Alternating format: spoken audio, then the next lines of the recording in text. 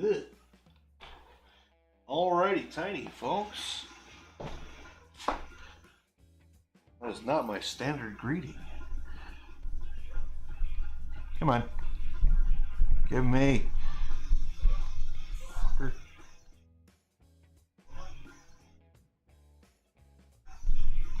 Alright. Keep coming out in the garage wondering why the heck I keep smelling ATF. There's a bit of ATF.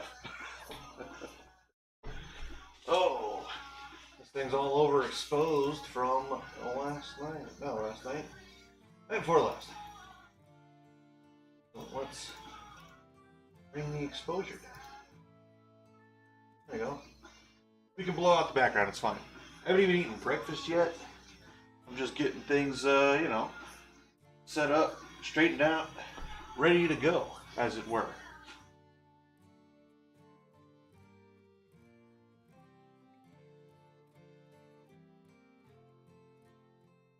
Ain't even had breakfast yet. Bagels. I'm not.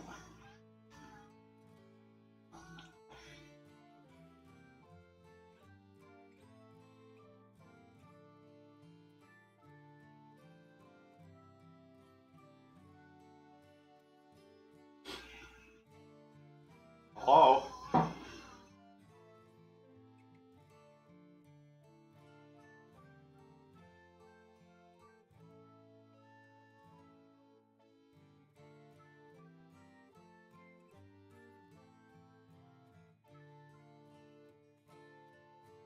I need that. That. I need.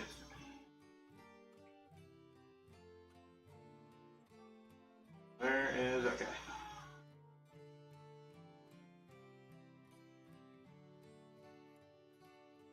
There we go.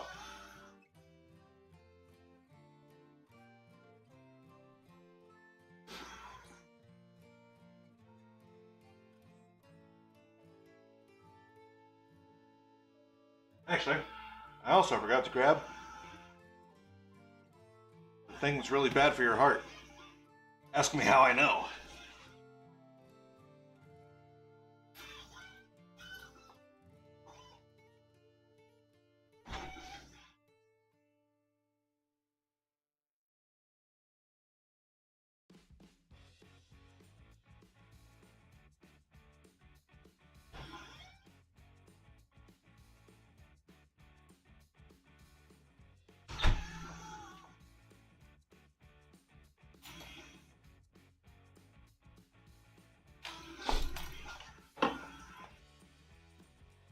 Actually, getting aside of a slightly early start this morning.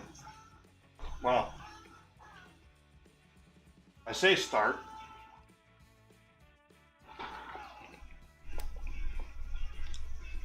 Haven't really started yet, have I? And the temperature is such that if I take my jacket off, my hands will get cold. But leaving it on, I'm going to be too warm. That's a teeny little jacket. I guess that's what sweaters and long sleeve shirts are made for, right? And you have levels of I want to stay warmedness.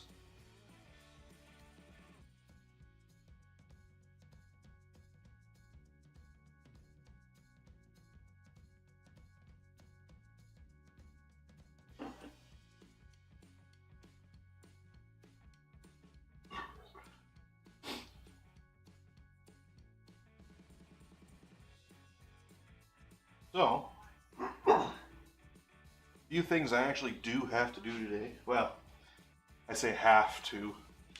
In the effort, being a content creator and making this my job, I have to. They're goals that I've set, right?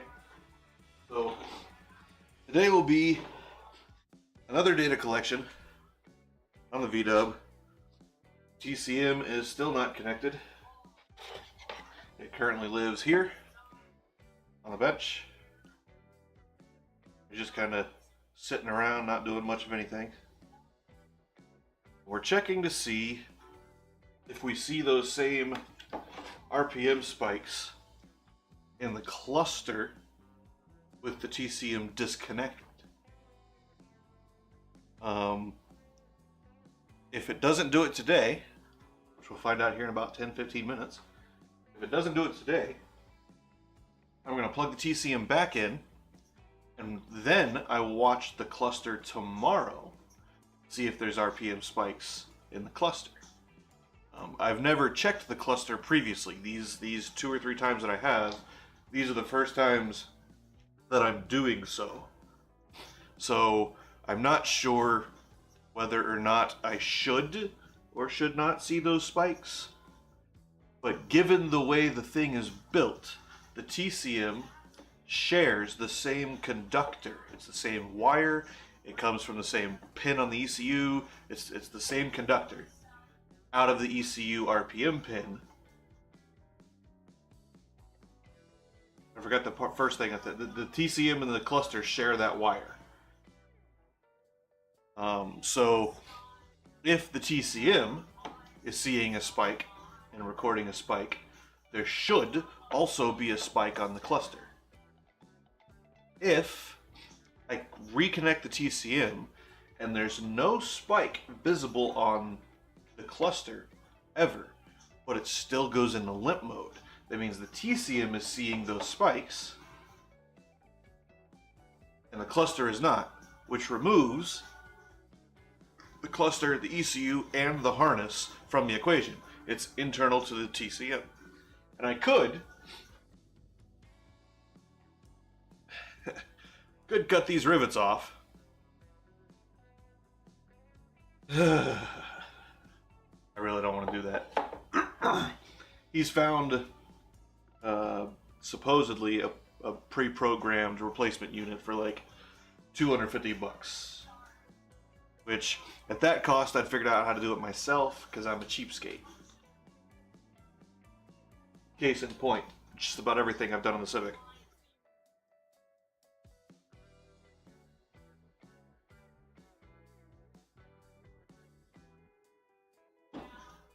But, you know, he's the same as me. He knows machinery, and what he doesn't know, he can figure out. Like, I would much prefer to fix this one than to buy another one.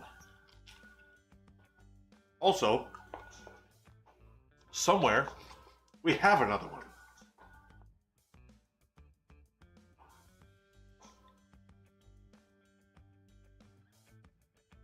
I swear we went to the junkyard and grabbed another TCM. I swear we did.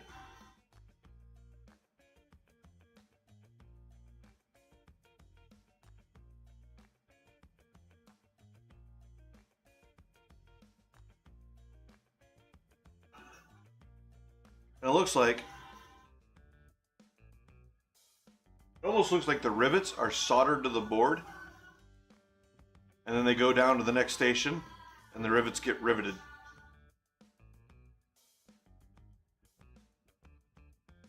That's funny. Really isn't. Just taking this thing apart to repair it. Wow. I don't know if you can see that in there. Focus.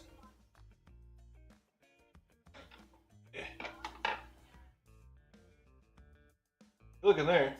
The pins in that IC run straight through, and they're not clipped. Huh.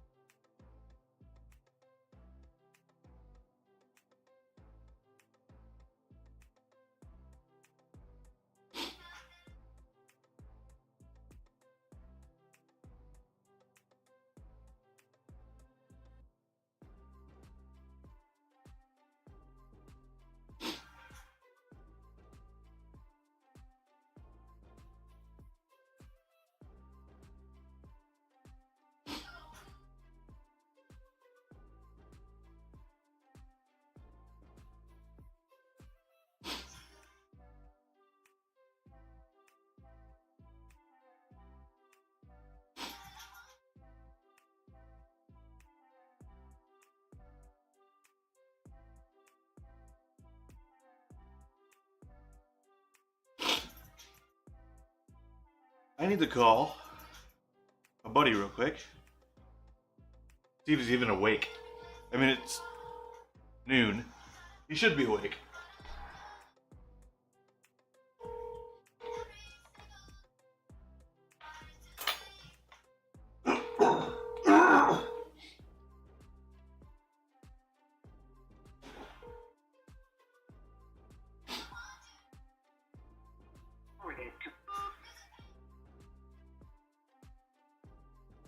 But I think in his off days, he sleeps in till like crazy late. I think he's one of those type of guys. I can't do it.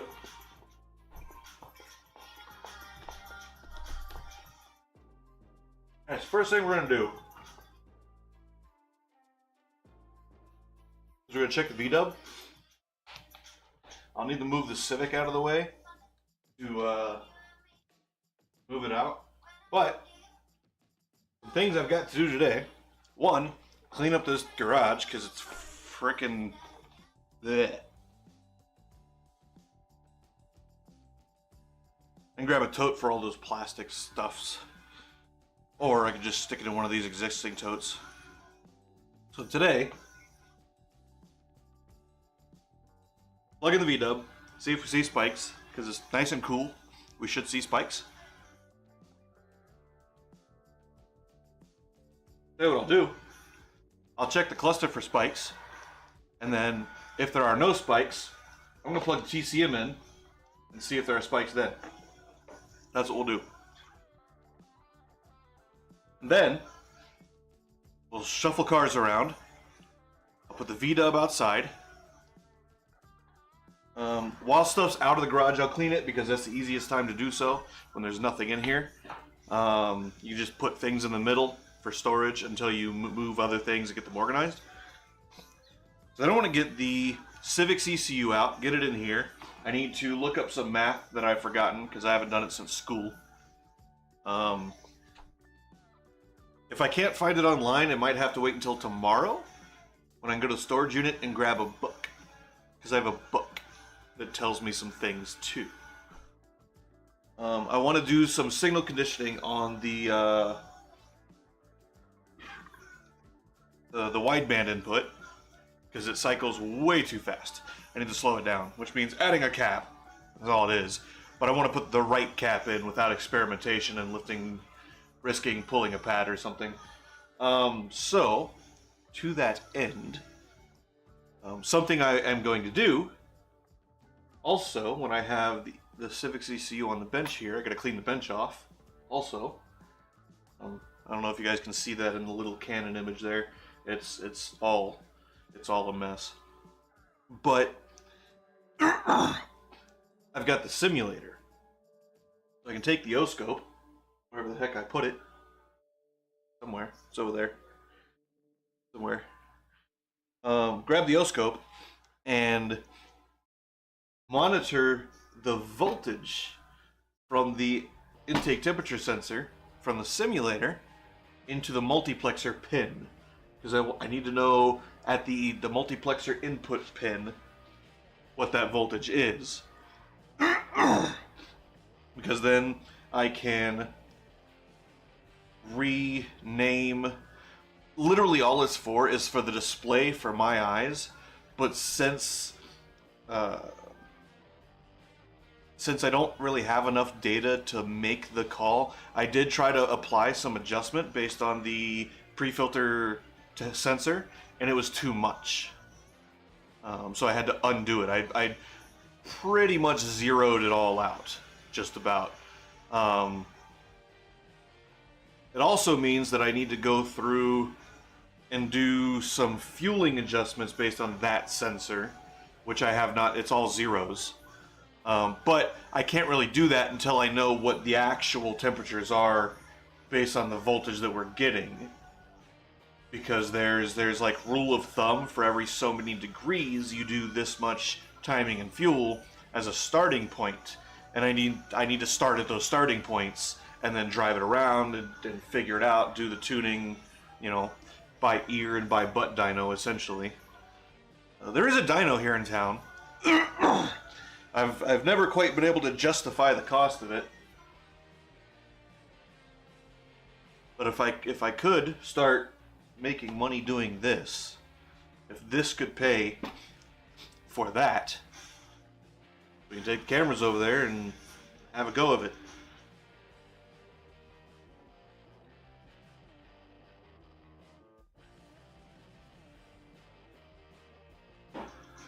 So, step one, check for the spiky boys.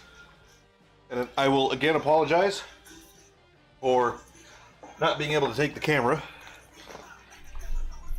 over there with me.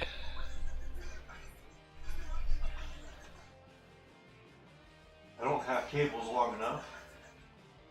I did just finish that van, and in my mind I allocated some of that to ordering at least one cable for the Logitech, so I could take the Logitech in there.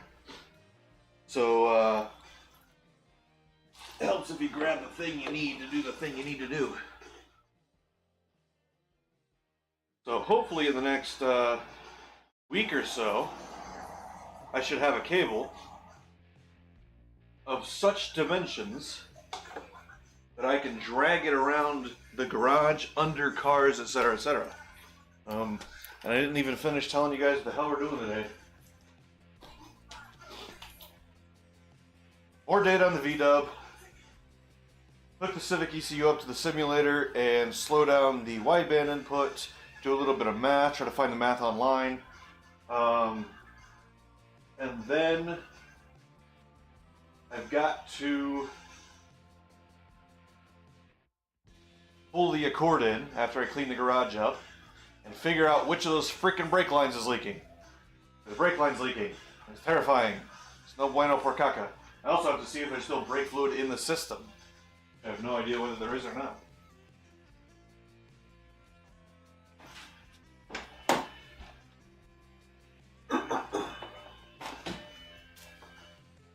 Okay.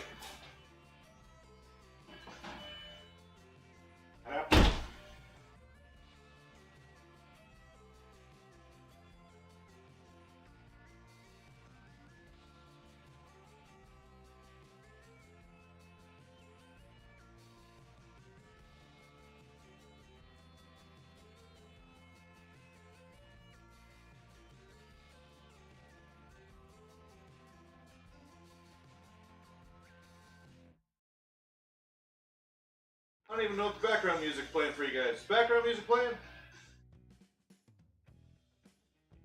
I think I see green BU from here, so I think it is. He thinks it is.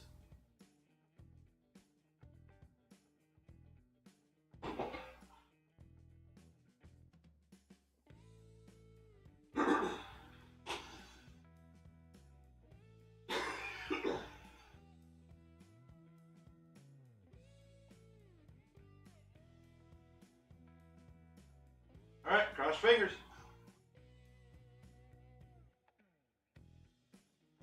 soon as it loads.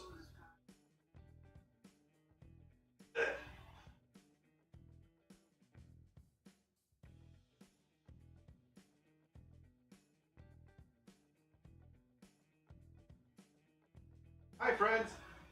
Hey, it's Timmy. Hello.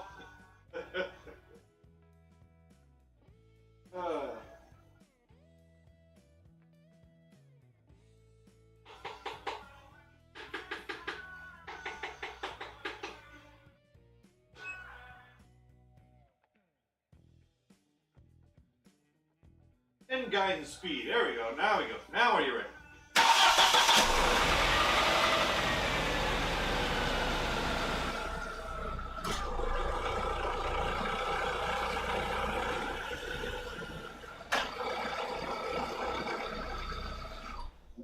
Okay, no spikes.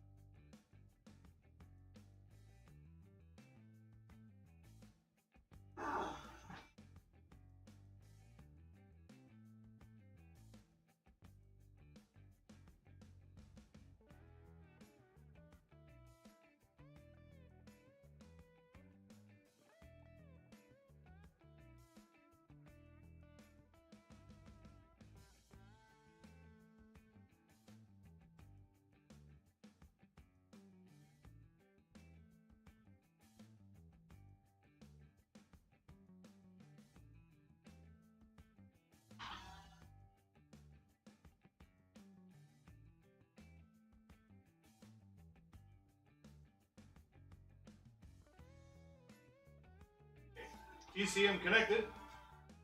Now we're going to see if the cluster has spikes.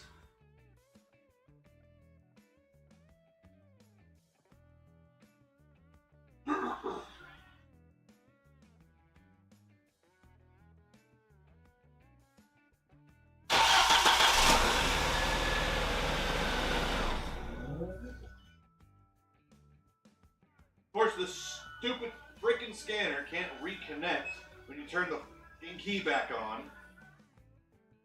Let's go! This is so annoying, this stupid thing.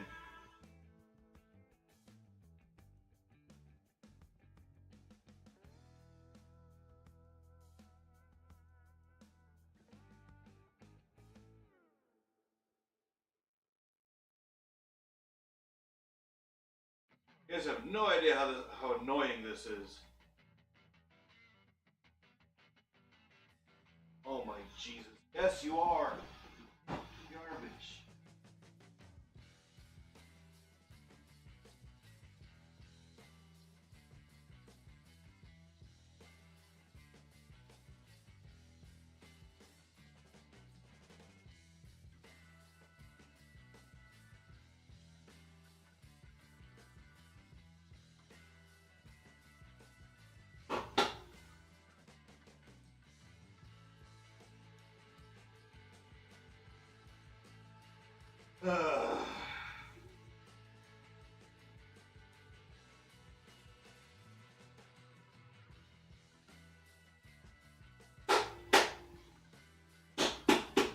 Today!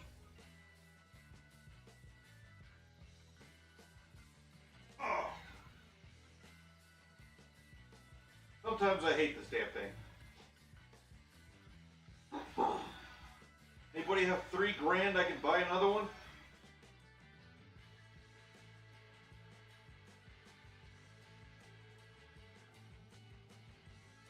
Today!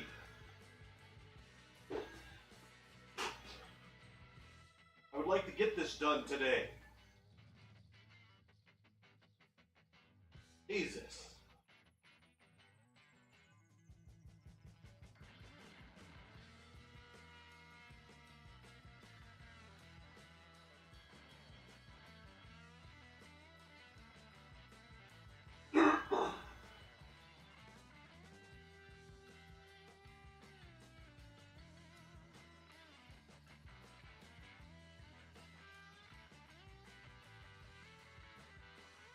Minutes just to reconnect the freaking machine.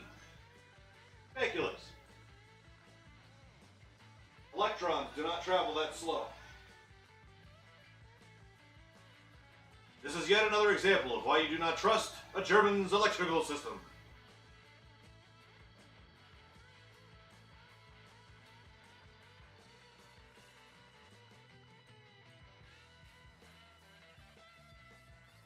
Come on.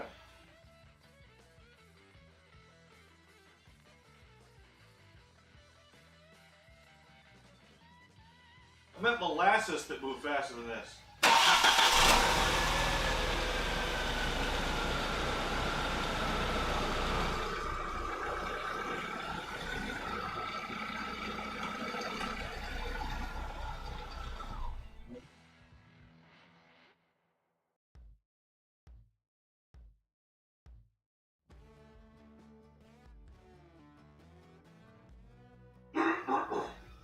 As soon as I plugged the training in, it was already in lit mode.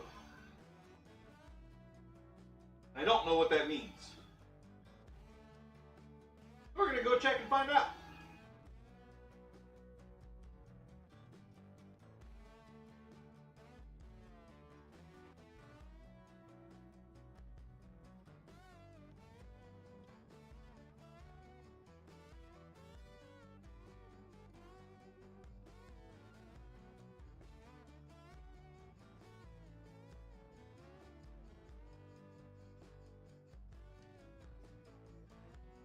In about 15 years when it loads.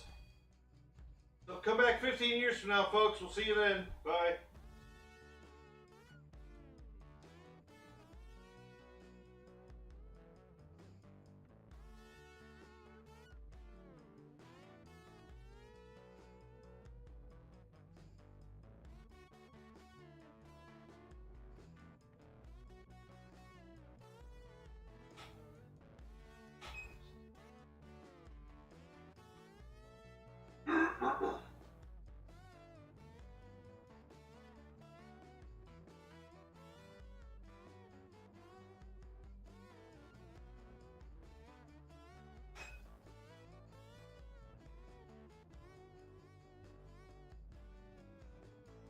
Also, resistive touchscreens.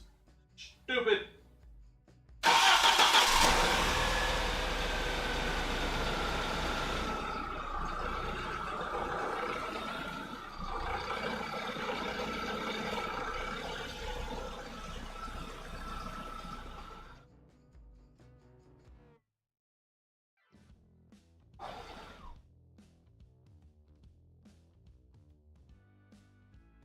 Okay?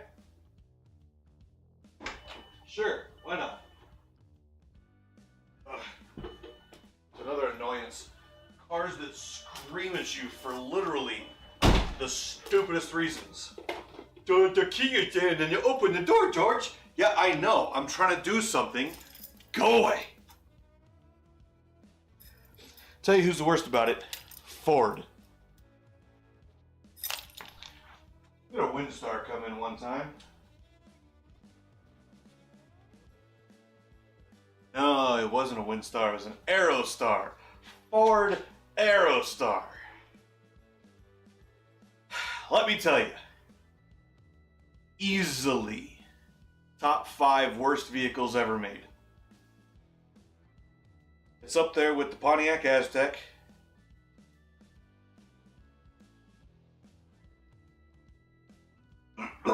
Anything that used the 3.4 that GM built. That's just that whole category is one place in that list. What's funny is in my top 5, everybody hates the Yugo, right? There's a Czech car. I don't know if it was Czech or if it was Russian. Either way, they were experimenting, seeing if they could break into the U.S. market, one of the biggest automotive markets on the planet at the time. No longer is. China now is the biggest. And that's, I mean, China's enormous, and there's so many people. So obviously, it's going to be a huge car market, right? But everybody puts the Yugo at topping the list of worst cars ever manufactured. Doesn't even break my top 10. Now, that being said, I've never driven a Yugo. I've seen one in person, and you know, that's my interaction with them. So perhaps it is worse. I judge worst manufactured vehicle based off of different parameters, though. I'm not just a user. I'm not a consumer. I'm an engineer. So when I look at things, I look at how did they design this? And the Yugo, it's a car. It was never meant to be a race car. It was never meant to be an off-road car. It was meant to drive you to... It was meant to drive you 2 or 3 miles to your job, and then 2 or 3 miles to your house, and do it for a year or 2 until you bought another one. That's what it was meant to do.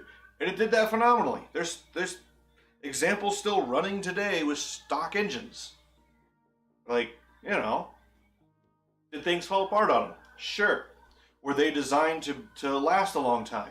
Absolutely not. You can look at the design of them and say, and tell, like, hey, this was not meant to be a design that tested time. If you want that, go buy a Toyota from the 80s.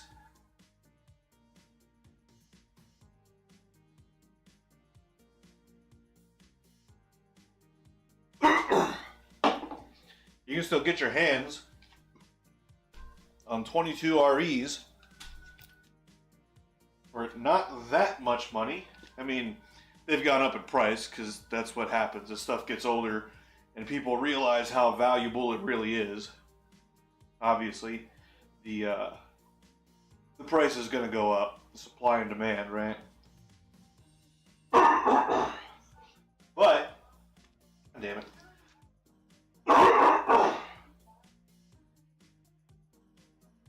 But you can still get your hands on them. Now, I saw a 22 RE with like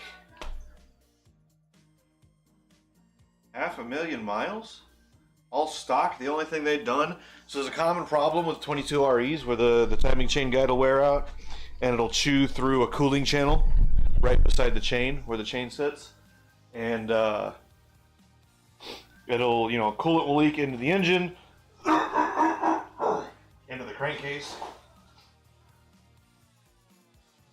and it'll look like head gasket when in fact it is not head gasket.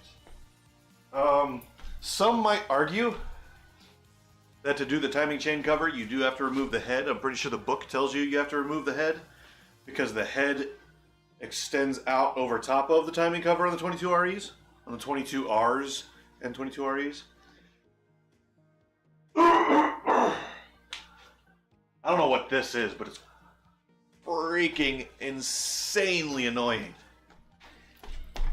Especially when I'm trying to build a brand based on me getting talking.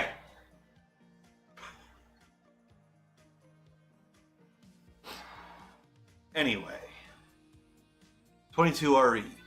You don't necessarily have to pull the head to do the timing cover. It makes the job easier. It does. But it makes the job also take longer because now you have to do a head gasket job also. So if you're really good and you're patient and you take your time and you pay attention to what you're doing, you can do the timing cover job without removing the head. And there's companies that sell replacement timing covers and chain guides that are upgraded variants of the OEM Toyota parts. That might have been the one. That felt like something clearing out. Yeah. But there's companies that build, well, I guess company, it's probably all the same company.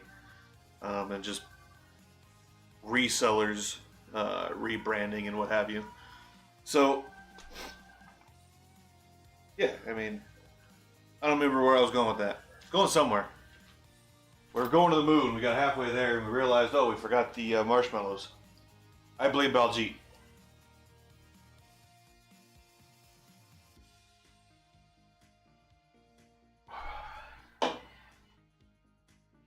Alright, so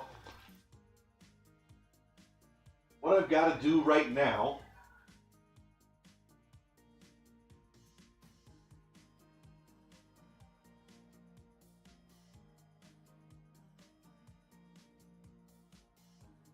tell you what I'm going to do. I'm going to move the Civic.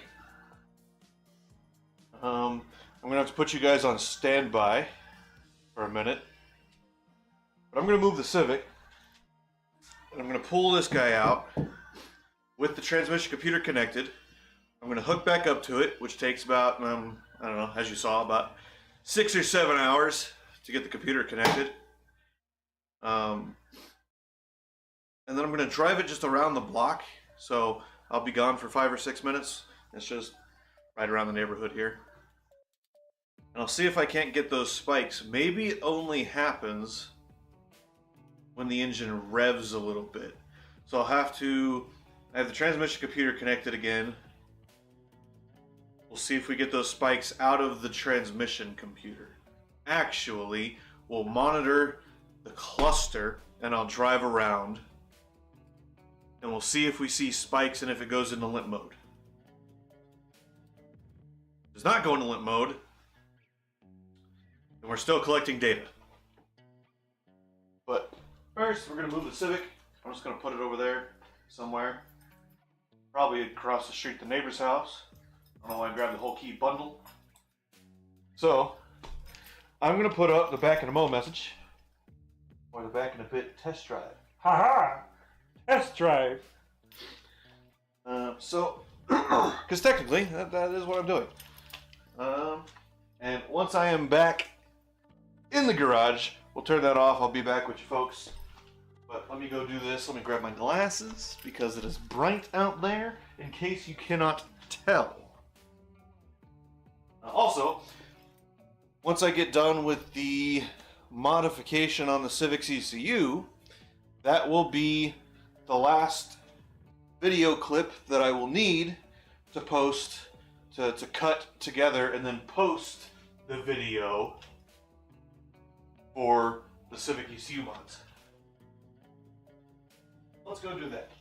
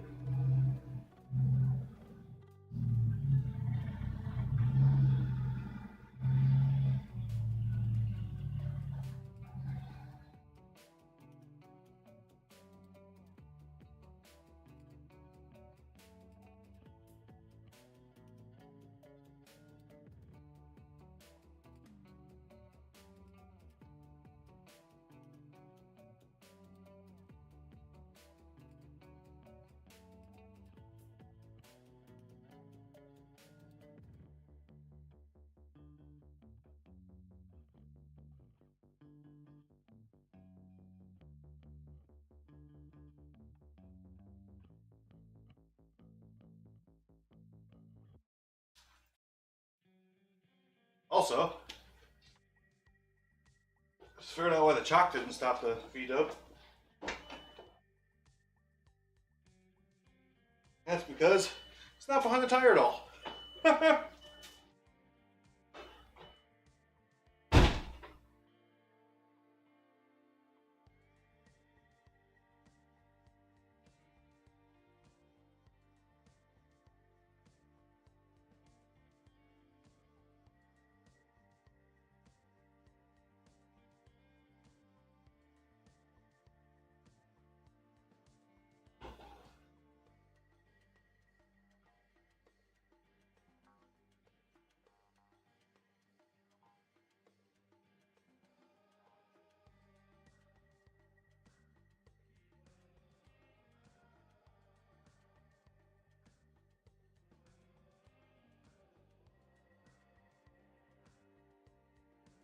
I just had a thought.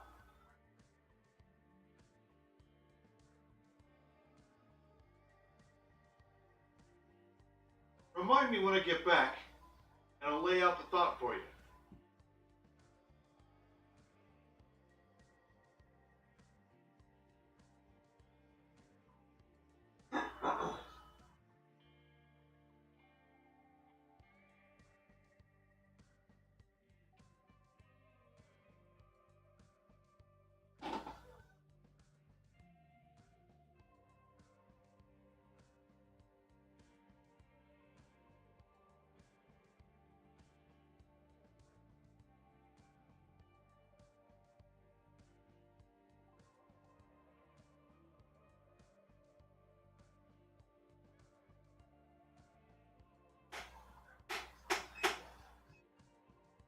No!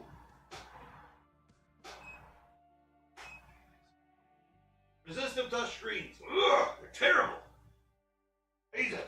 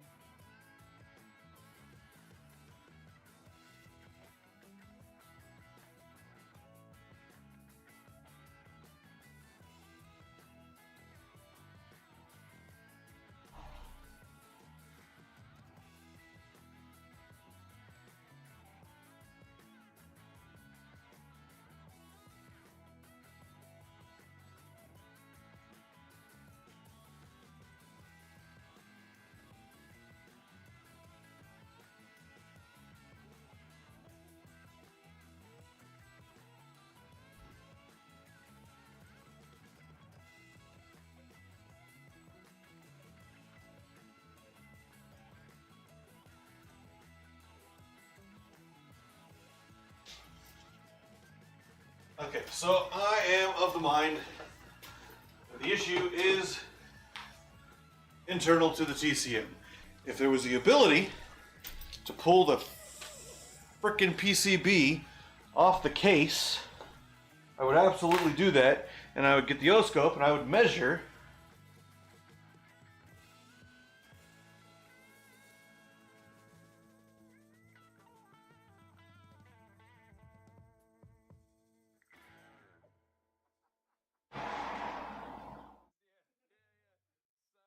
the RPM line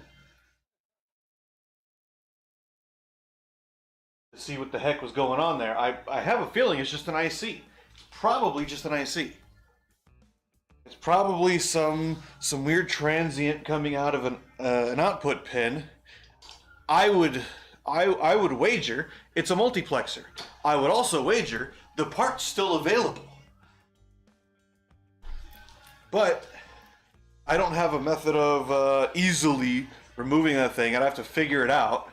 And there's a possibility in doing so, I'd just ruin the thing from the heat of cutting those rivets out. Well, I'd probably just drill them out, wouldn't I? Probably be the better way.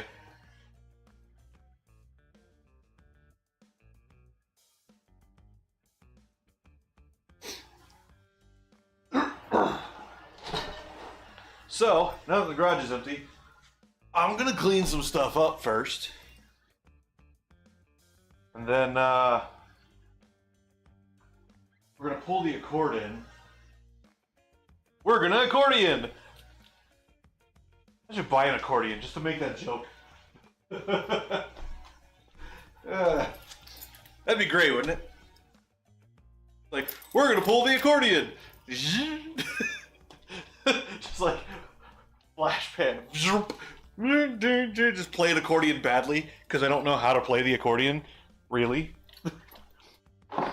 And like specifically for the joke, make it a point to not learn how to play the accordion just so that I can only do it badly.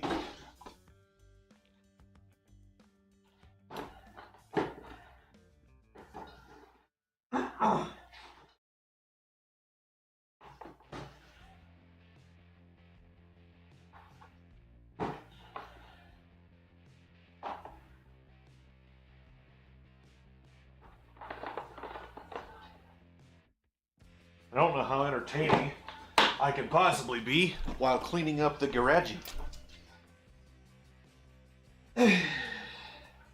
Stuff everywhere. I do need to wash the rags. Okay. What am I? How am I? Who am I? What am I? Where am I? First thing I want to do is get this freaking extension cord. We're going to put this chair outside. We're not going to grab it by the plastic thing and pick it up that way. That would be silly.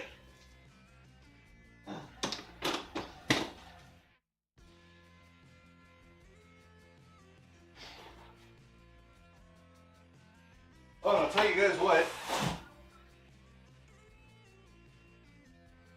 If you were interested, when I test drove the van and took it back to the customer, thank you. Take nuts. When I took the van back to the customer, customer was quite pleased with the cost. I don't think I ever worked out quite what it would have been at like a regular shop. But the area is $125 or $150 a labor hour for flat rate right now. And I think that's insane. I understand why it has become that. I do, I really, really do. Because not only are you paying the tech to work in the thing, but you're paying for your mortgage or your rent on the building, you're paying for the electricity on the building, which large shops take a lot of power. It's I've seen shops that take $8,000 a month in electricity. It ain't cheap, man. And that was like, last time I looked at numbers, that was like 5 or 6 years ago. So can you imagine what it would be today? Okay, one forward, one backward. One forward, one backward. For whatever reason, I can backward the same as I can forward.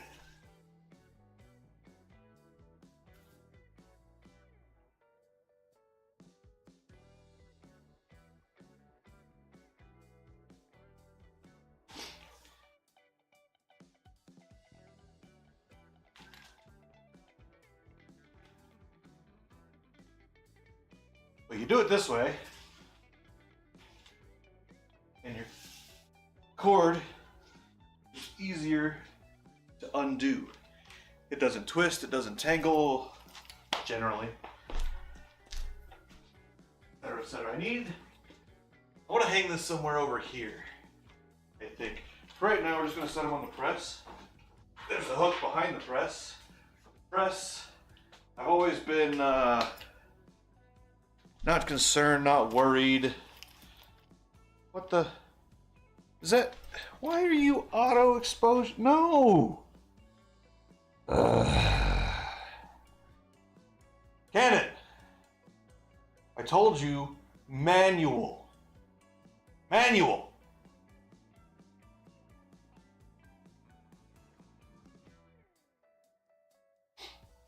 Isn't it great when machines think they know better than their fucking users? I am the operator. You do what I tell you to do. Not whatever the hell you think it is you want to do. This is my problem with programmers. Programmers that do this crap. They're like, oh, we think the user wants this. Did you ask the user? And that's where we get in this situation we're in with Microsoft, with Google, with Amazon, with Netflix, with Unity, with all of these software companies, where they're like, oh, we're gonna add this new feature. Yeah, feature. Everything that you see in software, do not call it a feature unless you specifically use it. Anything else is a bug. Because a feature is anything that you cannot convince, or a bug is anything that you cannot convince the user is a feature.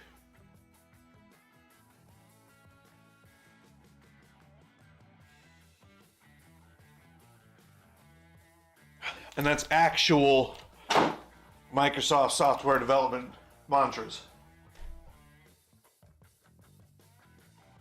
It's something they actually say and or do. And their design philosophy. A bug is anything that you cannot convince the end user is a feature.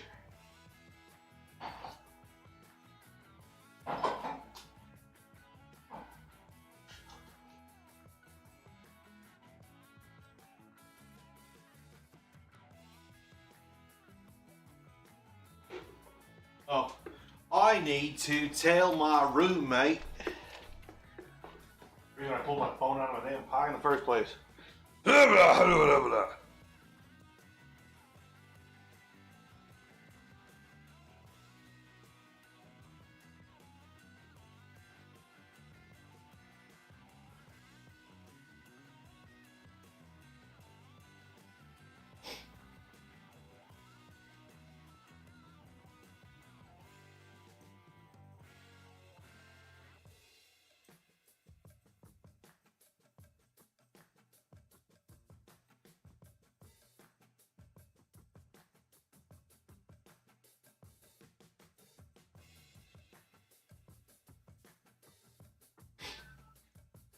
Oh!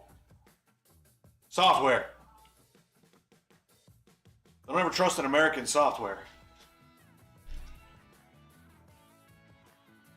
Okay. Oh. goats are clean. Actually, tell you what I gotta do. Might interest you guys too.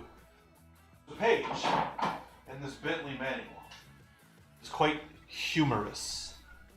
It is very funny to me, to my roommate, and I was telling his father man about what it said, and I don't think he believed me.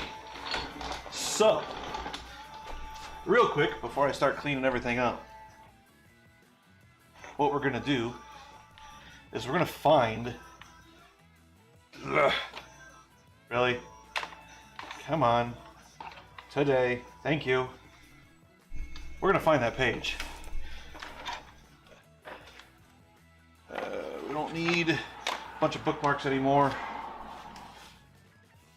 I don't think we need any bookmarks anymore. I need to give it to that guy too. So we're gonna go to... Excuse me. Gotta go to the body.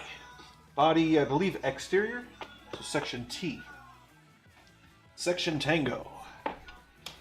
Okay, and what we're looking for, let's go back to the beginning of it.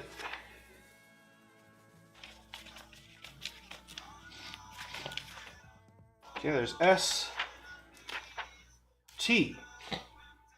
What I'm looking for is the sunroof.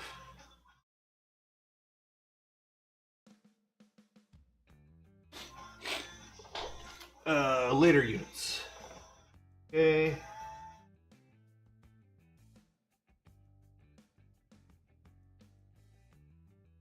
Drain hoses. There we go.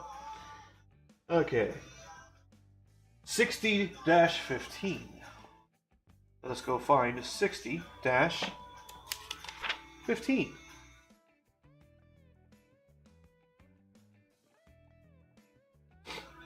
All right. Now, I'm going to tell you guys exactly what this book says, and I'm going to show you. Okay?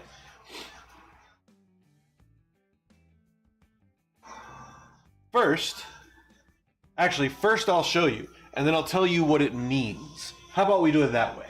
Let's do it that way. Okay, we're going to grab this guy since he's the biggie boy on the screen there.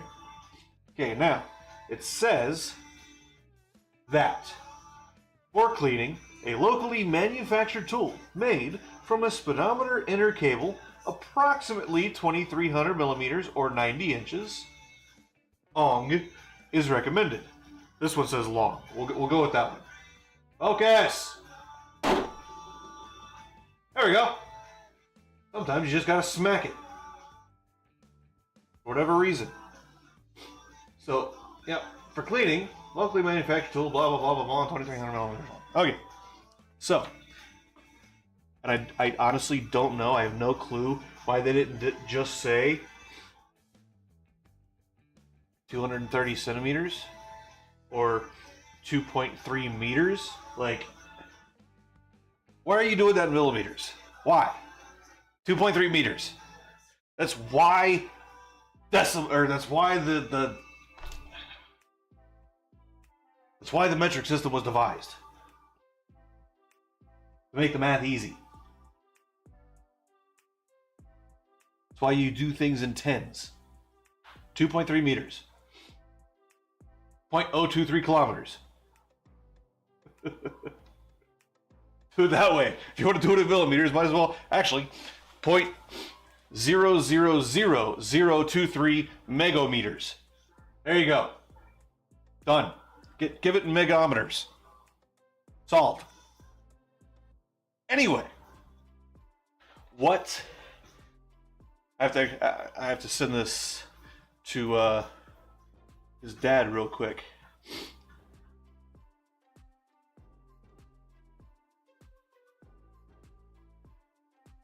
Because what that actually says, okay, so if anyone has it in their head that rednecks only exist in the US, that only Americans can be rednecks, I have news for you, my friends. That is incorrect. Rednecks are everywhere. There's a lot of redneckery in Asia. But a lot of the Asian redneckery is kind of ingenious, turning like gasoline Isuzu engines and Suzuki engines into diesel, like turning a spark ignition engine into a compression ignition engine without really changing much of anything. They don't open the internals. It sucks, but it runs.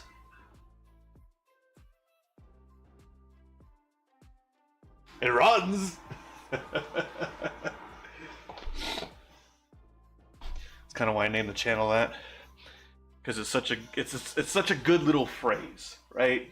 It's like anybody that complains about anything that you want to do on any kind of machinery, doesn't even matter if it's a car. It doesn't have to be a car. It could be a lawnmower. It could be a washing machine. It could be an electric drill. If you have to modify it in some way, or you want to modify it in some way, and you do so that it's, not unsafe, and it still works. It might be ugly, but it runs. That's exactly how we have what we have today. How do we have cars? Because somebody got tired of stepping in horse crap all day long. Literally, that's why we have cars. They wanted to not stop using horses. They wanted a piece of machinery to do it for them. And we've had cars since the late 1800s. Cars are 150 years old. Regular ownership of cars is only about 80 years old, maybe 90 years old. I'd go with 90 years old. Humans have owned cars regularly and driven them around just like to church or whatever for about 90 years. Which, thinking about it, kind of nifty. Look at all the things we've done with cars in just 90 years. And then think about the previous 6, 7, 8, 9, 10,000 years of human societies without cars. And think about how new cars really are. And think about how new radio technology really is in the scope of things. My nose itches. It won't stop itching. It's like a hair or something. Freaking hate those. So annoying. Anyway. What does that phrase in the book mean? After having digressed for 20 minutes. Because that's what I do. Apparently. So what that phrase, or what that sentence in the book actually says is, y'all go down there and go down that parts store there, and you got one of them speedo cables. You can get out the van now, but you ain't gonna be long enough. You can get out the beetle, and you're gonna be short. Y'all go get one of them there long ones. You're gonna stick it in the drill. You're gonna stick it down in that hole there, and you're gonna go zoop, and like that, and you're gonna clean it out. And job's good. That's what it says. The Germans just boomhauered us with this book. Stick that in your craw and chew on it. Never trust the Germans' book writing. The Germans, they do many cool and nifty and neat things. Literature and electronics are not some of those. Machinery. They build great machinery.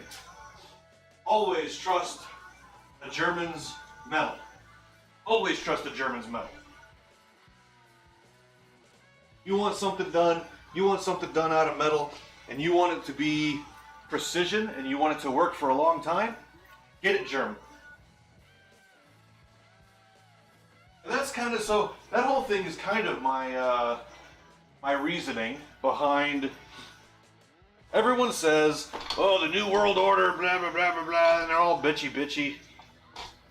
At the end of the day, as a species, the way we are heading, if you just kind of look into the future, the way we are heading, you're not going to be a citizen of America. You're not going to be a citizen of Germany.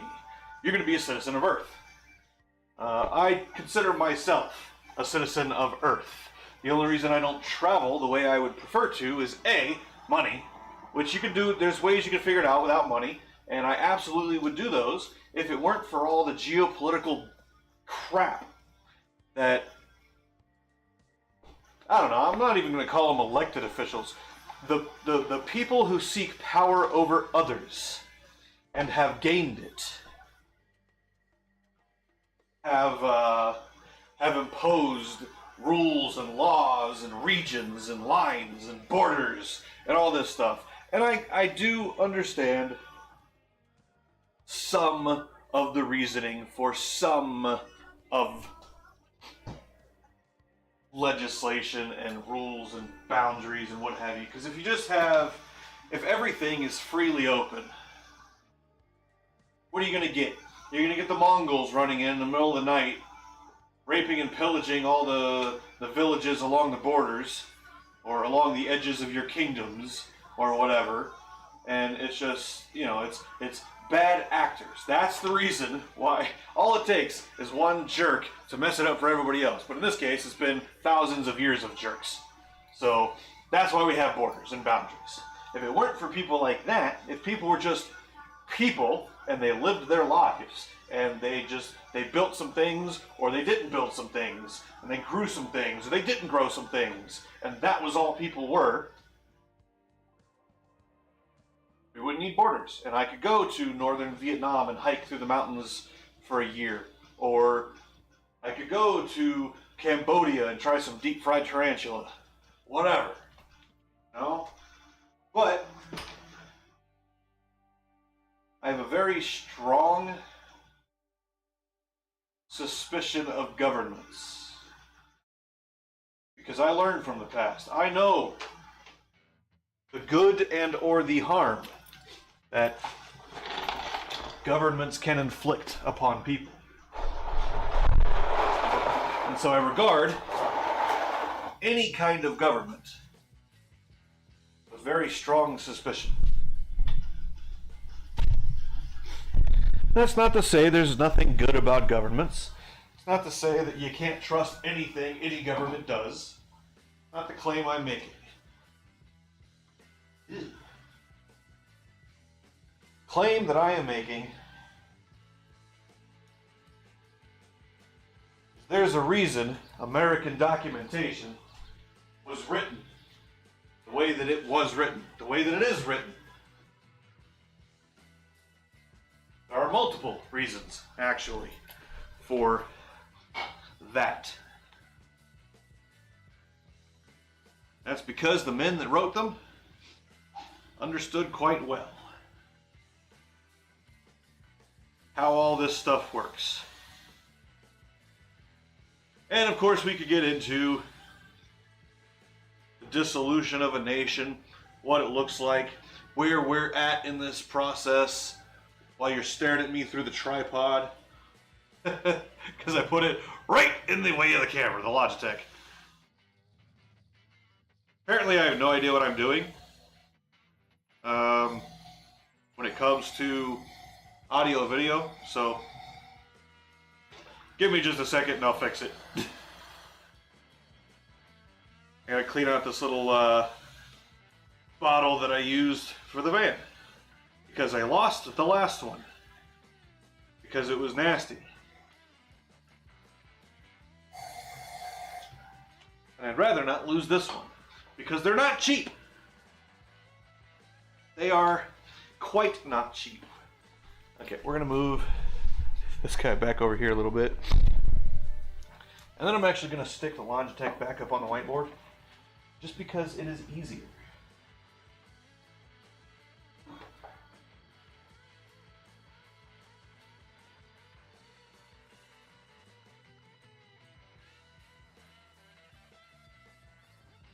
There we go. How's that? I think that tape might be done. Time for new tape. Still moving? Still moving. Time for new tape. Okay.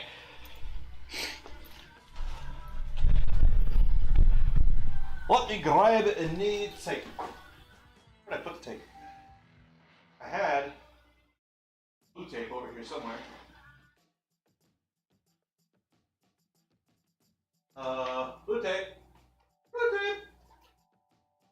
Blue tape and duct tape are missing. Ruh-roh, Reggie.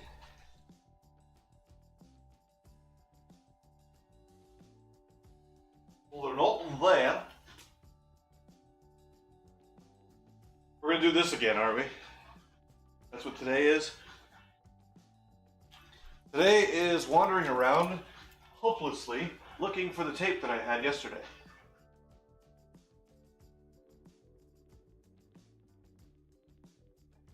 Man, it's sort of stabilized. Guess we'll leave it for now, and when I come across the tape, I'll replace the tape. How about that? How does that sound to you guys? You guys that aren't there.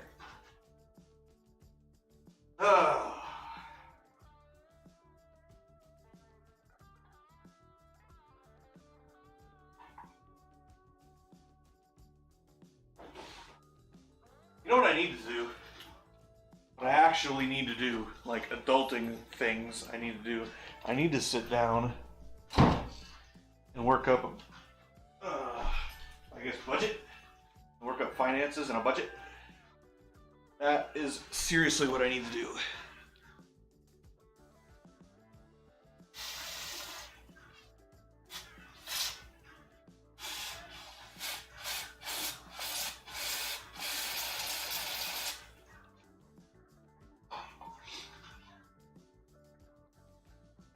That's what I need to do.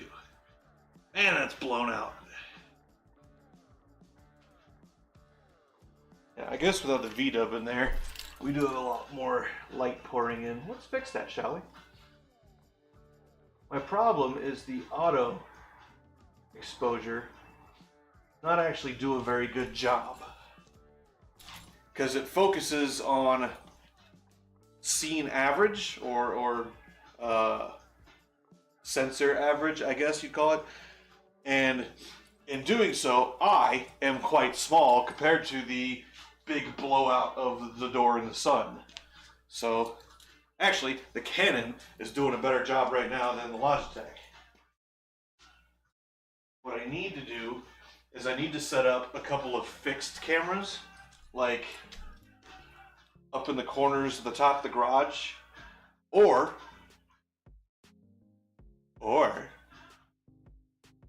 I could suspend a camera from this stud, like right there above the whiteboard. That would be not a bad idea. Because I could do that.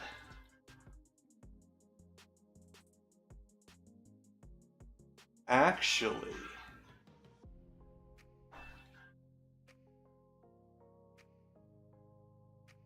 if I could get or make a powered mount, set it up there and then on the top and middle of the garage, because it looks like we're not going to be moving for a little bit, so you know we can continue acting like we're going to be living here for a while. But put a powered unit up on the roof there, and I could move it around up and down a little bit, maybe left and right to look at the bench or to look at, I don't think you'd want to look at the shelves for any reason.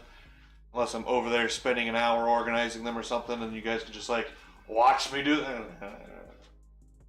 Probably do something like that off camera. Unless people want to see it, I don't know. People are. I need people to discover the channel first. Then I can ask the people who are there, hey, do you want to watch me organize a freaking shelf for 3 hours? Don't stand right here. I'm walking this way.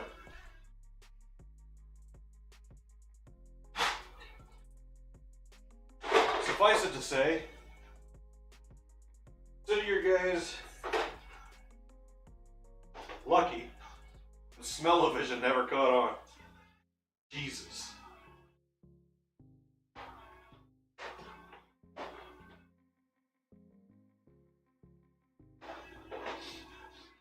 Which is weird, because as a young person, which my grandmother would laugh that I'm saying those words in the first place, but as a younger person, I'm gonna have to clear this corner out so I can get to that thing in a minute. Right now, we're just gonna sit you there, and that's how hoarders' lives work. For a minute, I'll just sit you right there, and then I'll come back and do it later. You don't ever come back and do it later.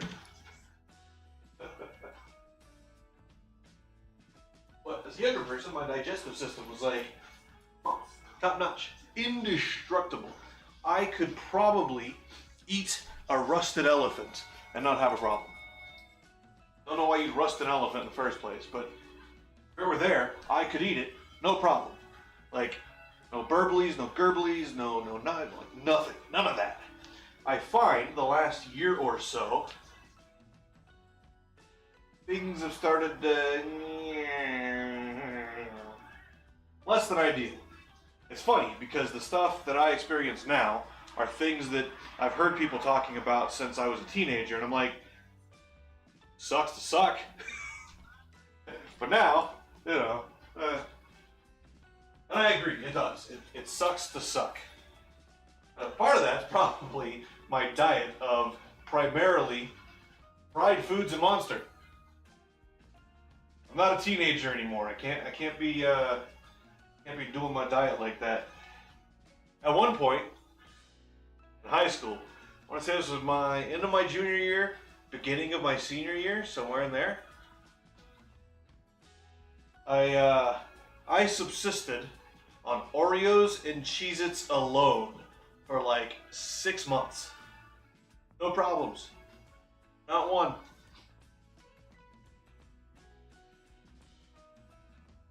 I don't think I could do that anymore. Actually, I know for a fact I cannot do that anymore.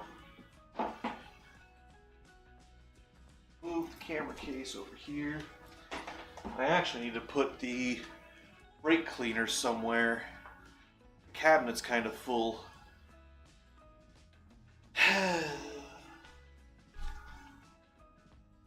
Let's just organize the tools first. How about that? Did I leave this? Like, did I leave this torqued? I, in fact, did not. Oh.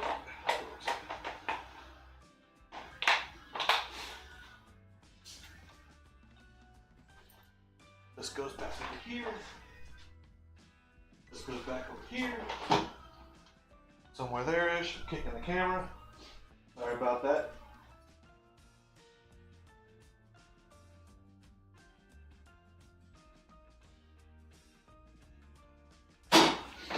Alright. So yesterday, I took the day off. I wake up and my buddy's texting me, asking me about a vehicle that he's just picked up as like a beater. It's old, it's beat up. The whole purpose is it was either cheap or free. I don't know. It was either like $200 or $300 or somebody paid $200 or $300 for it, got tired of it, and he got it for free. I don't remember exactly. But I remember something along those lines. So anyway, this is cheap beater car. It's PT Cruiser. Probably number 2 or number 3 worst vehicle ever produced. PT Cruisers. And I don't care if you say you have one and you like it, you're dumb. Fight me. Easily. Top 3 worst vehicle ever produced.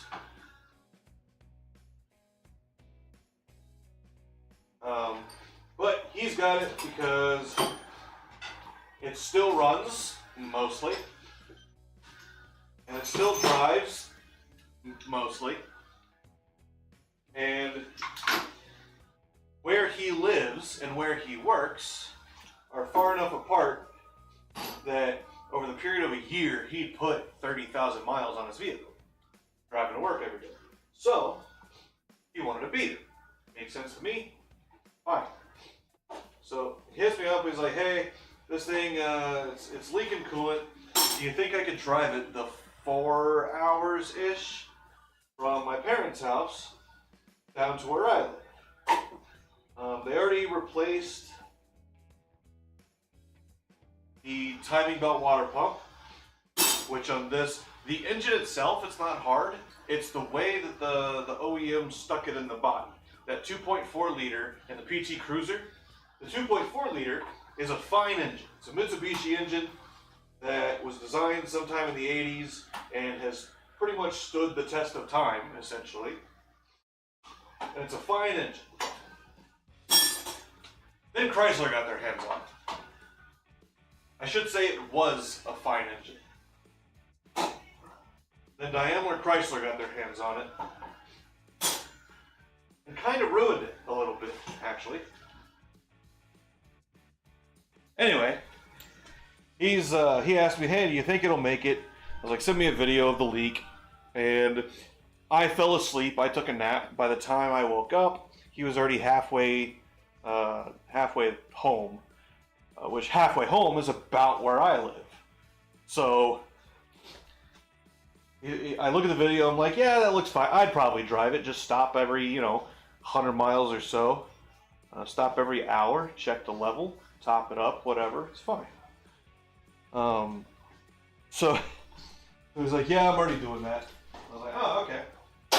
He's like, I'm almost here. I was like, hey, sounds like you could stop for lunch. So we meet, I don't know, about 30 minutes from my house, where the highway hits a town, and I can get there in about the same amount of time it'll take him to get there. He got there like 10 minutes before me, because I hit every freaking light on the way there.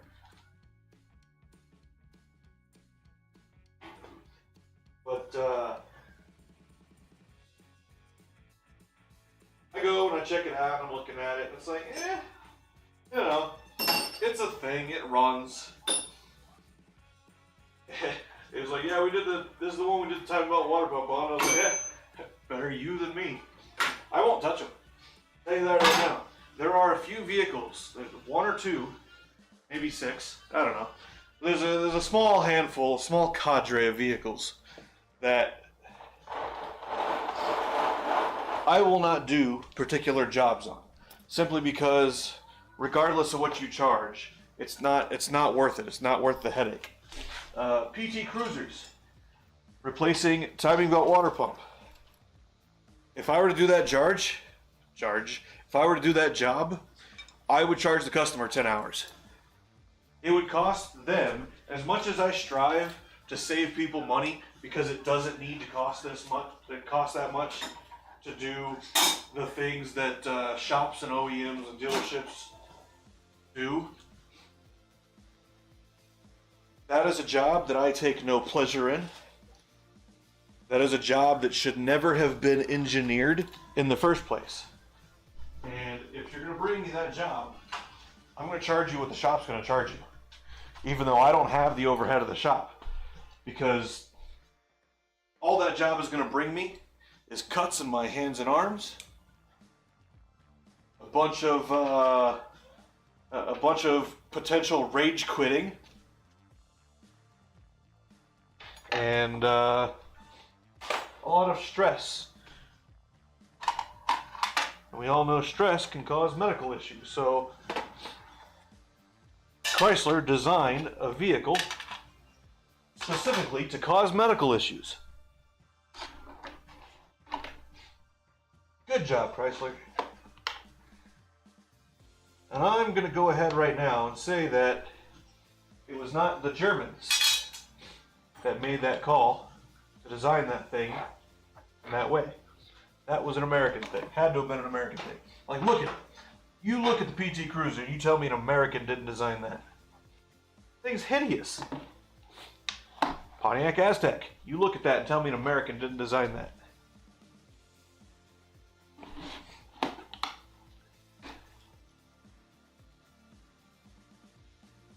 So yeah, don't bring me a PT Cruiser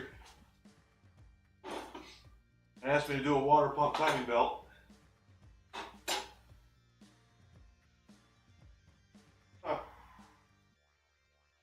Because I'm going to charge you a lot. I would rather replace an engine in a Ferrari than work on a PT Cruiser. Seriously. I've never touched a Ferrari. I have no desire to touch a Ferrari. I really don't want to be set aflame. I have no desire to be set aflame this day, or any day, or that day, or these days. I guess I'll put this away. I guess I'll put it where it goes. Oh, that's on the floor. It's on the floor now.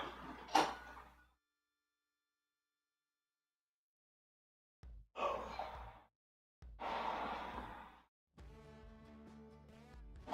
Oh. Okay. I need to put battery and charger in camera case before I lose them. Because that will happen. Where'd you put it? I put it in exactly the place where I knew I would never lose it. Is that why you can't find it? Yes, yes it is. Okay, we're gonna stick him under there for now. I need to figure out a place for this brake cleaner. I also need to drain this drip pan, my Daryl barrel.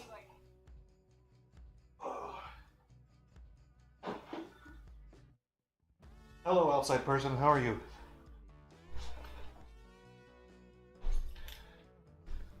Okay, I'm going to disappear for a minute because I need to go back behind the whiteboard because that's where my drain barrel is. I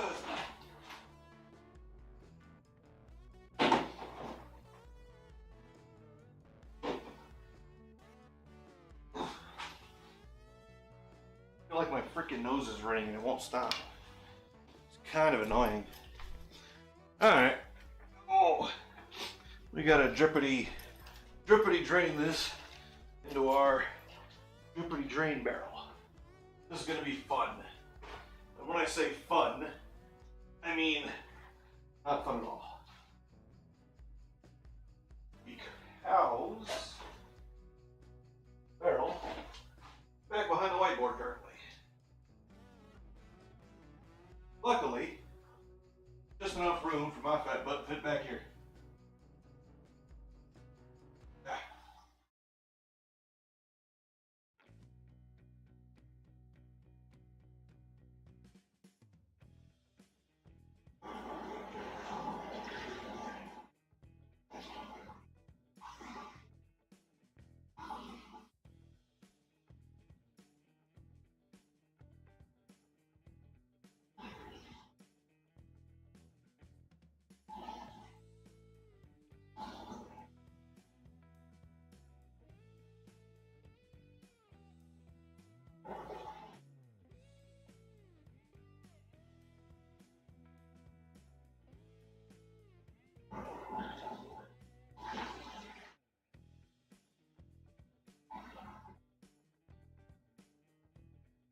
That was not nearly as bad as I was anticipating. I guess because the drip pan wasn't all that full. Like third full. That's fine.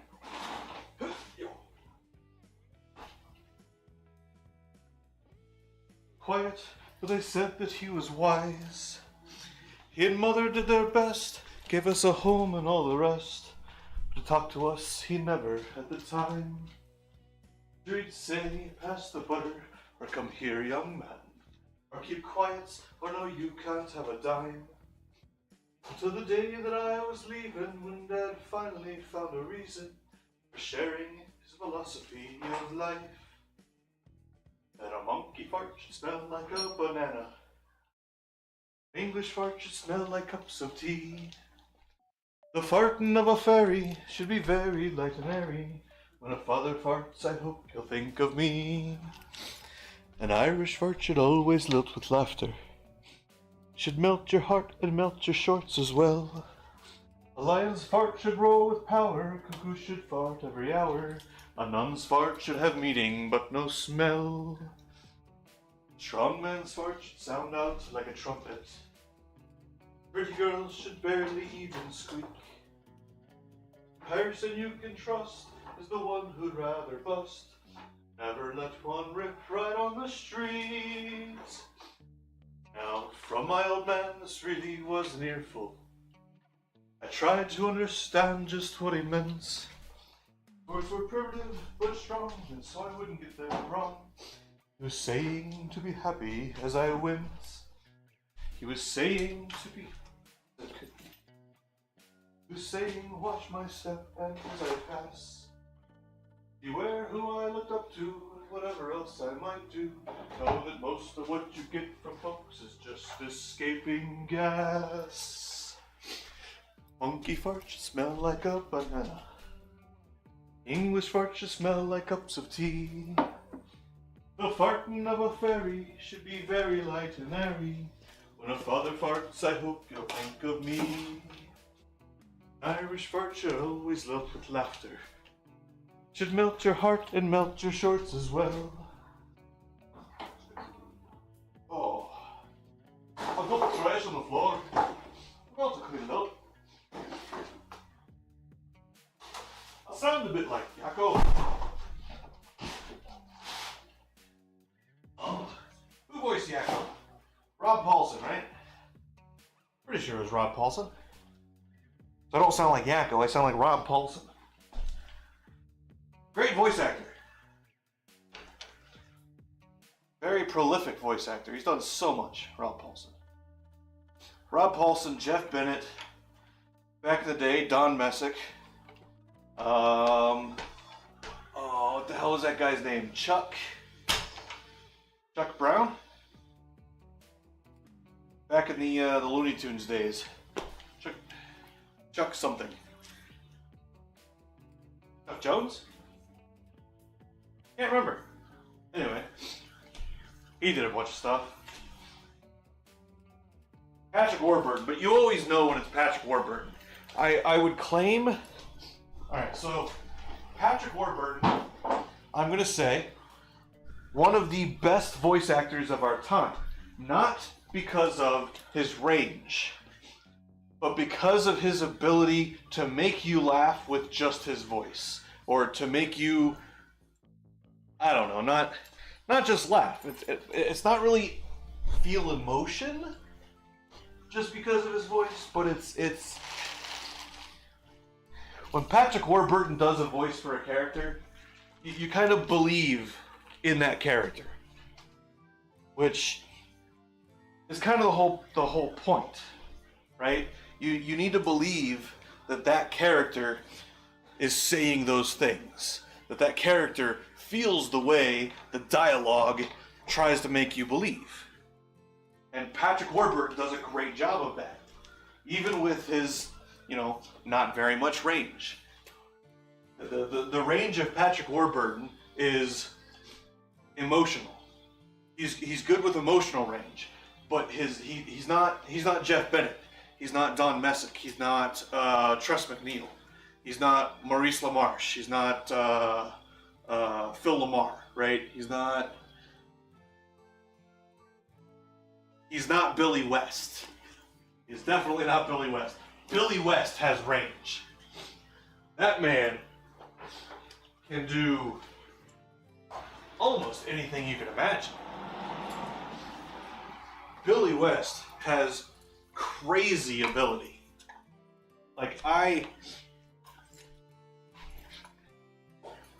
As much as I love Patrick Warburton as a voice actor, and I wholeheartedly believe he is one of the greatest voice actors of our era, Billy West is kind of a voice acting god. He is up there with the best of the best, right? Because Billy West has the voice range. Billy West is I guess you could say Billy West is, I'm not going to say he's today's Robin Williams, because he was doing stuff at the same time as Robin Williams. So, it's not, there's no real effective means of comparing the two. But Robin Williams, huge range, right? Most of the time you could tell it was Robin Williams just because of the inflections he puts on things, or put on things. But you believed the character. You believed in the character. You wanted that character to fail. You wanted him to succeed. You wanted him to cry or be happy, or the character, not the voice actor. And there's some voice actors that they're just voice actors. You hear the voice and you're just like, sounds like a guy reading a script. Whatever. But Adventure Time, case in point. Terrible voice acting, terrible script, terrible plot, terrible animation. The whole thing was just a travesty of American animation and writing. Everything. It was horrible. Again, fight me. It was bad. People that like it are dumb. They don't know what good is. And I'm not gonna... I am trying to build a brand, and I'm trying to build this, trying to show the world that doing this stuff is not that hard, and I'm trying to do it on YouTube, and I get that there are some whiny limitations that go with this whole thing. I do. And that's why I'm limiting myself. Because I understand that. And this is me limiting myself. I have very strong opinions. And I am not afraid to voice them. I'm not afraid to write them down. I wholeheartedly, 100% know, I know, and believe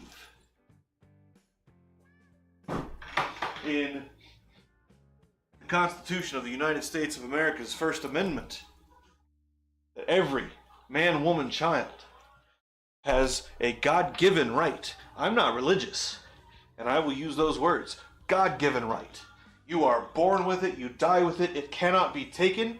It is not something that is allowed, it is not something that is given to you. It is not something that it is allowed you in your life. It is something that you possess based on your existence alone.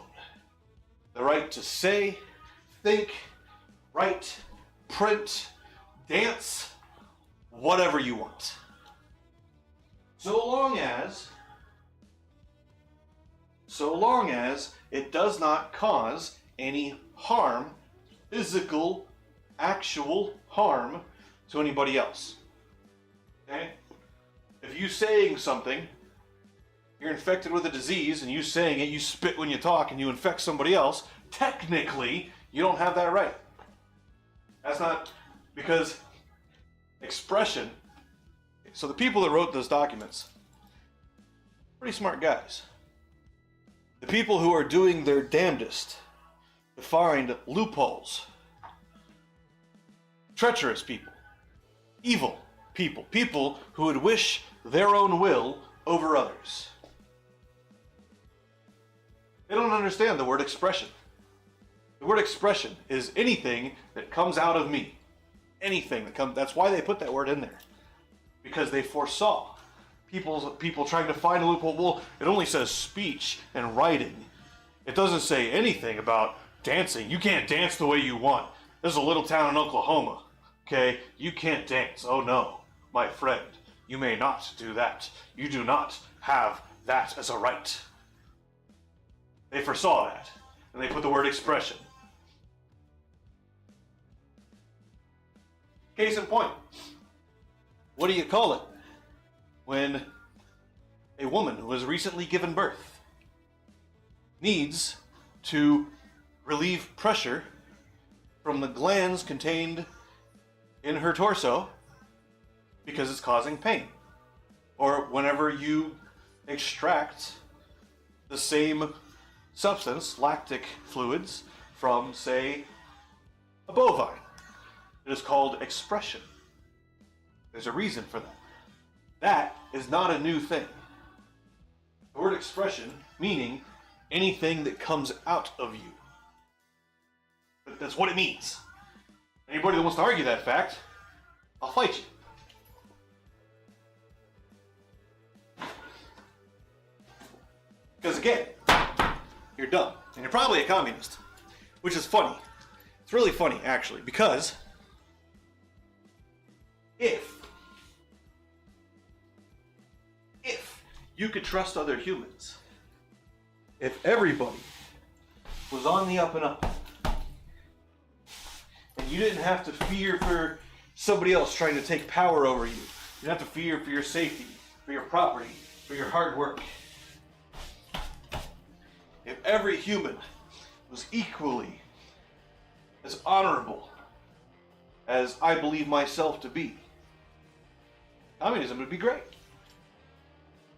If you take the human element out of it and you look at it on paper, communism is great. It's fantastic.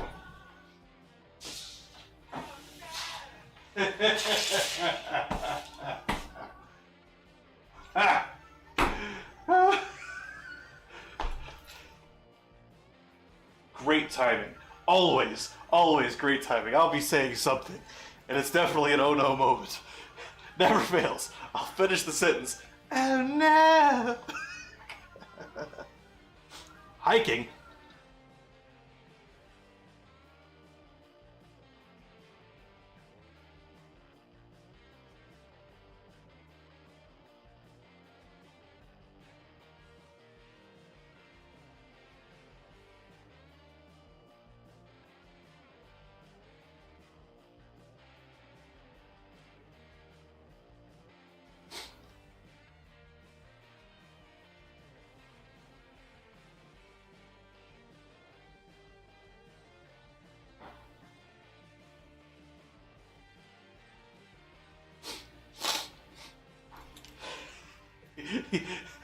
I called him earlier this morning.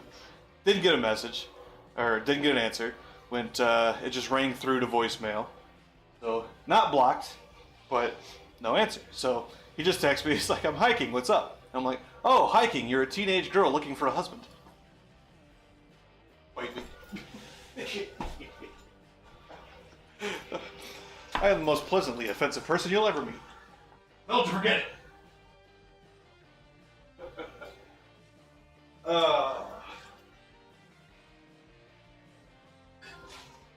Okay.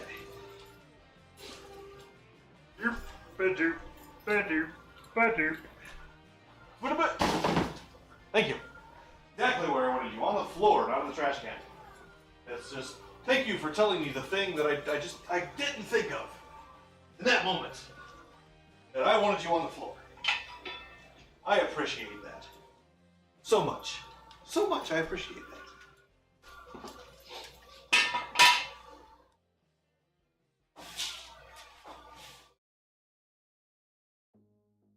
Where was I? Talking about communism, right? So, I actually really want to get a couple of my friends in Discord sometime. Talk about, some socio-political things. One of them being, I've always wanted to make a podcast talking about various forms of governance. Because that is something that interests me quite a bit. Forms of governance.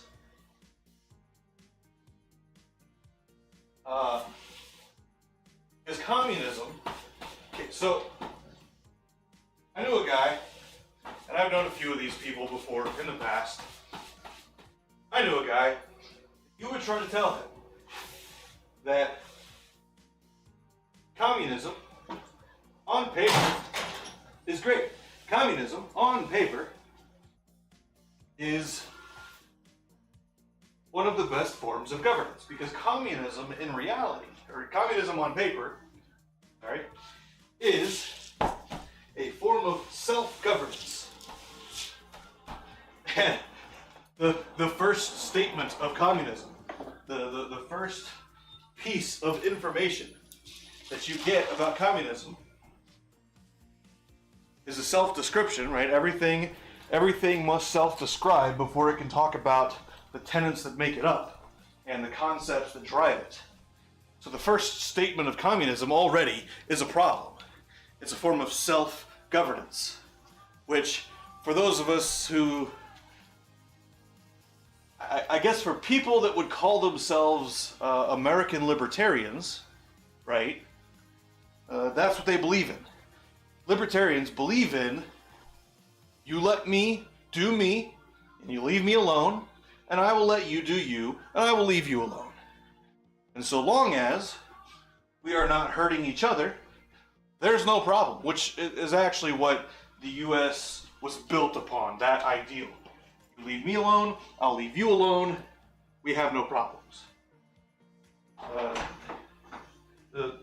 The purposes behind the writing of the documents that we have were not meant to deal with interpersonal relationships between individuals. That has no business in government, relationships between individuals. The fact that today it's a big part of what the government thinks it has a right to is a problem. Right? The purpose of those documents is to limit the reach, the abilities, the powers of government. Again, the guys that wrote them, pretty smart group of guys. They knew what they were doing. Anyway, communism, by definition, is a form of self-governance. What this means is that under communism, each and every man, woman, and child is responsible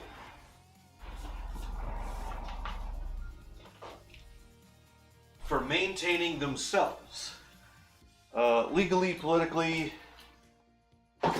medically, what have you, whatever thing you can think of.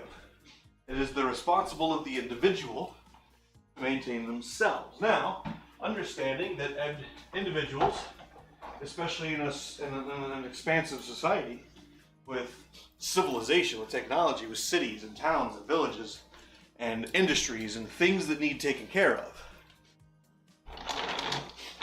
an individual is not going to have the ability to build a road from Kansas City to Reno. I'm not going to do it. He's not going to do it. You're not going to do it. So, with that in mind, there's another level. And that is that of the commune. Communism. The collective. The collective determines how and where and why and when to do major tasks for their society. So what it would be is, we need to build a road. Okay, well, what is the region that is covered by our commune, by our group, our community, our neighborhood? Okay, our neighborhood can get together, and we as a group will determine how to get our section built. And then we will get together with the next group, and as a community, those two communities together will decide where those will meet up and where it'll go to the other end. And then at the other end, that community will devise their own methods and their own formats and their own plan for building their section of road, etc., etc. And it propagates out. That is communism. How do you get paid? You don't get paid. In communism, in true actual communism, there is no money, technically, as such. Money is kind of a derivative of an ideal. And if the ideal fails, then so does the money. Currencies collapse all the time. Look at Zimbabwe, circa, 2007, 2008? They had an inflationary rate at one point of 10,000% a day. It cost $8,000 to buy one egg at some point. Like, crazy. But that's what happens when the ideal that backs up the currency fails. You can say all you want that, well, the U.S. was a gold-based currency before blah blah blah a number of years, and gold is a currency backed up on an ideal that gold has some value to everybody, and that value is equal across all those people. I don't value gold. I value gold at, not necessarily, it's not a zero. I don't value gold at zero because gold is very useful as a material for building computers and technology. I enjoy technology. I got 1, 2, 3, 4, 5, 6, 7, 8, 9, 10, 11, 12, 13,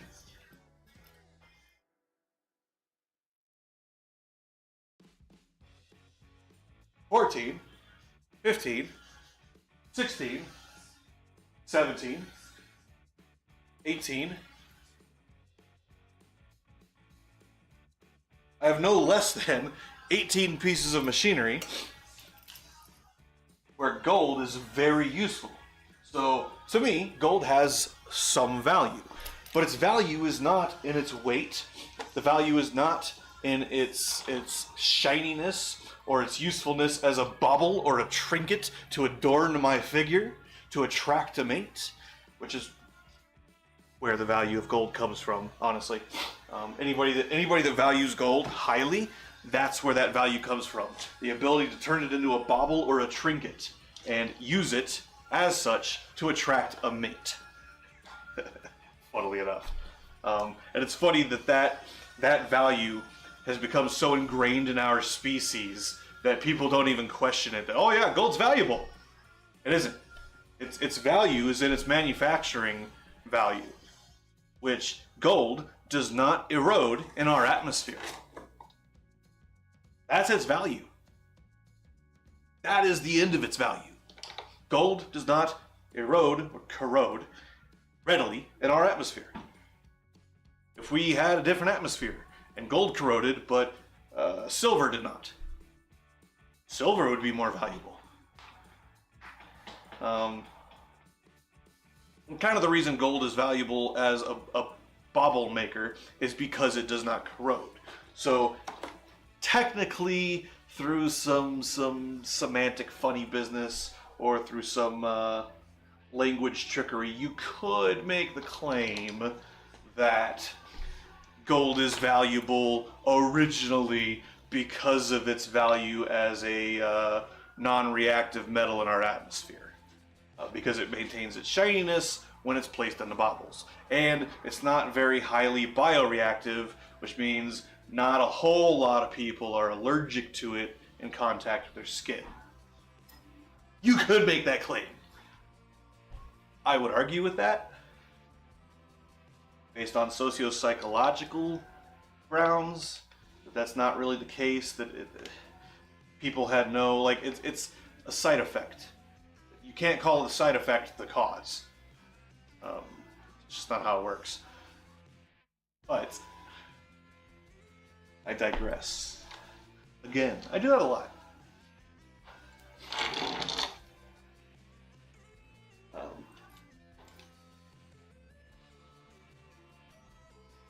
And I would love to get...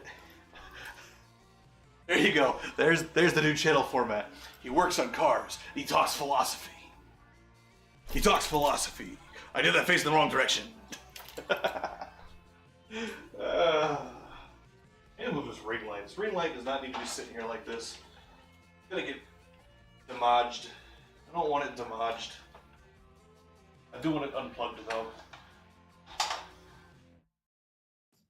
And I do have a crap song that I could plug in and use for filming some things.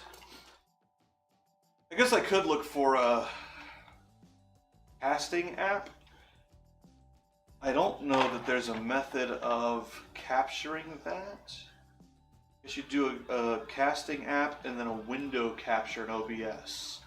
I guess I could do that and use the Samsung to take you guys, but the Samsung is big and bulky, and I mean, ring light? But I wouldn't be taking the ring light in, but the Samsung is bigger than the Logitech, physically, which means taking it into those small regions would be harder. And the signal quality would depend very highly on where the phone is in the vehicle. So take it behind the engine block, and bam, there goes your signal, and now your video shuts off, and your stream or your recording's left with black screen because you have no data.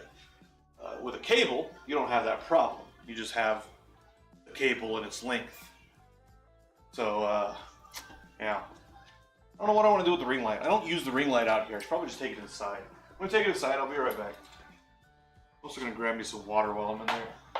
I think we have bottled water in there.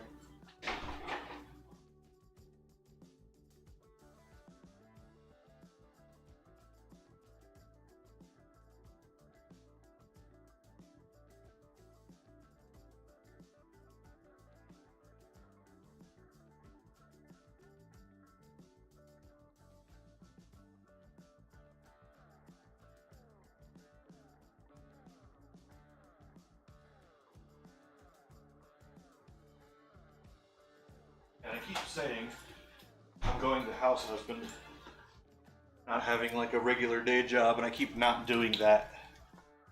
Trash in the kitchen's overflowing, there's trash on the counter, dishes need to be done. I haven't been doing any of it. I do this thing where I get into cycles or I don't know what you call it. I get into fits where I'm like, oh, I'm gonna do this. That's all I'm gonna do. And that's what I do. I do that all day. Then it gets done, and it's great, it's beautiful, and then it doesn't get done again for another 2 or 3 weeks.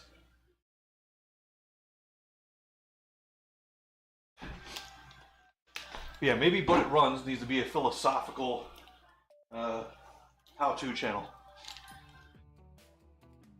How to philosophize while you do X. Or Z. Or G even. Let's do some G. I got some G for you.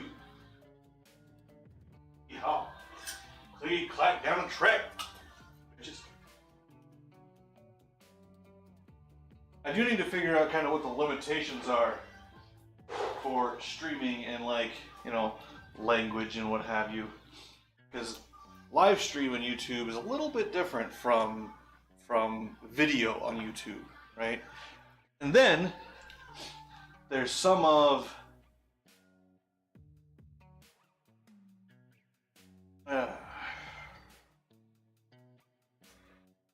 things in my head that I don't know how to put into words.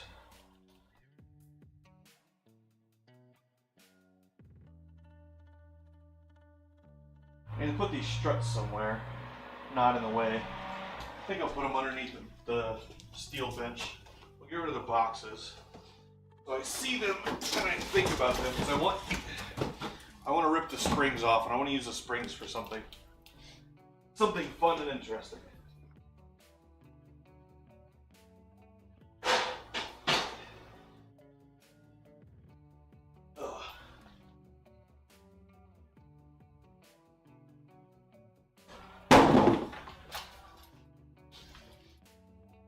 Oi! Not light. Not light. Not light.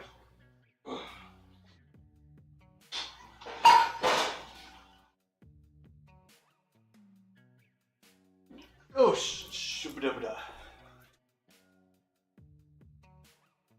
Oh, scheiße. Alright. Oh. Ooh. That was loud. I need to clean up this corner. What am I going to do with this corner?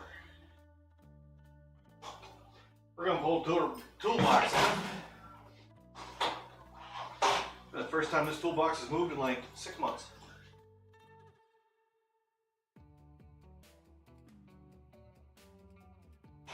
Ugh.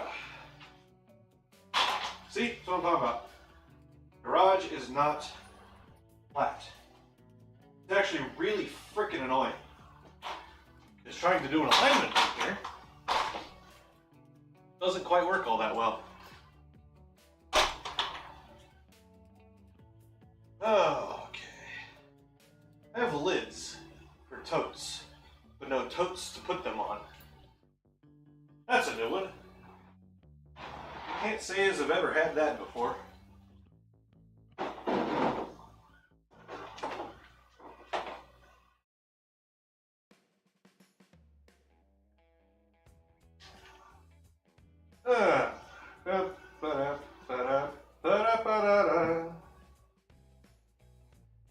We're gonna wrap this up. We're gonna put them back in the box here. Yeehaw! Look at that, look at that. Actually, I'm gonna put the scanner back in there too. Where's the scanner? Scanner's over here. I'll put the scanner back in there.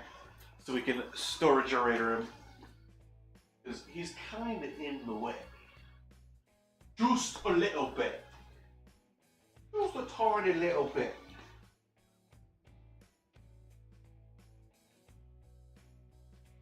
Oh yeah.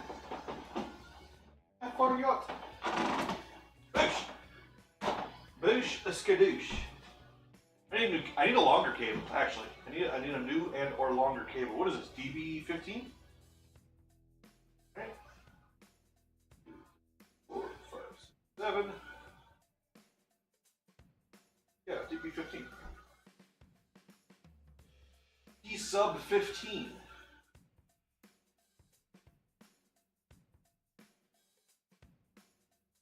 Get a new cable that's straight and not twisted. Do not ever take a multi-conductor cable and wrap it up around your freaking arm or your hand or anything. Do not wrap it. Multi-conductor cables, if you must handle them for stowage, not storage, stowage being, as technically storage works, but being stowed for transport essentially. Multi-conductor cables, if you need to handle them, either very big, long, sweeping loops or folding. Do not twist a multi-conductor cable around your hand or around your elbow or around your knee or whatever the heck it is you people do that make cables end up like that, where they're just a twisted nightmare. Because that's what you get, a twisted nightmare.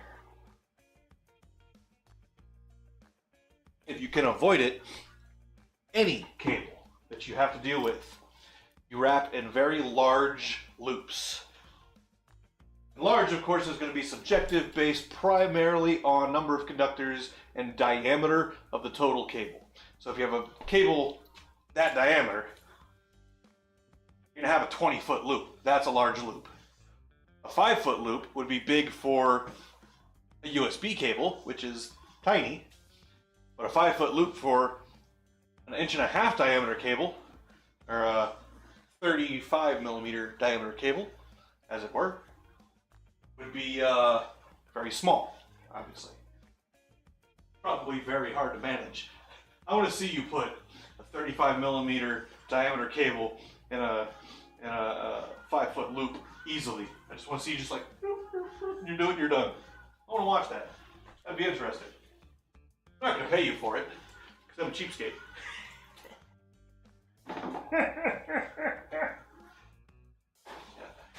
Yeah, I'm 98% certain the TCM is better than the Volkswagen, so we're just going to put the scanner away for right now.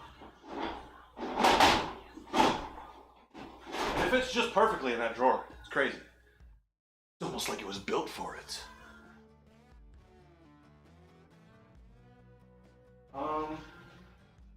Also, I'm going to grab the lid for the jerry can before I forget, because I found it in the back of the Civic. Sunglasses. Gun slasses. Got me some gun slasses here? Yeah. Bam. Spoonerisms, folks. Go look it up. Spoonerisms. They're great. Spoonerisms are amazing.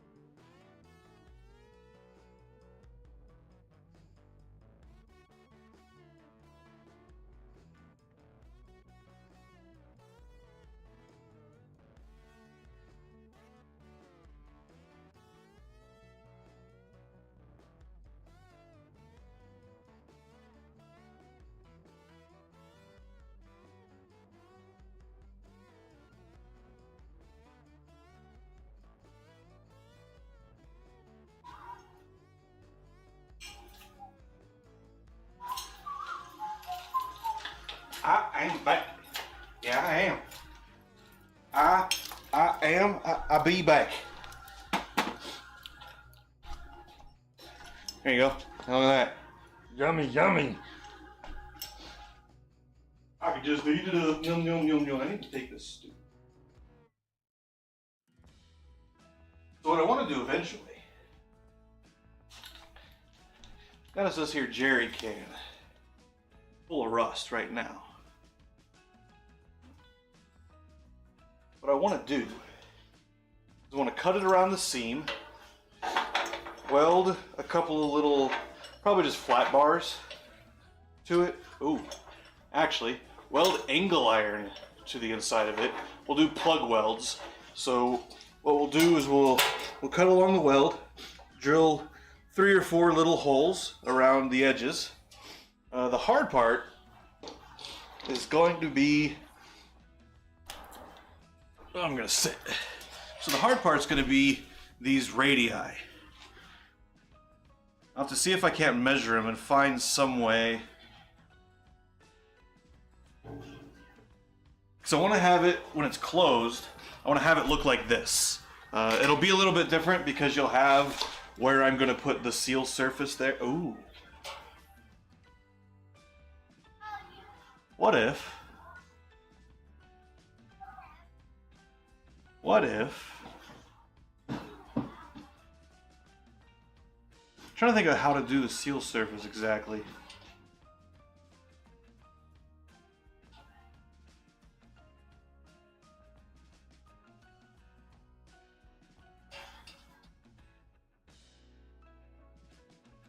Because what I'm thinking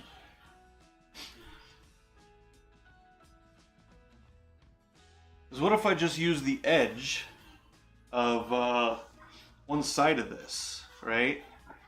And we put a seal like you get on like trunklets, where it's along an edge, and it's got a seal along the thing there, and you glue it on, and then I don't know how to make the surface that would seal to, is my problem. Because I definitely want it to be sealed. I'll drill a little tiny drain hole at the bottom, and I'll run, I might have to go get more, but I'll run that same foam that I put on the laptop bracket inside the Civic. That kind of, whatever, 1/8 inch, I guess it's neoprene? EPDM. It's probably EPDM. 1/8 inch EPDM foam. We'll stick that in on all along the inside. I'll just take like one sheet and put the seam along one of these short edges, and just put some 3M glue on it and glue it all the way around. It's going to be a pain in the butt doing that, but that'll dampen that kind of drum sound.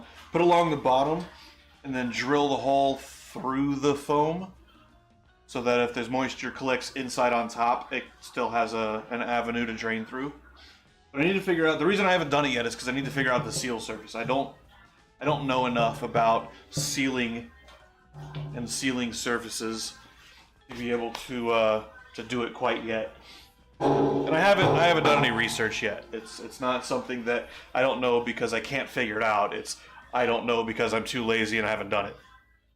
So at some point, and I'm gonna weld the cap on and pull this little clippy thing that's on here off, just so that it looks like a jerry can.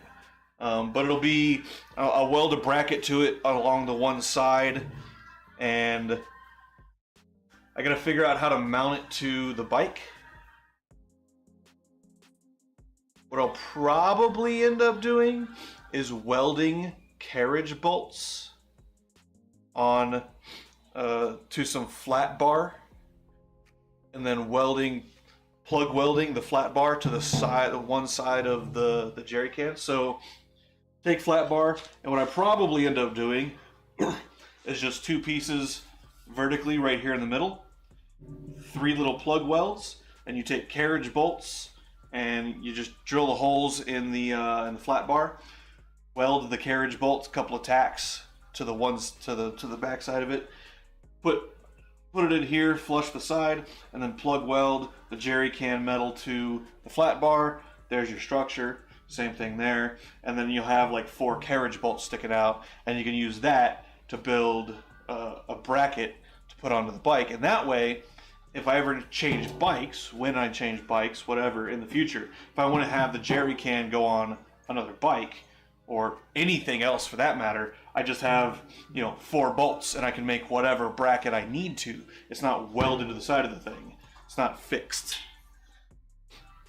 And then I gotta figure out some way, like a hinge is easy. I'm just gonna do a piano hinge.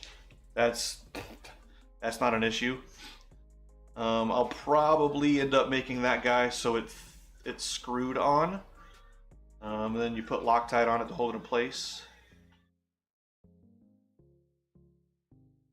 And then probably a one of those latches like I put on the welding cart, where you got the little, so it's a little flat piece with a hole in it, and you turn it and you pull the latch off of it, and you turn it and you put a little lock on it, and the latch can't come off. It's a slot, right? It's a slot, and the thing goes through, and you turn it, and then you put a lock through it, something like that. Because I don't plan on keeping anything like crazy important in here.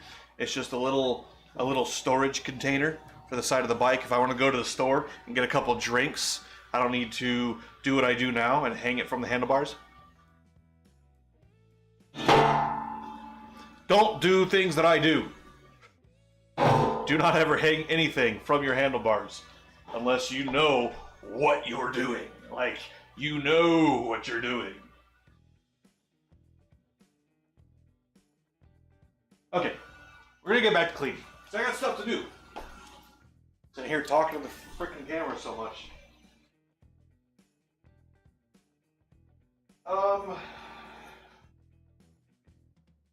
This guy got some batteries over here.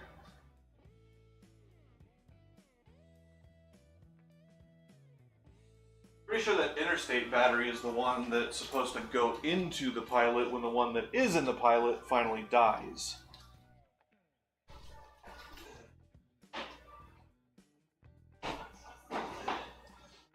I'll tell you what, trying to set up this physics discussion with me and 2 of my friends has been kind of a pain in the ass.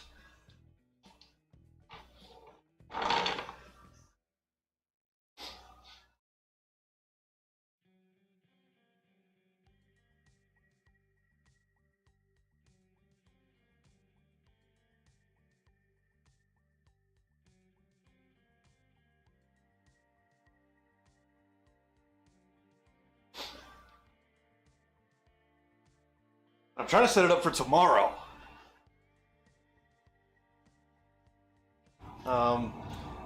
Sean's schedule is hectic. He's the kind of guy that's always busy. Terrell, when he was in Vegas, was not usually busy, but I haven't talked to him like about his life or anything since he quit that job and moved back east. So I have no idea what his schedule's like today. Today he's hiking, apparently. I don't know that that's an all-day affair for him or not. I do know that before he left the job in Vegas, he was getting kind of keen on getting back in shape, because he'd kind of, as a younger person, he used to play sports all the time, and he used to go out for runs and jogs and all this other stuff, right? He used to be just fit and in shape, and then he kind of let it go. A little bit of depression, a little bit of whatever, the stuff that makes us all do the same thing, where you just don't care anymore. Like, screw it, I'm just watching TV today, I ain't going anywhere. That kind of thing. And then just before leaving Vegas, he was like, I feel like I need to get back to the in shape me. While me, he did ask me to go like work out and sports and stuff with him from time to time, and I was like, what about this makes you think I want to go outside and get all hot and sweaty? I ain't doing that. I like being fat. Bongograms, man. If you can't play the bongograms, what are you doing with your life? Come on. Fat means happy. Only fat people can be happy. It's a point of fact. It's a fact of life. It's not something you can change. The only people that are allowed to be happy are fat people. Bye.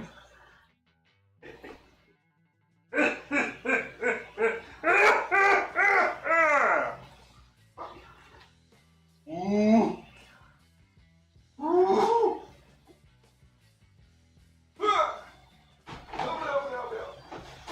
What? This needs to go to storage. This is just Gerp Cork. This is Gerp Cork and a half. It needs to go to storage. Storage.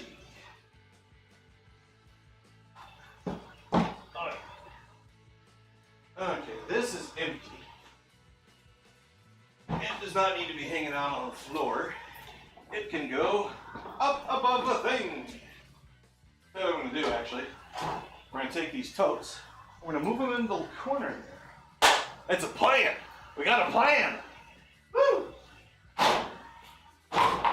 Okay. Now, both of these have stuff in them. So they will go on a lay shelf. They are cleaners, so they go on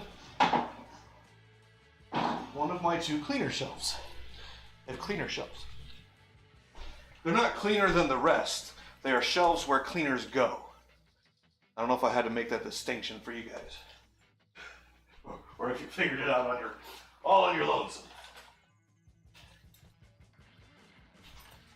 Okay, tape goes up on the adhesives shelf. Which was not previously the adhesives shelf. It was the shelf. It is no longer the shelf. It is the adhesives shelf.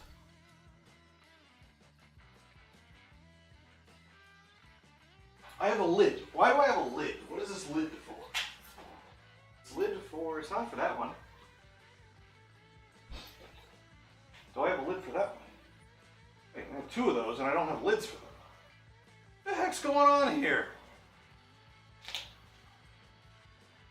And what is that lid for? Oh, this lid's for that. Probably. Maybe? Maybe probably? Possibly probably. Yeah. Okay. That's the wire harness lid. That's fine. These guys, I need to do some checker-rator ratings. So they're going to come over here because I need to keep those out.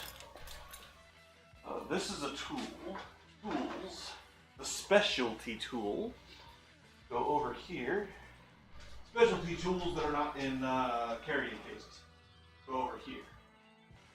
Somewhere. Where? Somewhere where? Somewhere where? Underwear.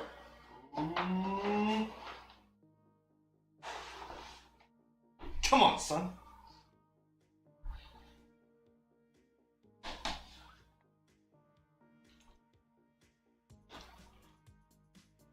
What was that guy's name in Psych? Something Love?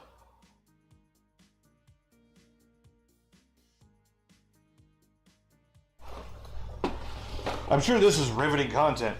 Watch me clean the garage. No mail. No mail. I want mail. I don't want mail. I lied. I don't want mail. Give the mail lady crap. No particular reason to. Okay, so this is stuff that I want to keep out. Okay, so things I want to keep out, we're going to go in there. This is metal stuff. Why do I not have a lid for this? What the heck is going on here? I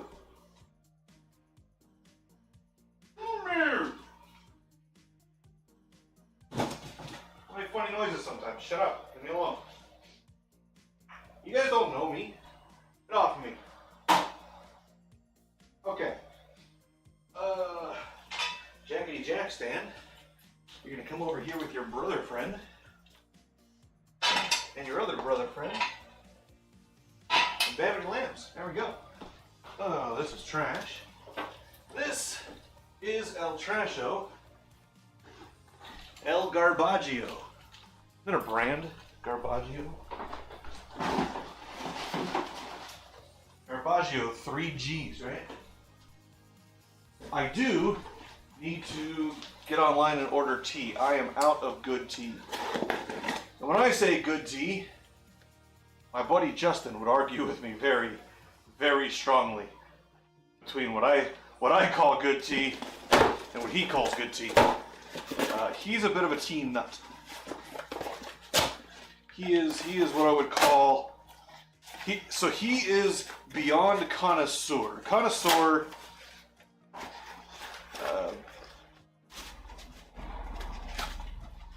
knows a bit about things and knows what they like, and they have preferences. He's a bit of a snob, where he knows one thing very, very, very well, and he could tell you all kinds of really neat information about it, but he won't, he's not necessarily a snob. He's not that kind of guy. He'll look you in the face and be like, hey, what you've done is wrong. It's not really snobbery, because he doesn't genuinely believe he's better than you because the thing that he likes more than the thing that you like. That's really what a snob is at the end of the day.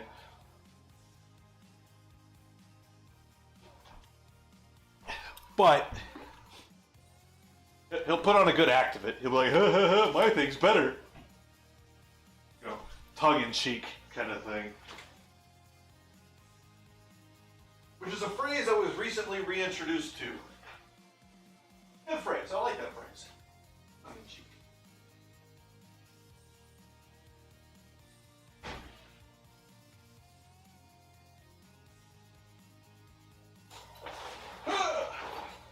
Sing and fly.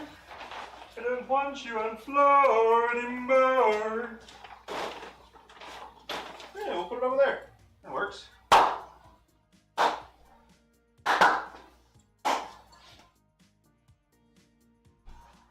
don't even know that I want this. Probably just going in the trash.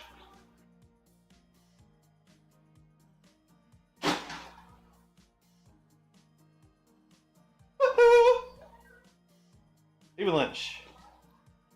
The stop leaks for some. You can call me Feels. I love to watch Fox News and then go club some baby seals.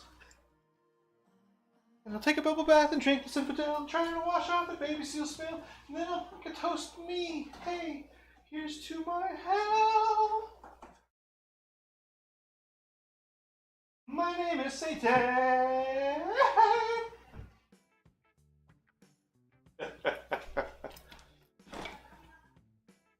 Winton had a son, and now he makes his living as a singing comedian.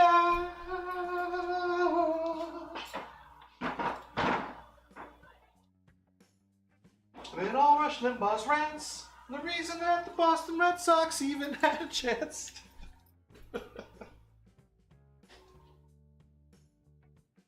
Whew. I need somewhere to put this thing.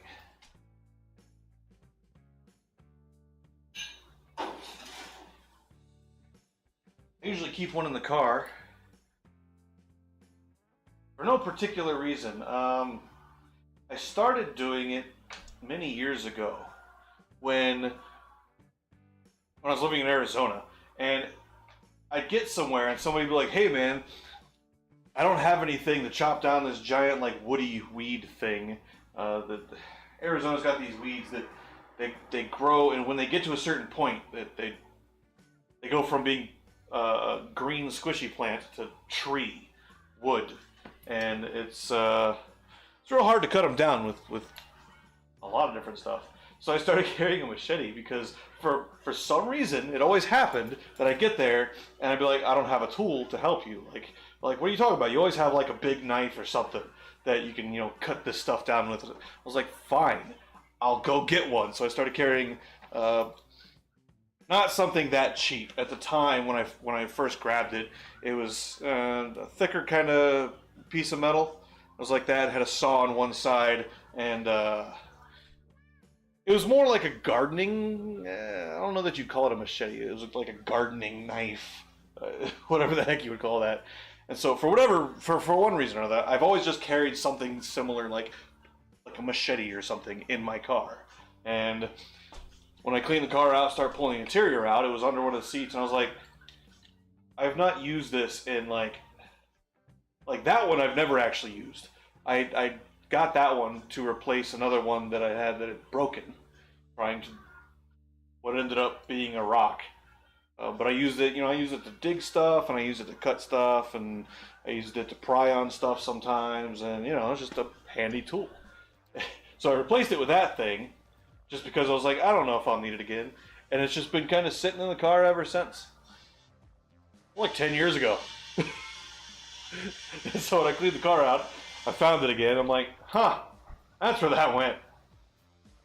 And now it's just like in my garage. Like it came with like a cheap little nylon cover thing that it probably disintegrated years ago.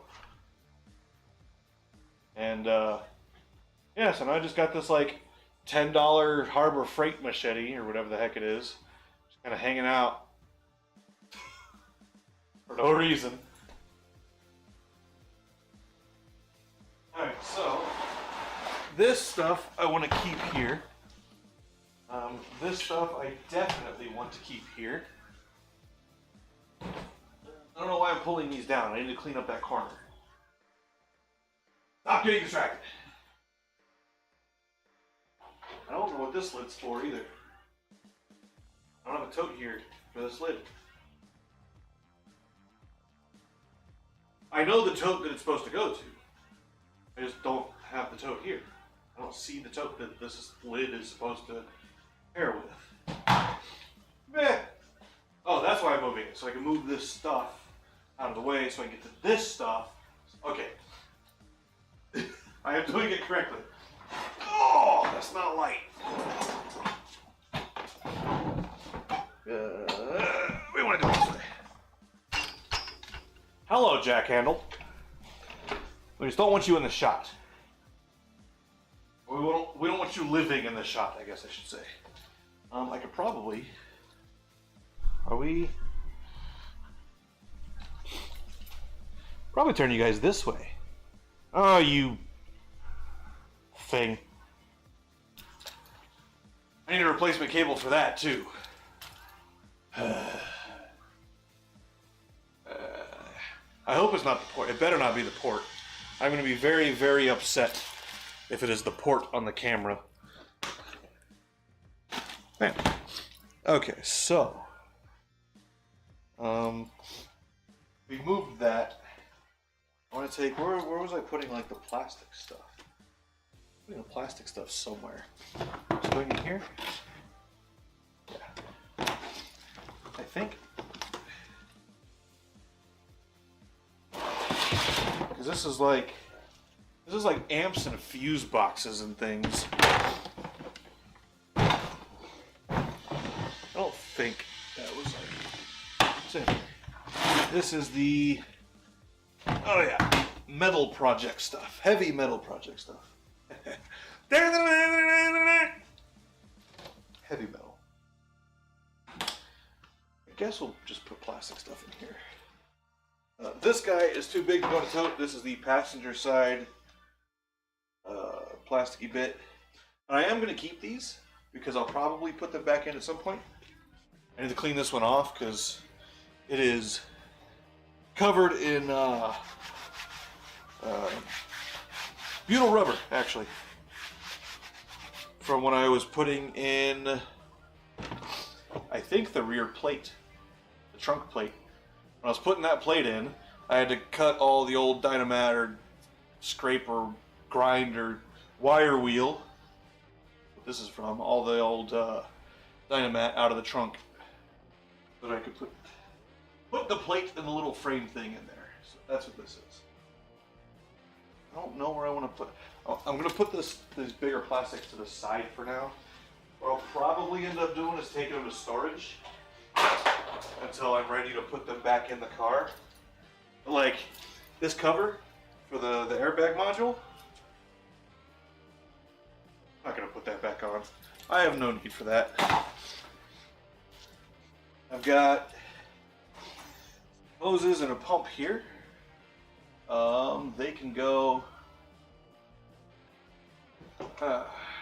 That's a mess. That whole thing's a mess. I guess for now they'll go up here. Old carpet. Never gonna use that again. Trash. Little wood chunks. Trash. Okay. The what you call this thing? My broken climate control housing. We're gonna stick it in there because we can use parts of it for parts. So we'll storage it for now. This little piece of vinyl. It's a big enough piece that I could use it for something. I don't know what the heck I would use it for though. Yeah, I guess we'll keep it for now. If in some period of time I haven't figured out a use for it, then I will make the determination and throw it away. Probably. Probably not. Heat shield, yes, keep. Because I can use it for stuff and things. Shield for the chop saw. Now there's an interesting one. I don't like the shields on these machines, but if I ever decide to sell it, no. I don't even know what the bolts are for it. No. Just throwing it away. Okay. The front door little valence pieces, we'll keep those. This is off the Mitsubishi seat, I think. Oh, that's a Honda part number. This little clippy lead we will keep. These little clippy leads are immensely useful sometimes. I don't have a Honda seat anymore. There's no need to keep the Honda seat plastics. Alright, the handles we are definitely going to keep. Definitely going to keep handles. This is trash. These are the little covers for the seat belt clippies. We keep those. Okay, this stuff over here. I have never, and probably will never, use any of this. The Honda bolts I will keep because they're Honda bolts. You never know when you're going to need them.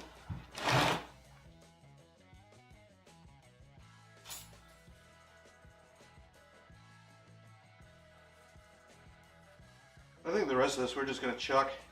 I was going to go through it and like figure out what I wanted to keep or not. I think that's for the bike. Fuses I will keep. But like all the rest of this, a heat sink for a TV.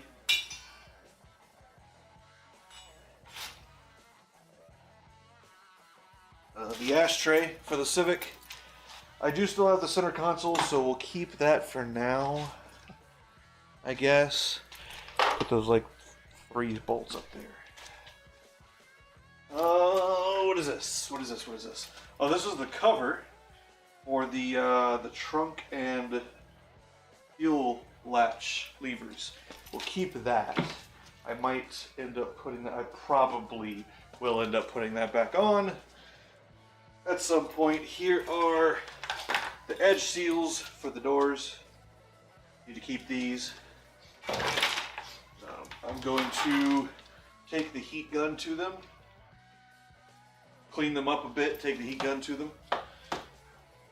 and eventually put them back on the doors. Not right now, because I'm still doing stuff with the doors. Not a huge need to put them back on there. A couple more Honda bolts.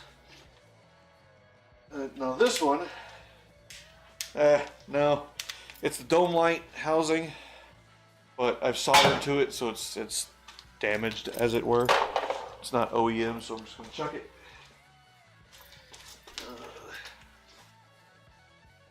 Really, really not good shape plastic piece for the rear door. We'll keep it for now. until I can use it to make some measurements and come up with a better version, I guess. We have the outer wiper for the driver rear door, which, same thing, I will keep until I've got a replacement. Not that I need that one for anything, I don't think, but you know, just in case.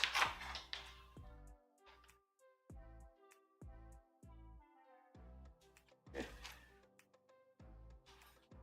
Plastics.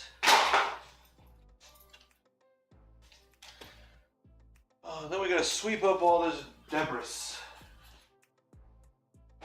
We gotta swiftly sweep up all the debris.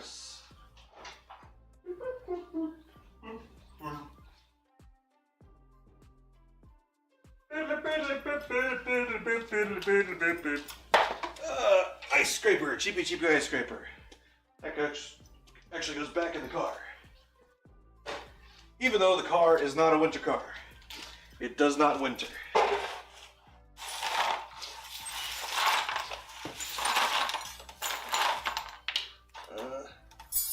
Yep, door rod we will keep. And all the rest of this nonsense, we are getting rid of. We're going to keep this bracket just because I might be able to use it to mount the new center console whenever I design the new center console.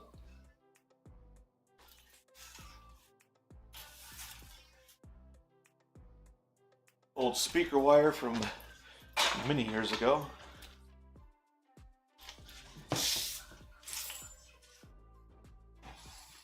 These little plasticky bits for the handles, definitely keep.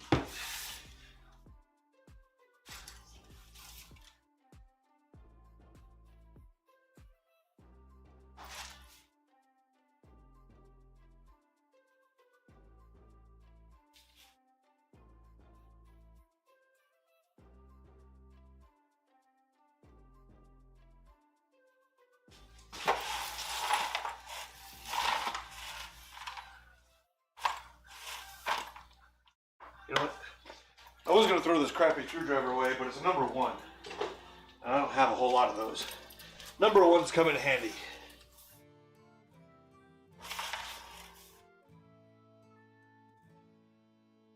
Because most screwdriver sets come with like one number 1, 73 number 2s, and a number 3.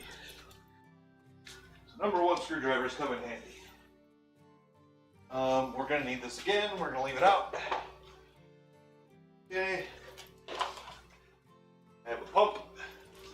Pump is fine. We can keep the pump.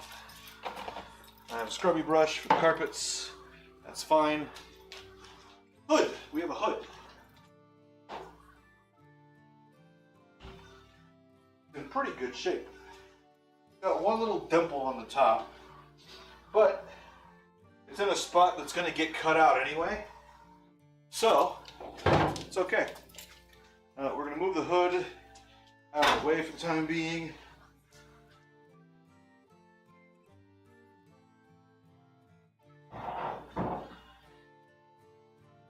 Before I start on the Cal V2, I am going to do a little bit more research into like aerodynamics and stuff.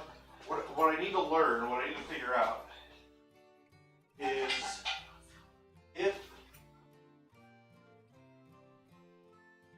channels in surfaces, and I mean I already know the answer, okay? So I know the answer.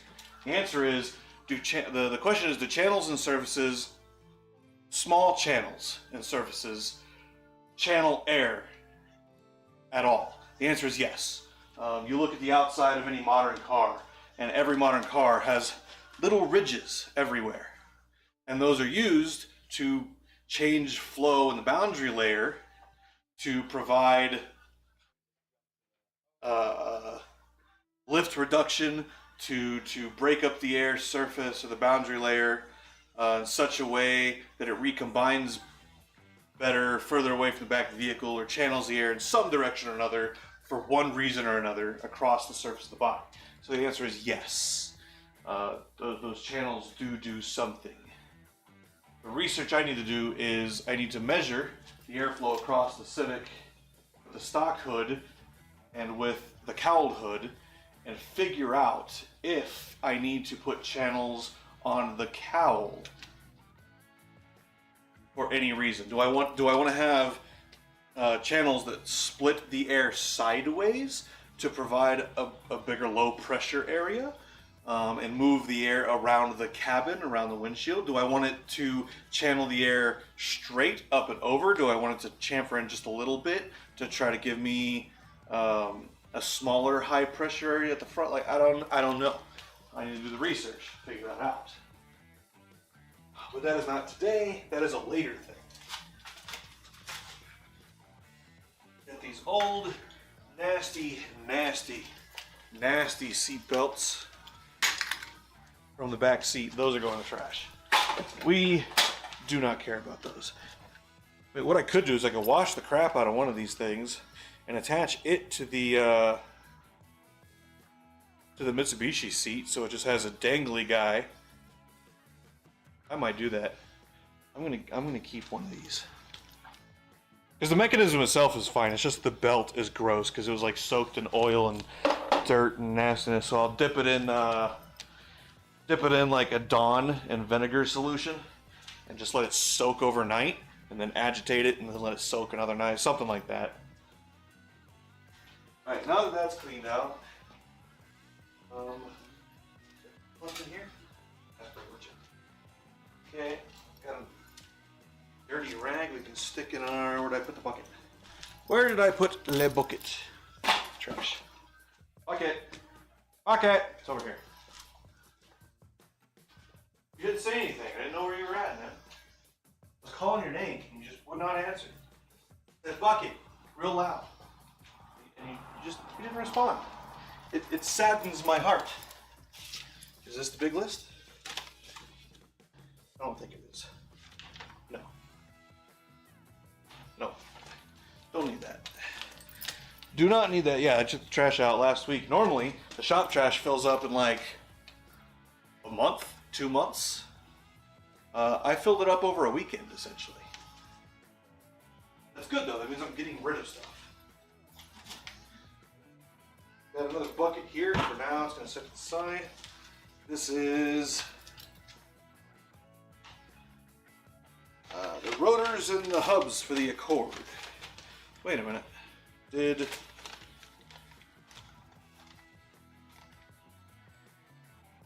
I ever charge tape for the Accord?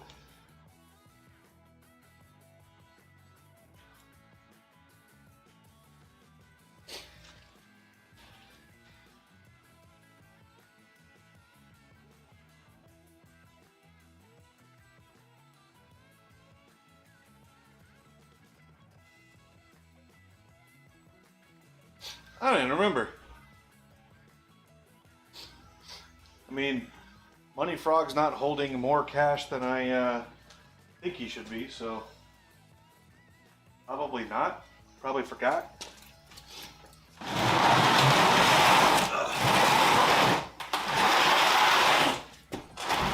Okay, we're gonna face you that way.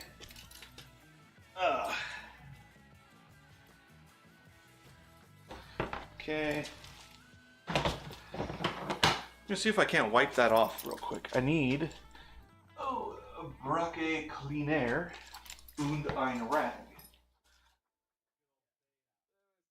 Yeah, I think Monday I have to wash these rags. Because I don't have any more. I've been pulling rags out of the dirty bin to use them. I don't have any more clean rags. So, little bit of brake cleaner. A little bit of scrubbing. There you go, no more marker. Now, this is Honda. Where's that marker? I got a marker over here somewhere. Where'd that marker go? Marker. Did I probably put them in the thing. I probably have some lamps. Okay, so this is Civic.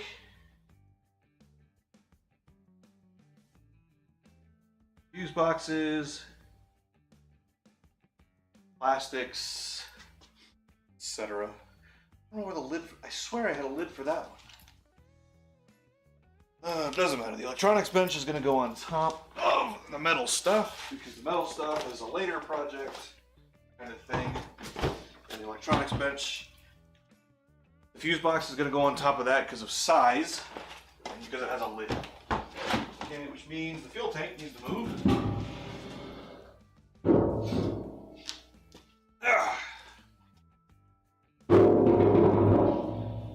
I also need to sweep up this area before I do anything else to it. Tamper. My roommate said they got to put some pavers down. That was like 4 months ago. See how well that turned out.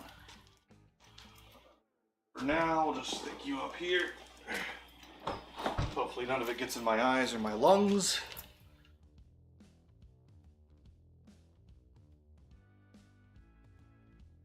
The blower thing. I really think should be sitting flat. Probably should be sitting flat. I'm gonna put you there. Okay. Now, broom. Swoopity, swoopity broom. I'm not doing anything so far that I said I was going to do today.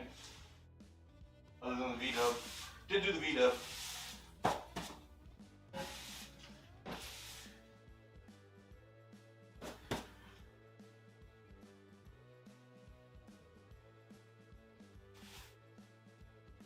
I have not swept this area in probably 8 months or so.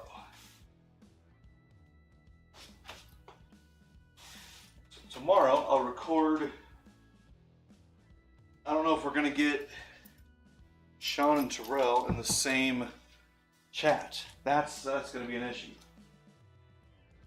But if I can get both of them in the same chat, just kind of want to. I don't even know like exactly the purpose of getting them in a chat and talking about stuff. What I would like to do as kind of a series is I kind of want to talk like physics and philosophy. And so let's talk about, I don't know. Nozzle. Please look into the nozzle. Please do not look away from the nozzle. Please wait while we calibrate the nozzle. The nozzle is now calibrating. The nozzle is still calibrating.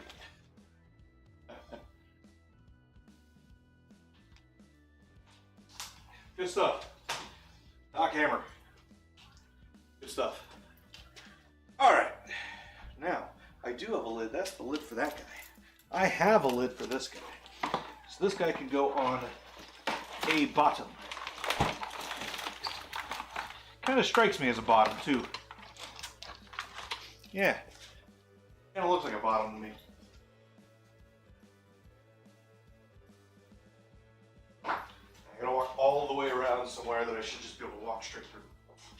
It's okay. Oh. Okay.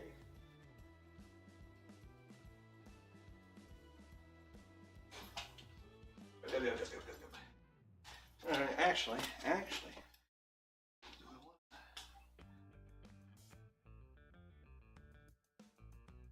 I don't need this wire harness bucket here if I'm not repairing wire harness. The problem is, when I do need to repair wire harness, going to the storage unit is really annoying. It's halfway across town. There is one nearby. I wonder if I should just get rid of the storage unit we have get one nearby here.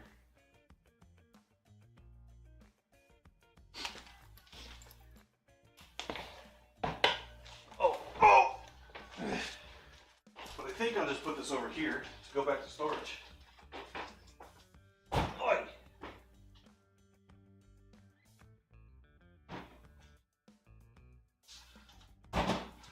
One of these. This is lid for that.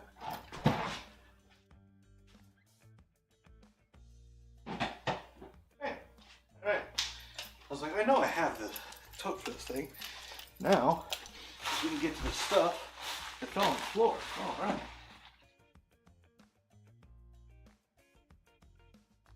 £60 bag of concrete, I ain't moving that.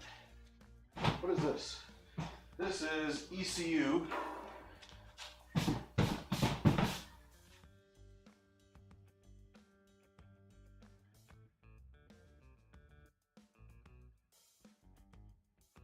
ECU and simulator. This stays on top of stuff. Okay, then we have these two totes, which are, they're kind of also future projects. I don't need this one at all. If I come across another set of headers, maybe 2 more sets of headers, I might chop them up and make a new header for the Civic. But for right now, let's stick this guy kind of over here. Then I'd really like to have this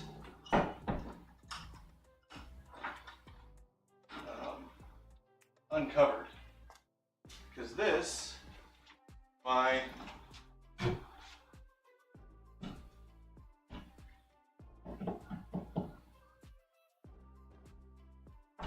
this is my bench for my loud sticks, my loud stick bench. I put loud sticks on it, and we clean and maintain our loud sticks. I kind of like this thing.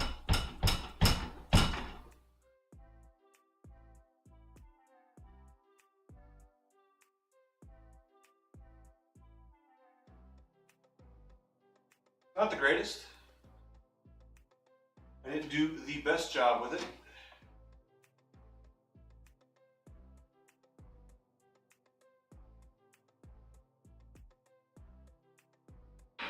But it does a thing. Not bad. Alright, so now I've got that box. Do I want to keep that box here? I guess to answer that question, I first need to answer the question, am I going to set up, am I going to build a fuel injector test bench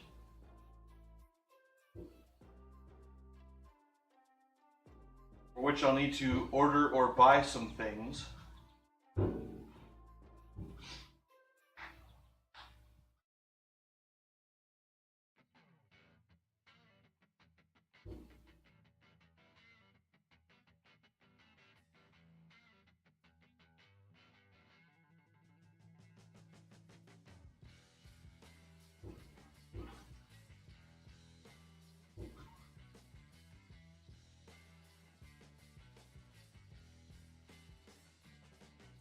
Apologies for being boring. I'm inside my head. I'm trying to think. If we're going to build an injector test bench, do I want to go all out? Do I want to go crazy with it?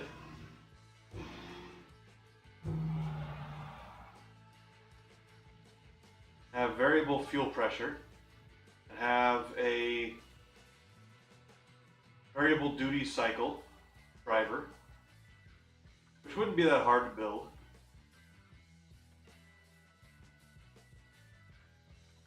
I could even just do it with set duty cycles. So have a duty cycle at 1%, 5%, 30%, 50%, and 80 and 90.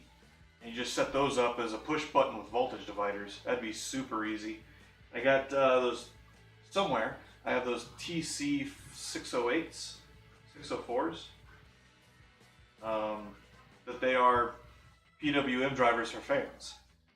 So I could use that, order a couple of FETs. Actually, I probably have some FETs. I probably have FETs. I have a box somewhere that I've got a bunch of power supply parts in that I ripped out of ATX power supplies. Some of which were switch mode power supplies, which had FETs. I could, theoretically, do that. Or I could just have a take the server power supply, get a connector for fuel injectors, or get a handful of connectors for fuel injectors and put them all together on a single bundle, and then just plug it in, measure it for some period of time, which is usually just a minute. So measure it for 1 minute. Because injectors, I measure injectors in cc per minute because most of the rest of the world does. Ain't doing that pounds per hour crap. I don't care. Like, pounds per hour is the stupidest measurement you could probably use for a fuel injector, because pounds per hour is going to be quite dependent on your fuel temperature.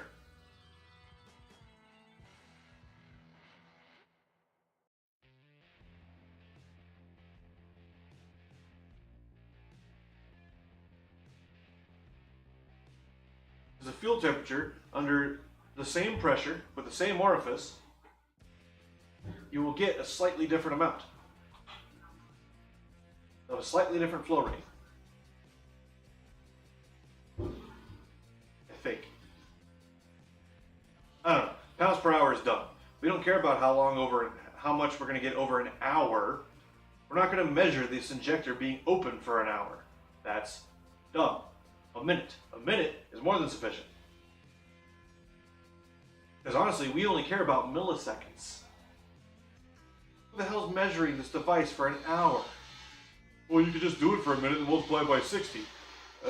Kinda, that's less accurate. So, you know, that. Corner is clean, that's good.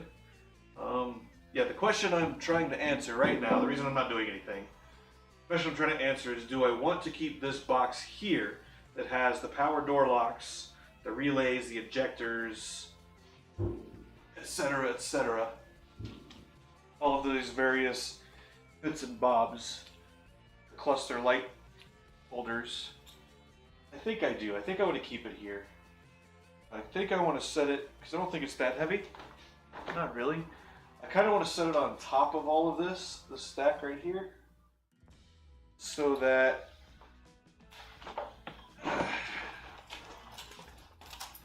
it's kind of easier to get to. What this will mean is about an hour from now, when I need it into this tote, I gotta take that one off of it to get to it, but that's fine. For now, that's fine. That's fine. It's all fine. Everything's fine. Everything is fine. Tape goes in the adhesives shelf. Really need to clean this floor. There's little stains and stuff all over it, which means I need to get some hydrochloric acid. So hydrochloric acid. Get oh, where's my other broom? I have another broom. Where's my other broom? I have a stiff bristle broom that's good for outside stuff.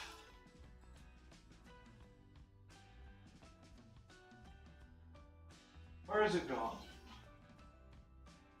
I bet it's out back. I would wager it is in the back. That's fine.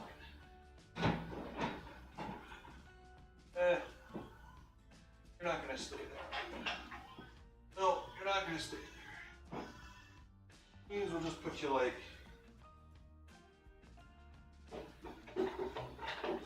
here. No, it's gonna ruin the bristles. We don't want to ruin the bristles. Okay, so there's that. I kind of want to put the toolbox in front of the specialty tools Actually, stand by, stand by, stand by. I don't remember what's in the bottom of this. Can I stop? No. Stupid non-level garage. Dude, let's pour the concrete, George, for the garage, George. But we won't make it level. We're not gonna make the garage flat. Who needs a flat garage, George? Okay, what's in here? Brakes for the Pilot. The upper end of the Y7, which I would like to keep all together actually. So we'll set that to the side. The Y7 intake and the Y7 crank. Do I need those here? Do I need the Y7 parts here right now? I guess they're not hurting anybody sitting in this drawer. So we'll leave them for now. What's in this one? More Y7 parts. Okay. Oh, and the wiper arms. I've been looking for those. All right, I know where those are at.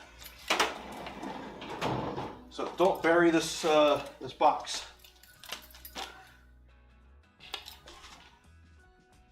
Take a picture of the garage and send it to my buddy's dad. He's a little bit of a hoarder, and his garage is a nightmare. Like, full-on eldritch horrors are going to come spewing out of this garage at some point in the future. Probably the very near future.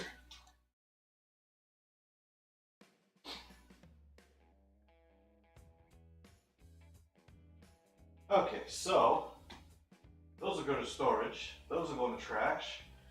This Yeehaw tank, finish. We'll go over here. Like that. Nifty difty. Handy dandy. The hood. I'm not doing the hood of the firewall section today. I'm probably not even going to do them next week. I'm probably not going to do them for a couple of months. Most likely. So, with that information in hand,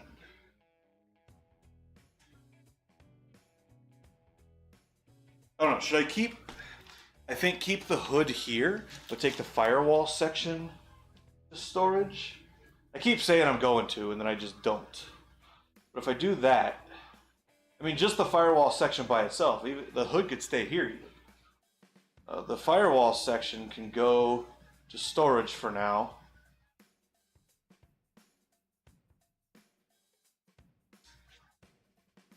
Which would free up a little bit of room for the press to move over. And storage space for like the ladder and various bits and bobs. The welding cart, actually. Move the, because the, let me turn you guys around so I can show you this. So the press sits kind of there-ish, right? Press has been sitting here for the last couple of months. And I don't necessarily know. It's not the best place for it. What was there previously, before I put the press there, was the welding cart. And it worked really well there because when I needed to get into that corner, you just wheel the cart out. Right now, because that's where I store all the little scrap steel bits. When I need to get a piece of scrap steel, I have to kind of crawl over the press. What I would like to do, if I move the firewall section, take it to storage, put the hood over there kind of on the side, move the press over, clear up that corner a little bit, and then put the welding cart in there, so the welding cart's out of the way. I can then put the vise over there in front by you know where the trash can is currently sitting. And then this freaking light doesn't currently work. I would like to keep it because I'd like to make it work one day. It's just a nifty little light. I would love to have like above a workbench or something. Like, you know, just a little light. It's not that big. Looks like it's already got LEDs in it. I think the what do you call that thing? The driver is broken. What I'd like to do is get it fixed up and working. Alice. I'd like to get it working and stick it up above a bench. Like, you know, this bench. Make a little bracket so that it hangs just, you know, a foot or so above the bench. Not a foot, a meter or so above the bench. Look at my barbarian measurements. Oh, okay. So, we're gonna go to storage anyway. We gotta take those totes over by the door to storage. I might as well take the firewall section with me when I go.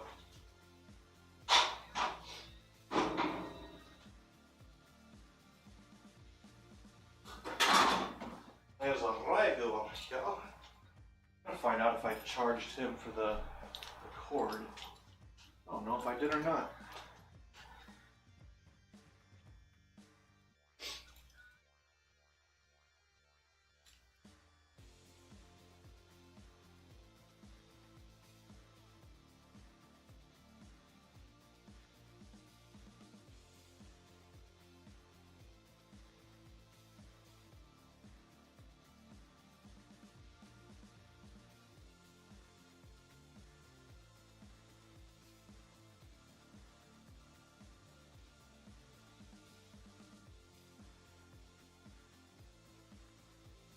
And then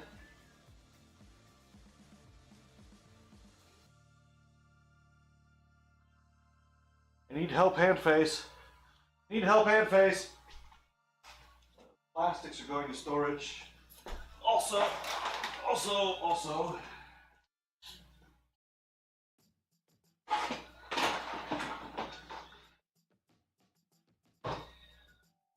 Not going to storage. As soon as we get the Passat figured out, it goes back in the Passat, obviously. The Passat's not a project vehicle. The Passat is supposed to be a daily. It's supposed to be a beater at this point. The age and the wear on the thing. So it needs to get put back together. The Chevy truck is actually his project vehicle. Well, the Chevy truck and an old 80s GTI.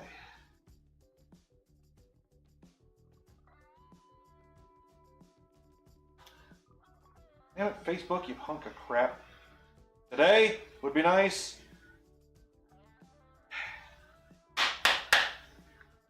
How about now? No, you're not going to work at all. This is why software controlling hardware is stupid. Thank you! Jesus.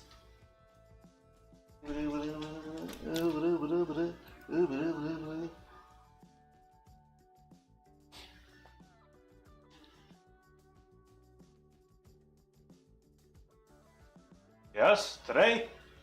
Today. Thank you.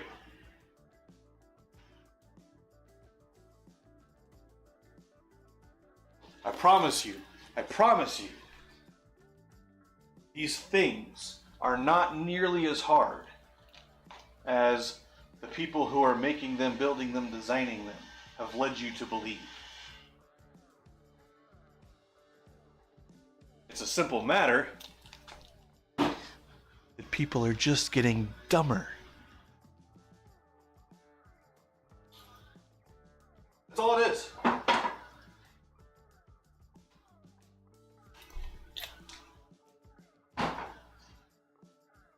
People are just getting dumber. It's either dumber or lazier. Which I'm all for lazy, man. I am lazy. Says the guy who can't sit still. For 10 minutes. Like yesterday? Sitting there just watching like YouTube and Freakazoid and like just watching TV all day. I kept standing up like I need to do something. No, sit down, day off, rest. But I need to do something. Something must get done. I must do the thing.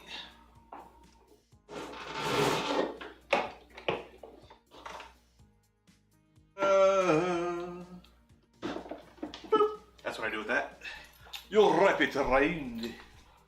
Now, where can do be the thing? Ha ha!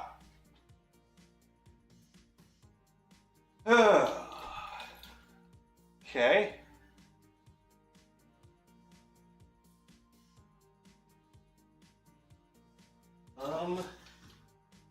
I would really like to keep these as samples, but I keep putting them places and they keep just being in the way.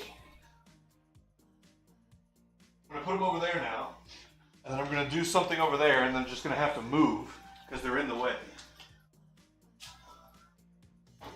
Ugh.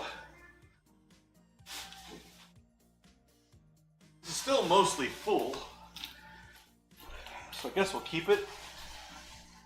Probably stick it up here in the adhesives shelf so that it is, I mean, it's bright orange. I'm not going to lose it. It's not like it's not visible. But so it's in a known place. Okay, the dollies. Dollies, where can we stick dollies? Stick dollies over here. There's a little spot where the dollies might go. Yay, dollies! Huzzah! Oh, that's a lid for the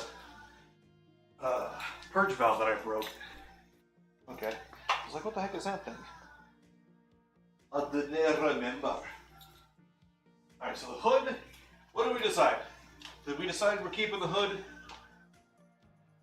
I don't know. I think we're keeping the hood. Keeping the hood here. So that I could do measurements and I can look at it and wish I would get on the project and actually get something done. Now, sit right there while oh crap, spackle. The extension cord's kind of in the way. I guess I need to depopulate this corner.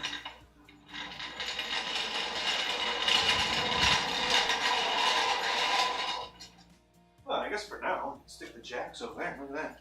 The jack kind of out of the way because the handle is living in my shot. Huzzah!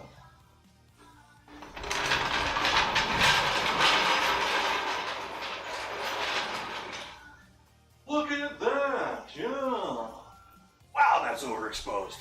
Holy crap! Yeah, the sun just kind of like exploded, didn't it?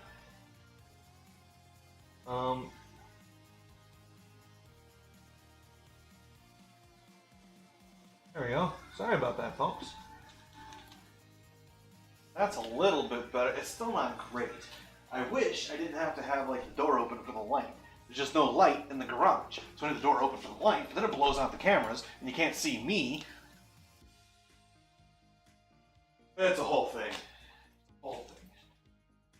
So, this is my leather welding jacket, which will go over there by the welder when I am done moving stuff around. Who knew today was going to be a cleaning day, not the stuff I said I was going to do this morning day. I did say I was going to clean up the garage though, so yeah. Okay, so go over here, stick the bucket in the bucket, and never get it out again. On the canopy.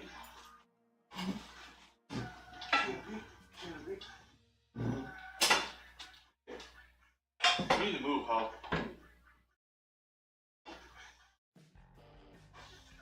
Canopy. Yeah, my wrist.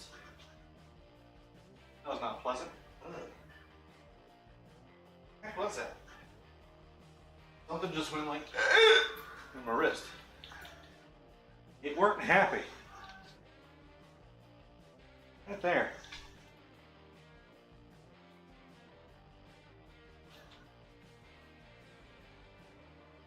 I mean, since I'm doing it anyway, clean out this corner, sweep it out, clean it up, right? Got these fluorescents that are old and bad. You're not supposed to throw them in the trash can. How do you How do you correctly dispose of fluorescents? I don't even know. I gotta look it up. Look it up.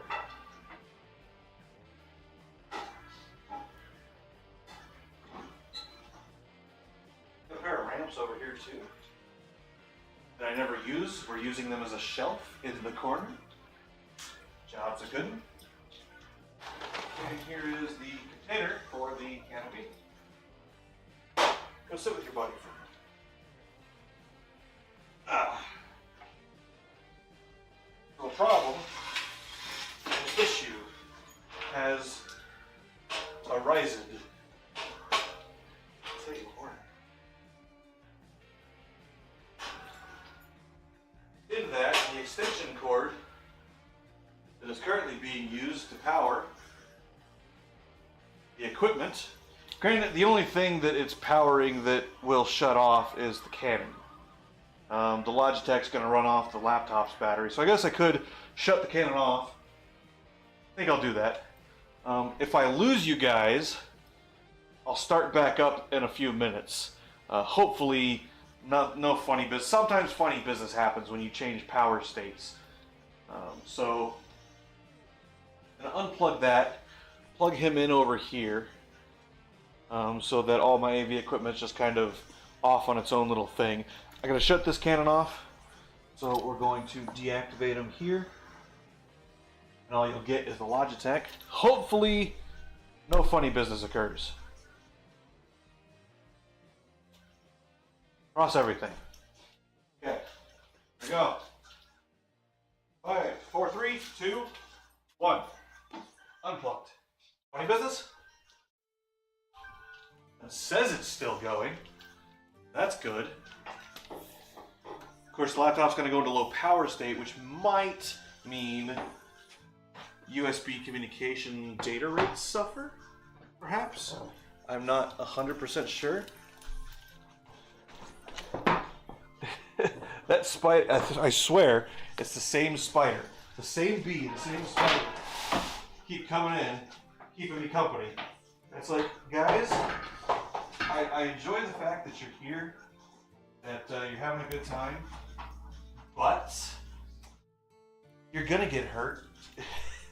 I'd rather you go outside. I'd rather you go somewhere where you can live, and I don't have to like kill you. All right, so Canon back on. Let's see if he'll start up there. Hey, all right. Good stuff.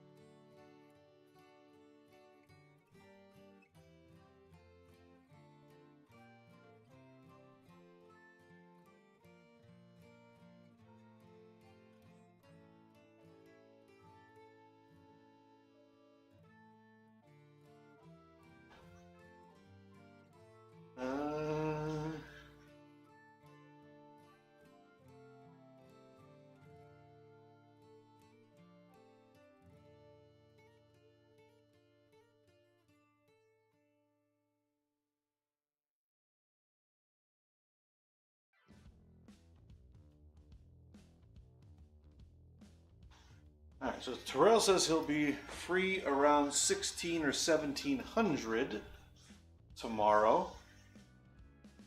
I guess that's tonight. That's tonight.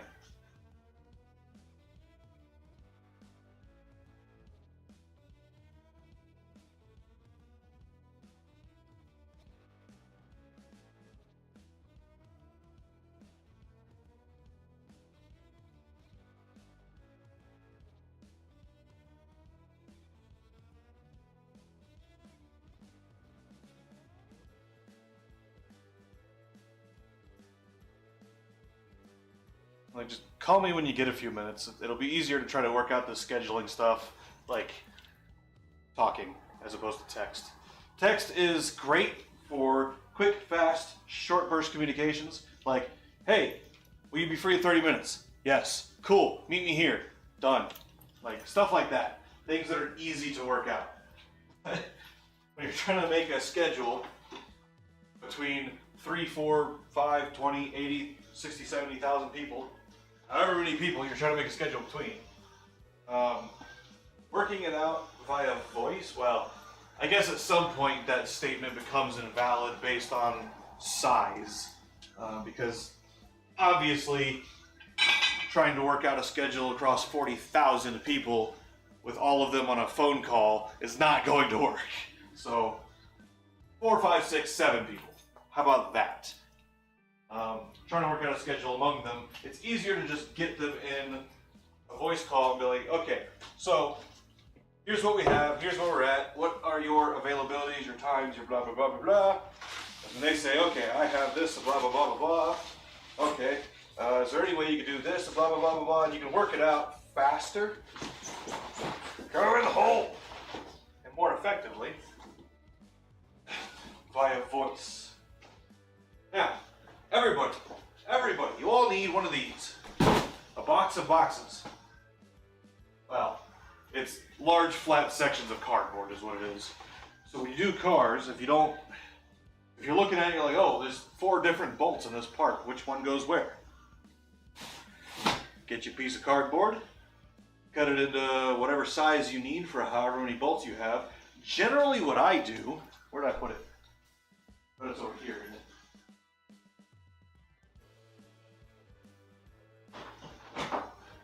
I'll get that down in a minute, not worried about it.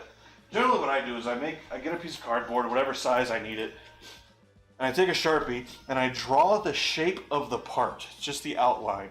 If it's hollow, it's got a ring or something, I'll draw that too. And then you punch holes where the bolts go as you're looking at the part when it's installed is generally the easiest way. And then you put the bolts in whichever direction they face. I don't usually do whichever way they face, generally, unless it's just really confusing the way the part's installed. Then I might.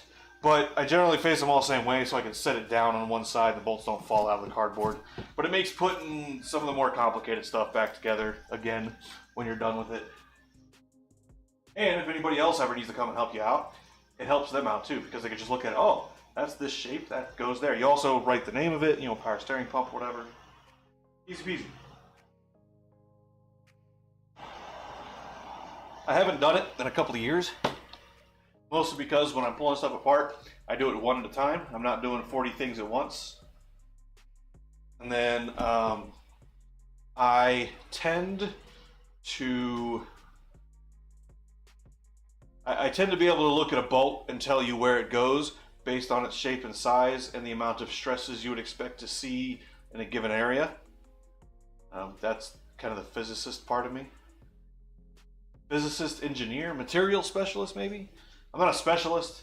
I don't have I don't have the prerequisite knowledge to be able to tell you, specifics and maths and numbers.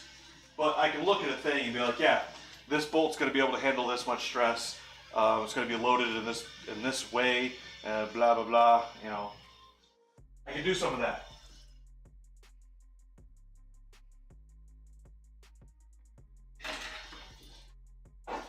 Got me my itsy bitsy little Erdolio compressor here. I kind of want to mount this thing somewhere, but I kind of don't because I kind of like being able to pick it up and move it. So if I were to mount it, it would have to be mounted in such a way that I could, I guess on a shelf, like on the wall somewhere, or a freestanding table. Yes. Somewhere out of the way, because I don't use it all that often. So I don't know where I could put it that's like out of the way, but accessible. For now, it's gonna sit right there.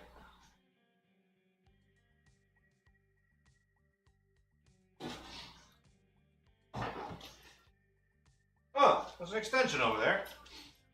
Nice. You have flies.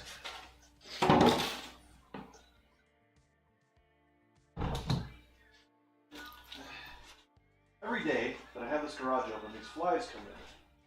And they're just annoying. They fly around in these little groups in your face, and they're super annoying. You have to like go away. You go away. I don't know. I know the second I stop, they'll just come right back in. Because that's what flies do.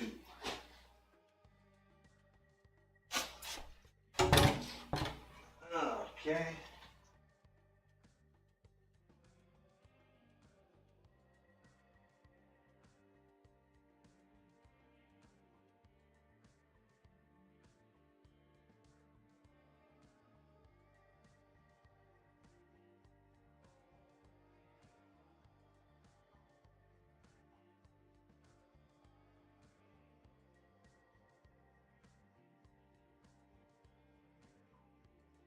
Here's my D16 block.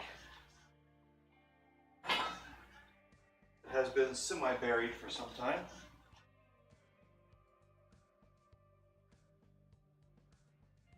Oh, is this the broken extension? Is that why this is on the ground over there? Might be the broken extension. Let's find out. Yep, that's broken. Okay, so we are going to put this over here on the bench so I can chop the end of it off. And then I can make, I don't know, like a roll pin punch or something out of it. You know, make a whole other tool. Then we can go just like that.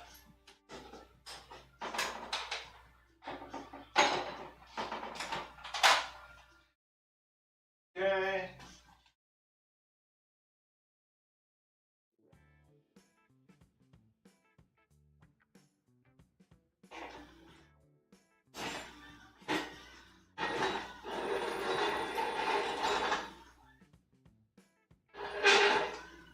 Interesting.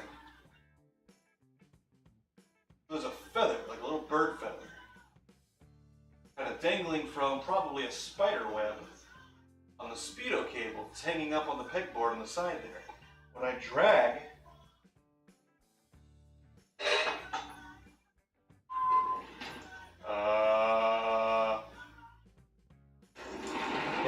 the engine. Oh yes. Okay, that's getting lubed like right this second. You're not dealing with that.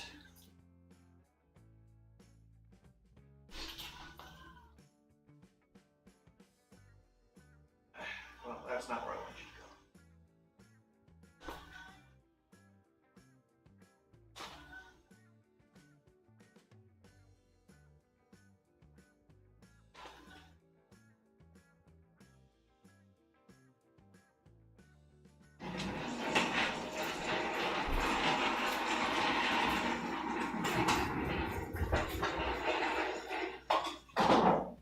Aha! More compression.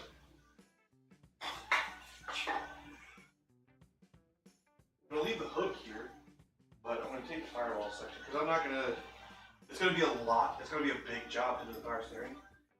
I'd rather do the hood and some of the plastic bits inside first. So, just take the firewall section storage for now. Right, what you're doing? Third of a Honda. So you're telling me you want me to go with you? I got it out by myself fine, so if you don't absolutely want to, you don't have to. Neither do I. Like I'm gonna feel like I'm feeling weak today. I thought this weekend was supposed to be a chill weekend for you. Friday was my day off. Today's not a day off. But you have a day off, so you're here, so you're gonna help me because I need muscle.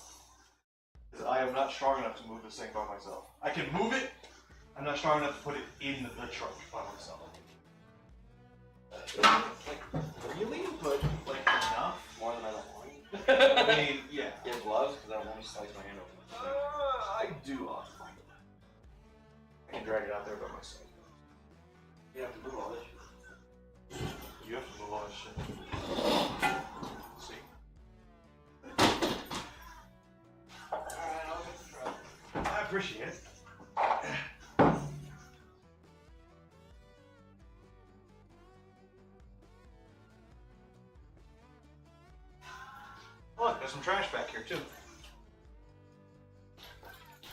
Yeah, this is a riveting stream, I'm sure.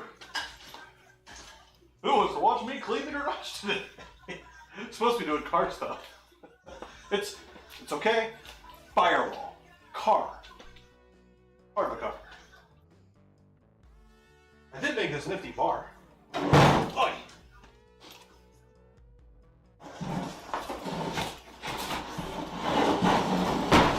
Oops.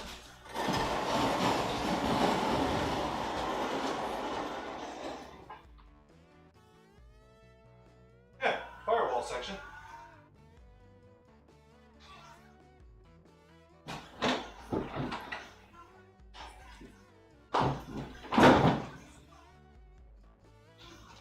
Should have seen the leaks. The leaks.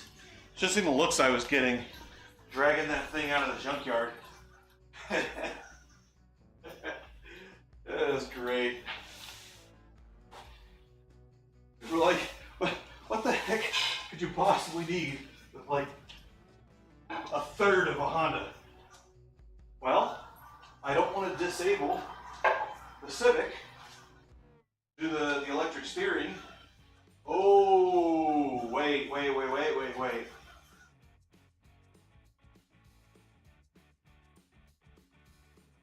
It would be easier if I could cut the engine area out of it.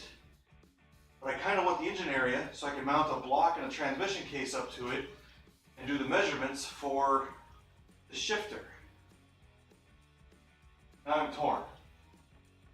Because I really want to do the shifter. Like, I want that to be one of the next projects.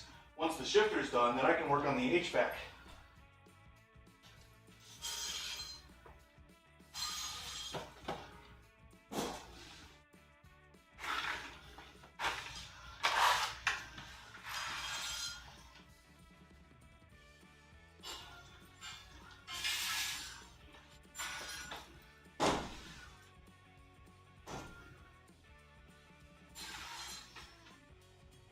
You know what? I do have other things I need to do first. So we'll take it to storage for now. And I'll bring it back whenever, like the day that I'm actually going to do. I don't even know what the hell that is. I will bring it back the actual day that I'm going to start the shifter and all of that stuff.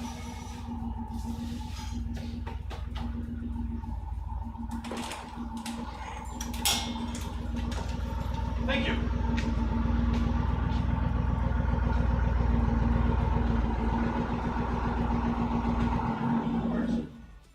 That's fine. I'm gonna bring him a little bit closer, but that's fine right there. Not a deal. I was just having a conversation with myself in the stream. I was like, ooh, but I want to do this. I should really keep it here. And I'm like, no. I have other projects, one of them being a thing on the Chevy, the Hypers. Oh, and I want to have it in here. I'd really like you to do the, that thing, the steering that's broke. I had. Oh, the little coupler. Yeah. It's actually in there. That was on my list. I was here whenever I emptied this thing out the other day.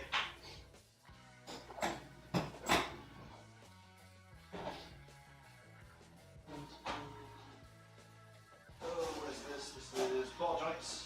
We have done those yet. Do I need to, or were you going to wait for something? I don't remember why we didn't.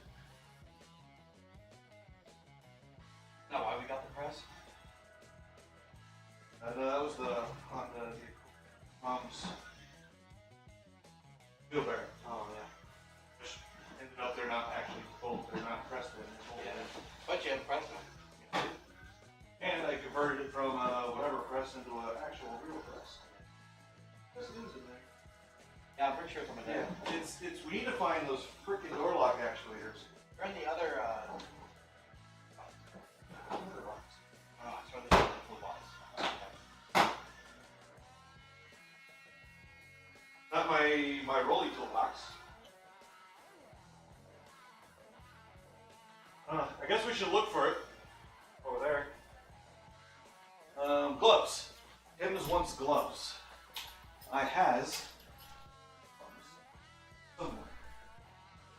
this glove.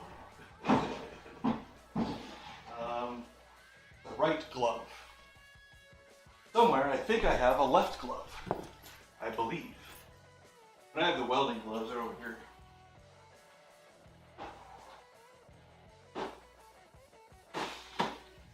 I know where they're at.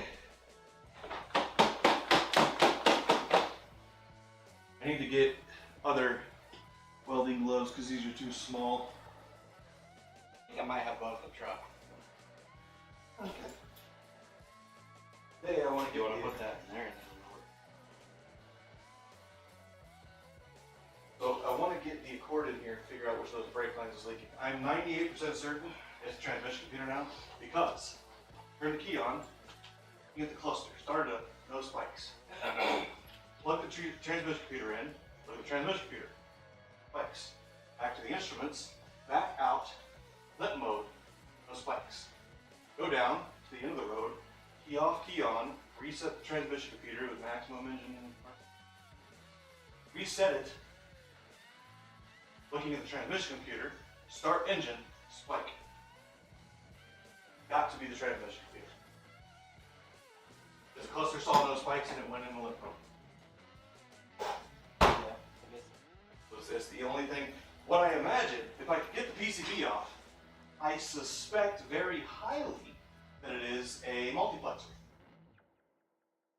Okay. Super easy. Parts should still be available. You can lay it down if you want to. I've just been leaving it like that, screw putting it back in the thing. So, what I figure we want to do is we want to stand them up and they put it on the. I don't remember seeing this. However, We're gonna have to get it over there. Someone's gonna have to get in and drag it up on there, probably. I can lift it if you want to climb up in there. I can lift it and drag it over there. It's light enough Yeah. that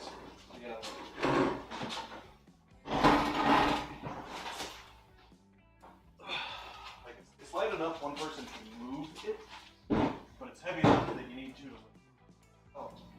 Oh, back.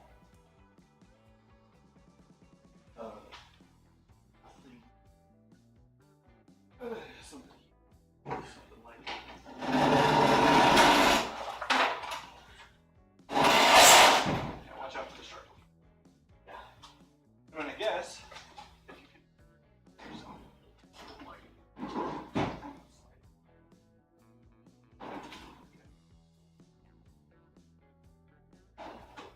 let's go that way. That.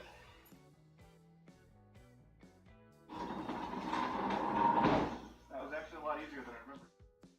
We were exhausted last time. Yeah, because we were out there for like 6 hours to stay out of there. And then these things need to go. So, They got closer. yeah. I'll just look at it. It was stuff I wanted to organize in the totes.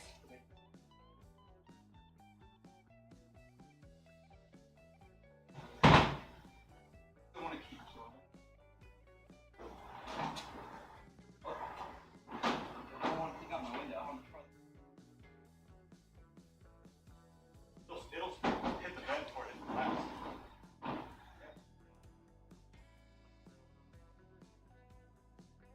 Alright, grab one side of this. Or you can dig it off. That Team lift, bro. Save your back. what? Team lift, bro. Save your back. That one is heavy. Okay.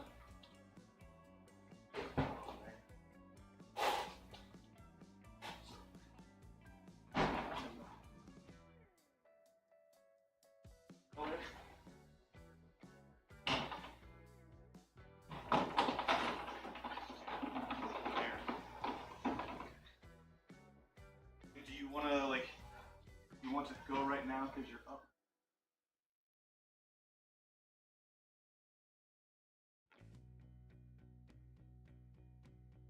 Oh. I forgot. I haven't yet. No. That was me. I'll send a text so that I'll remember Monday. I'll give him a call. Totally forgot. I knew there was something I was supposed to do last week.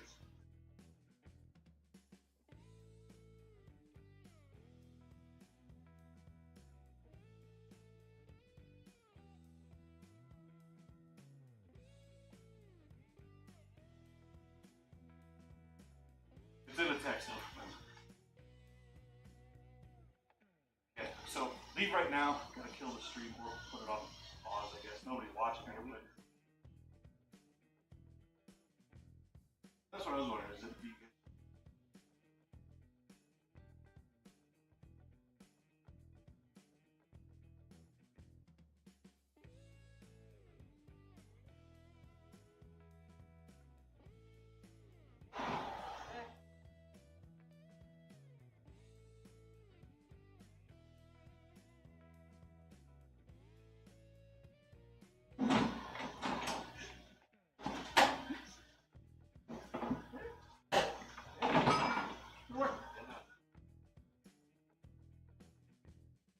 Find another header or two.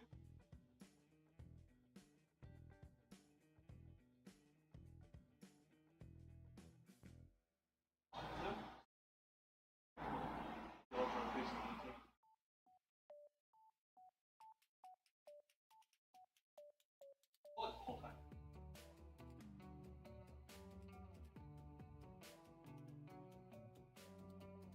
Might have been.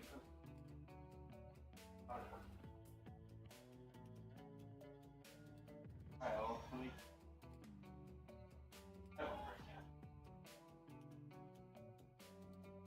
A little bit. I can barely get my hand through the wrist part. I have small hands. Okay, so we're not going right Funny, now. because everybody at my dad's, like, all the men, BB family, have big old, like, sauce cans. Big bare hands. Yeah, and I'm like, I mean, yeah, hands and feet both. Like you wear shoes that I'm like, I wore those when I was 12. yeah, yep. I don't know what happened. I started kicking my mom's side. I'm trying to figure out what to do with like these little. You can't really stack this stuff. Oh, it's a fun door for this one. I'll put up on Amazon for me like that.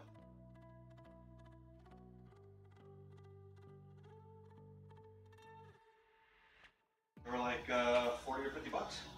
And then, if you don't want to do that, you can go to Joe Riley's. Bracket. Carbureted fuel pump. PSI, which is the same. Fired him up in there. Order a connector.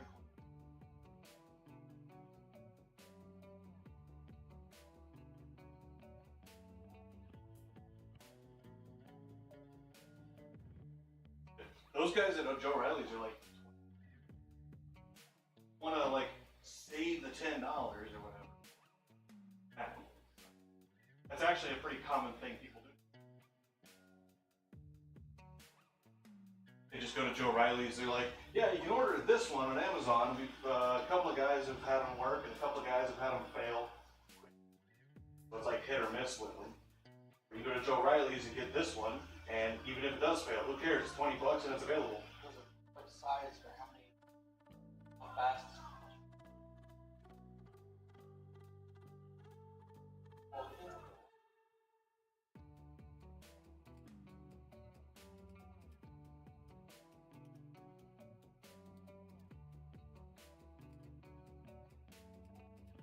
You type in fuel pump and you're gonna get, you know, Walbro 255. This, not put a Walbro 255 in this. You pour out of your intake.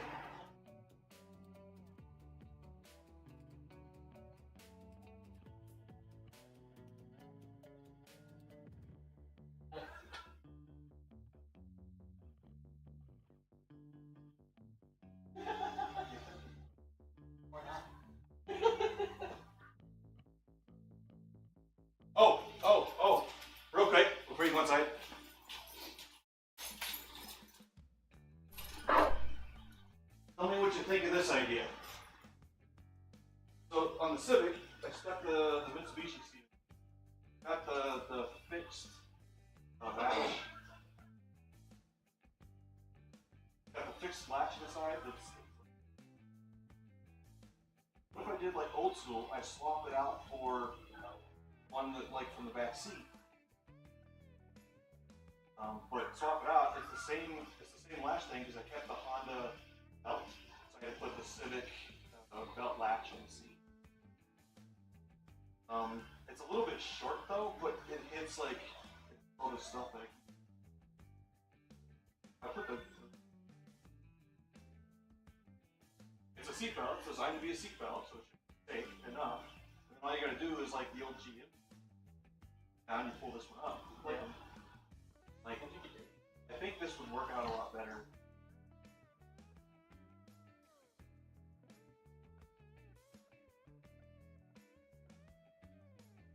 How to adapt to this.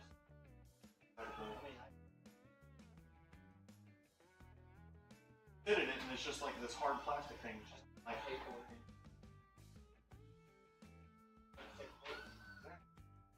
Alright, cool. Thanks. Alright, so he thinks it's a good idea too. It's always good to get a second opinion. Discount double check. Every time. Every time. Discount double check. Don't discount double check. Always, always, always. Discount double check.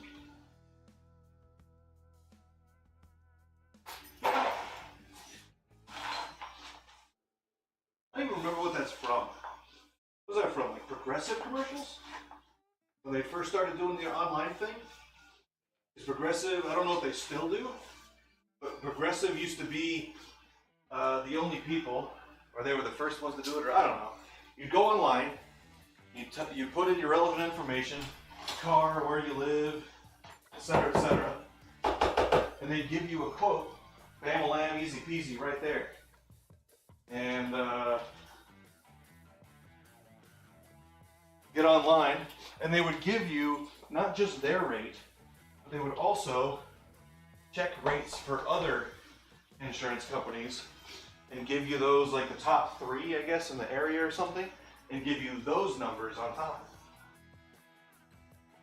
I don't know if they still do that or what. I've had Progressive for like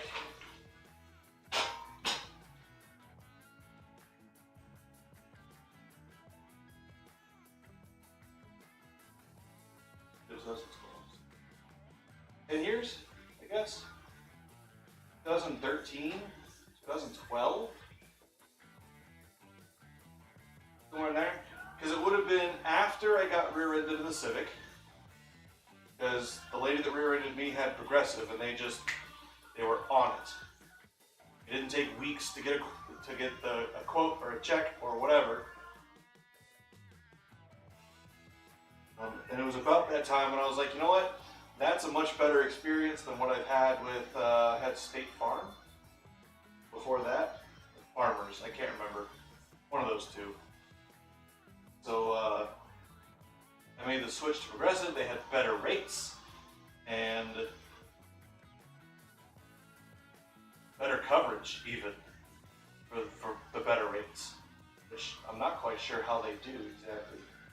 But every, I don't know, 6 months to a year, maybe every 2 years, depending on how froggy I'm feeling, I go and I'll look back up the rates. You know, is Progressive still the best? At one point, I had Wells Fargo as my bank. I went to Wells Fargo and got a quote from them. And Wells Fargo's quote was like, because they kept saying, oh yeah, we do insurance and stuff now too. I was like, okay, beat this. And my measure of quality and cost for insurance at the time was my bike. So it was an 89 Ninja 250. And I paid, okay, so I'll tell you the coverage first. So I had full coverage on the bike. I had full coverage, plus uninsured and underinsured, plus I think $3,000 of accessory coverage to cover to cover the modifications that I'd made. I'd made some mods, and if the bike ever got totaled or whatever, like in a wreck, I'd be able to have that stuff covered as well. Because insurance doesn't cover modifications. Insurance covers what the OEM designed with the car, which I think is stupid. But I understand why you can't just look at a car and be like, oh yeah, this mod, you can't have an insurance adjuster that knows every single mod and what it's worth. That'd be expecting far too much of members of our species, honestly. So, they just do OEM stuff. You want accessory coverage, pay extra for that. Okay, so how much would you think full coverage on a motorcycle with all the extra bits and bobs and the perks and what have you? Add roadside assistance, free roadside assistance, etc., etc. How much do you think that would cost? Just like off the top of your head. Keeping in mind, I don't pay by month. Paying by month is a waste of money. Even today, being broke as I am, well, especially today being broke as I am, I don't pay by the month. Paying insurance by the month is for poor people, or dumb people, or poor dumb people. Oh, those poor dumb people, bless their hearts. I pay every 6 months or a year, depending on bikes you can do for a year. Cars is generally every 6 months, for whatever reason. So I pay in full, as it were. So if you guessed, paying in full, it was for 1 year at a time. So insuring the bike for 1 year at a time. If you guessed $500, you're wrong. If you guessed 400, or 300, or 200, or anywhere in between, you're wrong. I paid $78 every year to insure that bike. I miss that bike. I currently pay $400 every year for the Versus, which is dumb. Poor financial decision on my part. I should have fixed and rebuilt the bike instead of buying another. The reason I bought another was to have a bike that ran, because the Ninja at the time was in my dining room, completely taken apart. Because for whatever reason, when you rev an engine to like, I don't know, 15,000 RPM, sometimes you get valve float. And sometimes when you get valve float, you smash the piston into the valve. And sometimes when you smash the piston into the valve, it bends the crap out of the piston. And sometimes on those rare occasions when the piston does smash into the valve and bend the crap out of the valve, it doesn't seal anymore. And when your valves don't seal, your engine don't run. Being a 2-cylinder engine, and all 4 intake valves being bent about 15 degrees, the engine didn't run. Actually, it's funny because it would run. You could eventually get the thing started, crank it forever, and it'd eventually start, and then you'd have to like get it hot, and it would run, and it would idle, strangely enough. But you had no power because you had no compression, blah, blah, blah, etc., etc. What I needed to do was either put adjustable timing on it, or bring the piston compression surface down just a smooch, which would have defeated the whole purpose of the pistons that I had put in the first place. I put high compression pistons in it. So, yeah. The problem was that I kept over revving the engine because the rev limiter was at 14.8, I think. Later versions of that engine, 19 Versus included, because it's the same engine family, the rev limiter is at like 12 or 11.5. Actually, let me go take a look. Right, so redline's at 12, which means the rev limiter is probably 12.5 or 13. The gauge goes up to 15, but I can almost guarantee it doesn't rev that high. I don't think I've ever seen a stock vehicle where the engine revs as high as the gauge.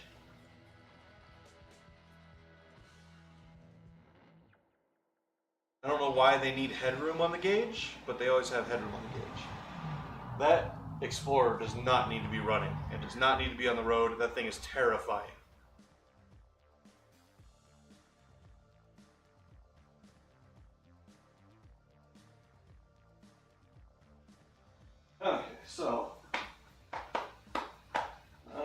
engine goes back over here.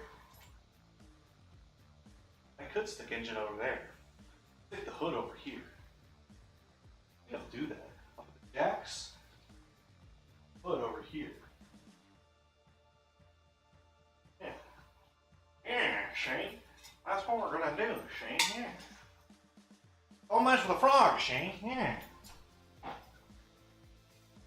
I'm gonna turn you guys kind of more to the garage, I guess. Wide angle. Hello. So I'm not over there in the corner. I don't remember what I had this for. I had this for something. I guess it's going on the shelf. I do like where the toolbox is now. It's a good spot for it. I liked it over by the door because I was doing stuff in the driveway a bunch. Try to avoid doing that moving forward. No guarantees. But now, if you're lurking in the back there calling and not saying anything, or if you come and you watch and you see the garagey, now the garagey is clean. I can walk from one side to the other. I have to walk. I don't just like lean over slightly and reach. There's walking room here. So, yeah. Yeah, Shane. So we'll put the hood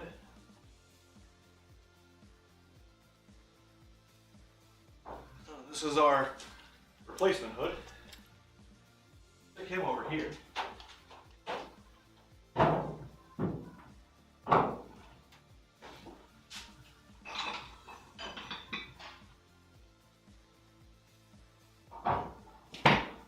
Not like that. Fine. Along with lay jacks. And I've got work to do tomorrow. I'm going to do stuff in the Chevy tomorrow.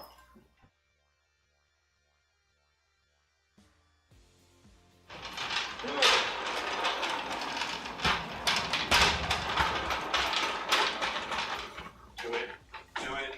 Ow. Not that far. I can walk in the garage to see the floor. It's a Christmas miracle. I don't even know if you guys can hear me over the sound of the day. Look at that. Alright. Not bad at all. And then we put the engine over here. Some way. Somehow, some way. I think move the ladder. Ladder doesn't necessarily need to be right there.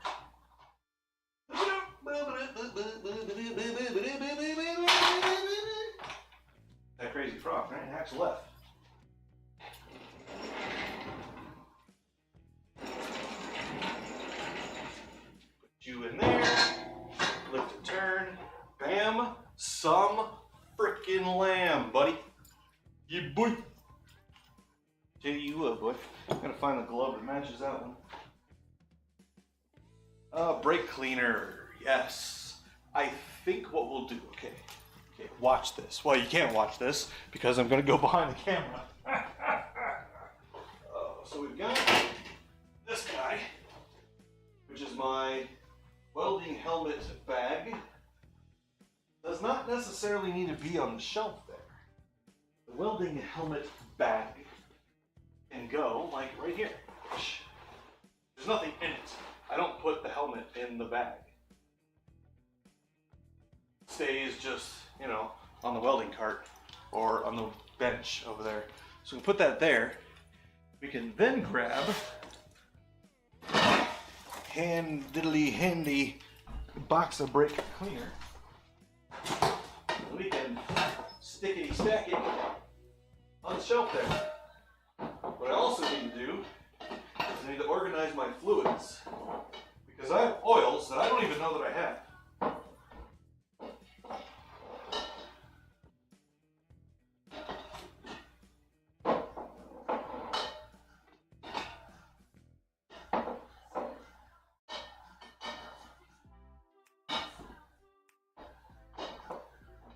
Oh yeah.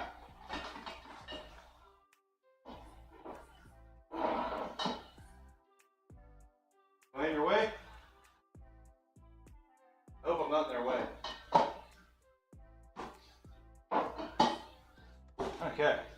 B. Bro, get out. Outside. Please. Thank you. Please. Thank you. Please. Thank you. Okay, they're driving away. Driving away. I parked the Civic in front of their house to get it out of the way. And most of the time, they do not mind. I say most of the time. I've done it 3 times, and we've asked them before if there would be a problem, and they said no, it's fine. It's not a big deal. So they don't have a problem with it. I just want to make sure that if they need to park in front of their house, I'm not in their way, because I can go park like down the street a little bit on the side there. But I prefer, me being the me that I am, I prefer seeing the vehicles, and they're not going to be there that long anyway. Fly thing. Outside, please. Don't even know where he went. Gone. Evaporated. Evaporated fly. Hey, that's a band name. Evaporated fly. Sounds like, what would you call that? So, evaporated fly, I could see being like a kind of wispy or kind of, I don't know what you call that kind of music, that kind of bubbly hippie music, but with old, the old school, like a hippie, bubbly, wispy, cosmic. There you go. Kind of a evaporated fly would be like cosmic ska or cosmic the heck was that freaking genre in the 70s? It was not disco, because disco is dance, but it's that kind of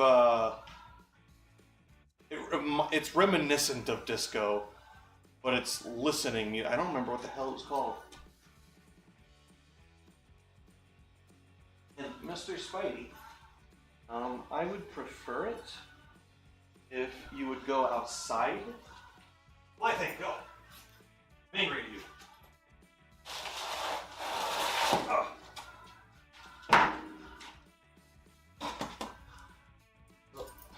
Let's see if I can't get Mr. Spidey. I don't want Mr. Spidey crawling on me because I don't know if he's venomous. Spidey.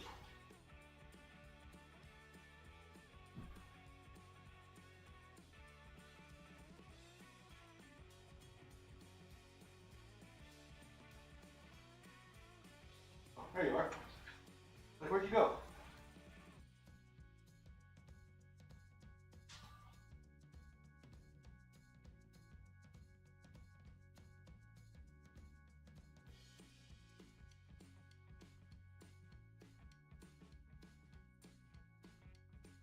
Okay. Mr. Spidey is now outside.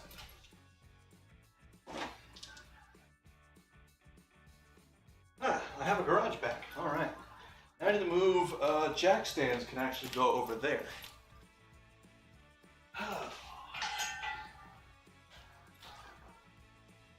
Diddly jack stands. The jingly jack stands. And if they go over there, the region will be available for the press.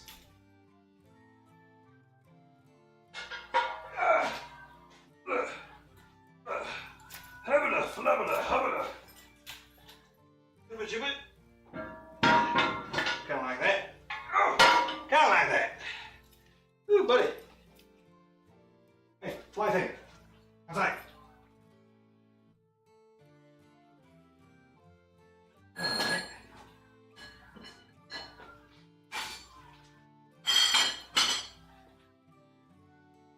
Alright. Cable cord, you're in the way. I need to now.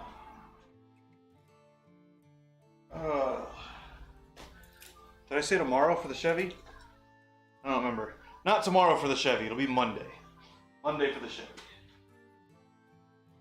I gotta swap the coupler. steering coupler. I need to order the USB extension.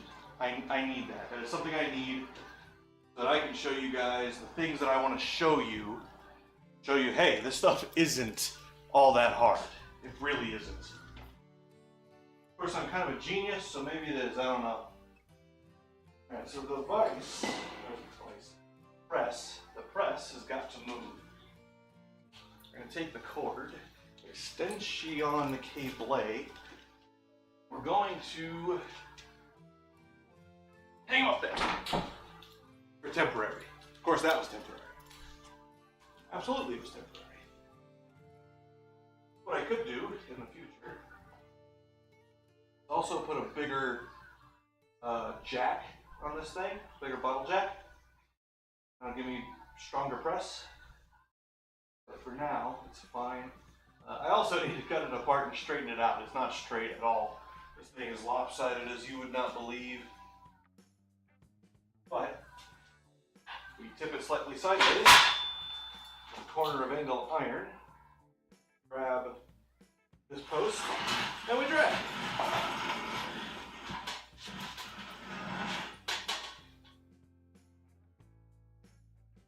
It is as easy peasy as 1, 2, sneezy, achoo. I also don't know, do I want to keep my handy dandy AC thing that I made for the window? I could. Not like it's in the way or anything. Taking up any room that I need to allocate to some other device. It does just kind of sit up there real nice. Yeah. Good. Don't need this circle though.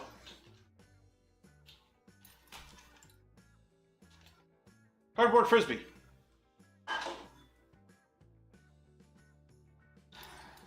All right.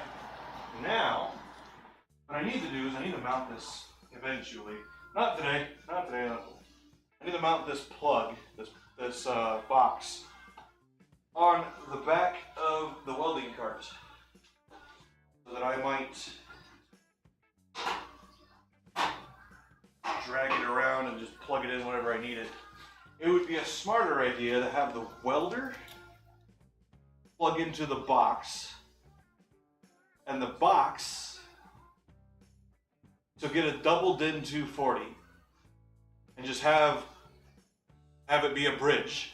Have the box on the cart, and then have the extension cable with a plug on the end too, not a wall box like this. So that you just have an extension cord that you draw from the wall over to where the welder is, plug it into the box, plug the welder into the box, which the welder will just always be plugged into the box. And then, stuff and things can occur, and everybody's happy, and they live happily ever after. And I need to wrap the cords up correctly on the welding cart. I need a bigger ground cable. This thing gets measurably warm. Means it is a smidge too small.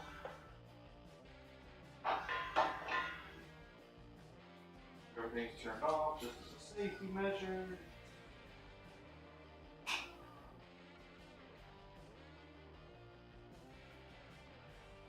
There we go. Okay. Do as I say, not as I do. Do not hang things from your regulator on your bottles. Do not do it. Don't do it. Don't do it. I'm going to move this out of the corner and I'm going to sweep the corner. Who knew today was just going to be a cleaning stream? Probably anybody that knows me. But of course, the people that do know me are mean. They won't support me. They're rude. Friends are mean. You guys should go out and like tell my friends they're mean and like shame them. Shame!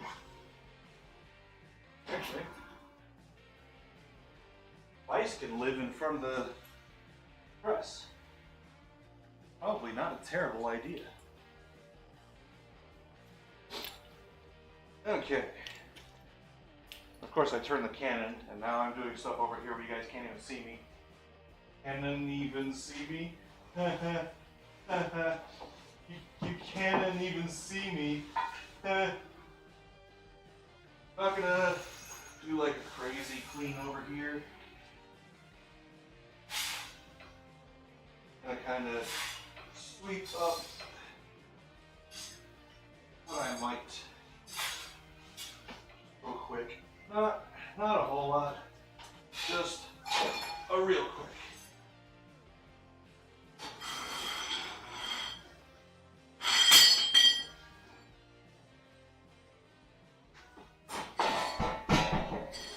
That almost made a loud noise.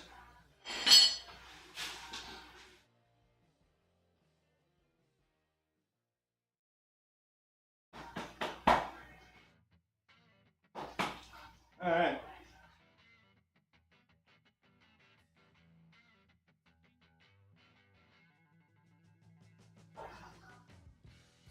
Tell you what, even without a bunch of people chat,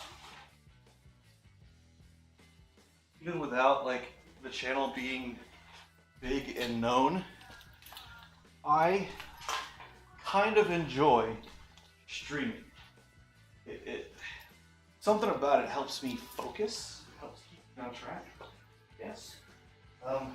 Maybe because I'm not doing it for me, I'm doing it for the channel, I'm doing it for the business I'm trying to cultivate here.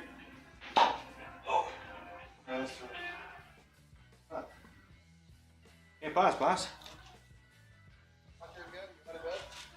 Only 2 o'clock. I get up at 08. And I'm not a 3,000-year-old Roman, so I use 1 clock per day, not 2.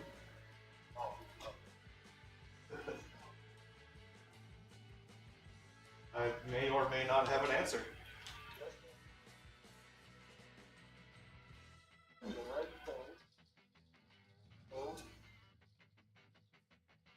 Speaker report.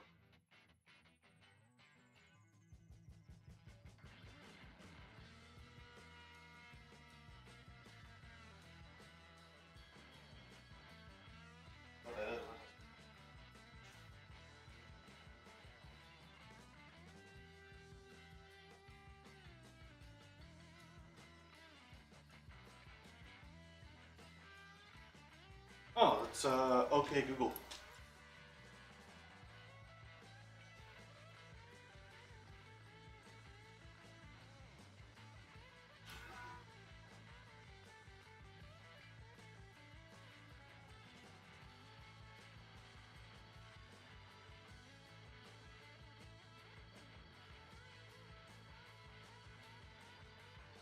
You pay Google so that, because it's all tied to Google search.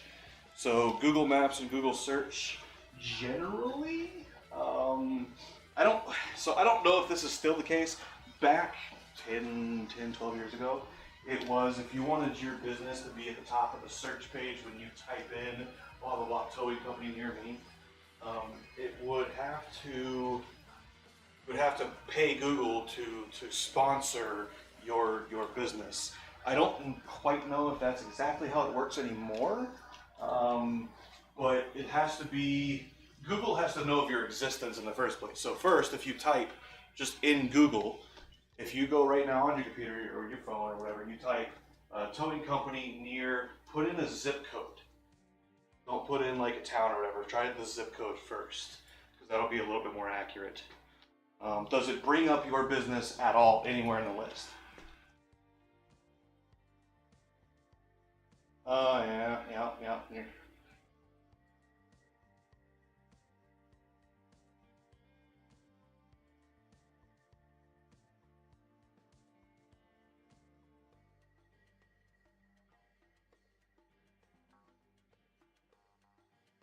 That's going to be a Google problem. You're going to have to call tech support or email tech support and have them fix that in the system.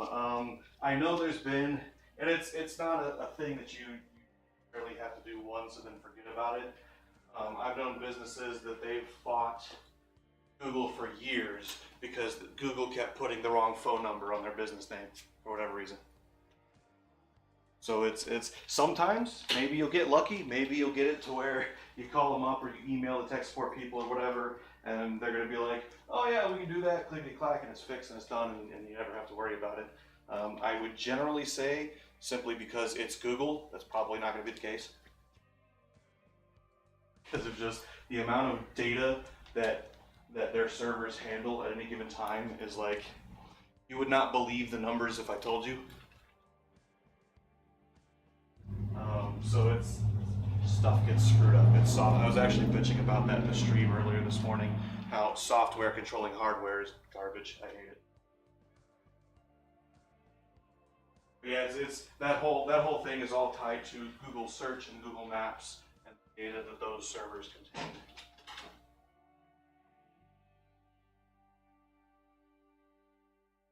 Now, if you're going to ask me how you go about fixing that, the only thing that I know of is tech support. I don't know if they have like a business centric thing or not, or if it's just if this was 20 years ago and HTML5 was the way you designed web pages, I could absolutely help you out. But today, now it's all not one bit, apparently. Because I think most web pages now are CSS, because CSS can do mobile stuff. Like, you can have a single page that converts itself from desktop to mobile on the fly when people ask. Like that. And I've never looked into it. I don't want to look into it. Pass. Ooh. All right, back.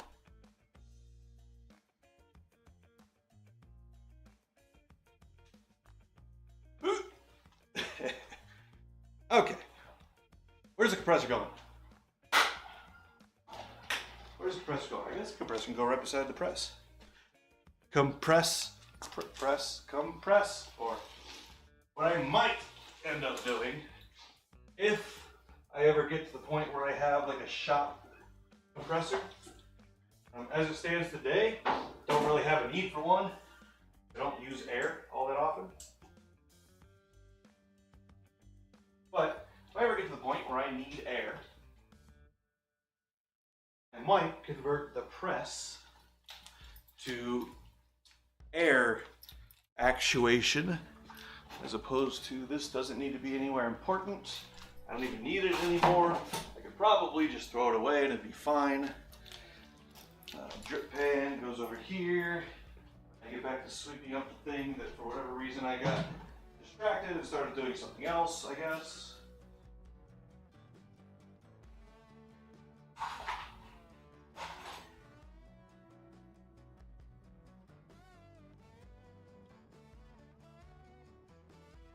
All right.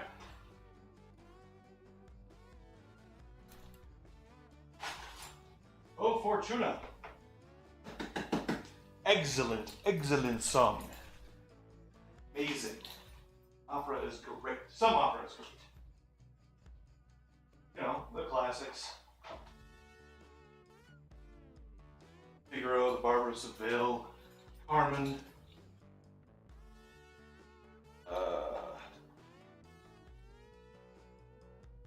There's an opera that contains, what is it, Flight of the Valkyries?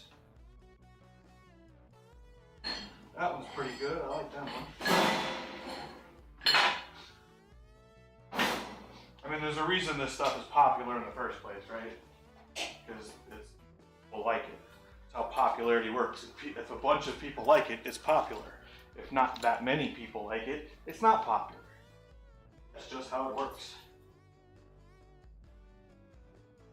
I'm going to clear out this thing.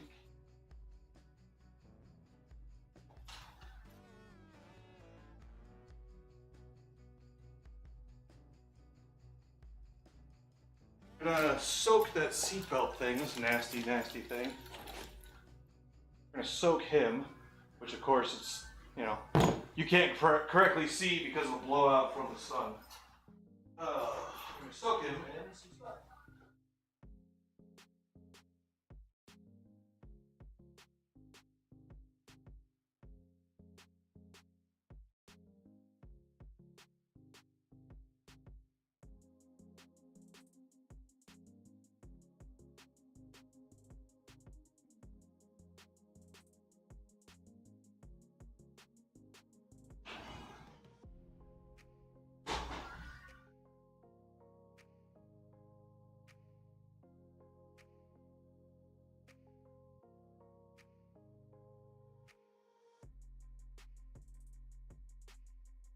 Do the rags, I'm going to have to go and buy another thing of purple powder because I use about a half of one of these at a time, cleaning the rags up. But for now, got a little bit left. Purple powder, Dawn dish soap, a little bit of vinegar, vinegar, vinegar?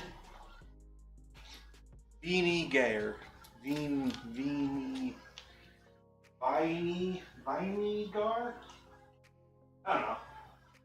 It'd be a long I and a long E. I'm not sure what would happen to the A.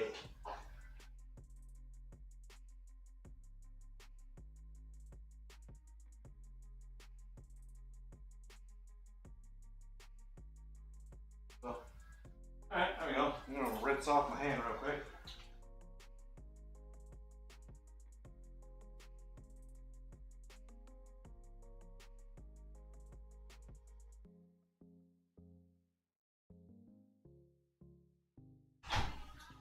Okay. You could actually fit a car in here now. Actually. Factually. Now this is stuff we will need soon, some point soon. So he'll go over there. The foam goes on the seat so it stays available. Put it there for now.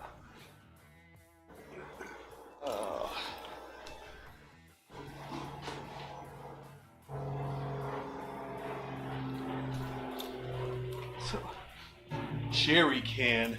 So what we're gonna do, we're gonna take jerry can to storage.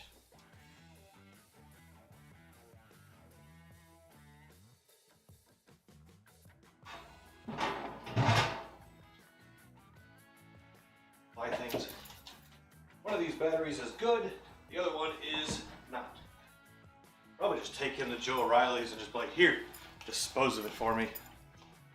Okay, that is everything cleaned. I'm gonna take a break. I'm actually quite hungry. Because bagel, delicious breakfast, not very filling for a long period of time. Why? Damn it, Cannon. Okay, the cannon is super annoying. So we're gonna turn so I can see the menu. How do you turn auto exposure off on this freaking thing? Come on.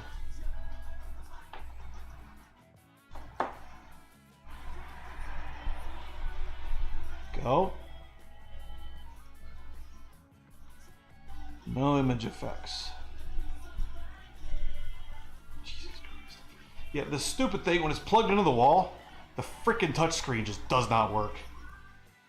I despise it.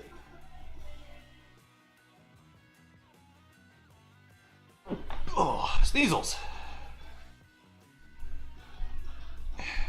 Go! Christ. Not that, obviously.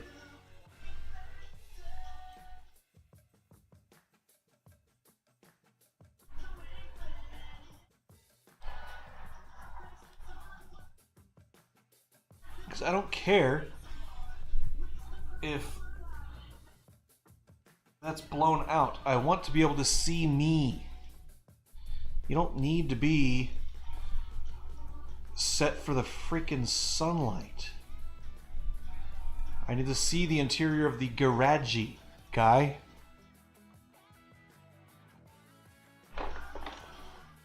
I'm gonna do some research on this tonight or something. But funnily enough, this tripod is not level.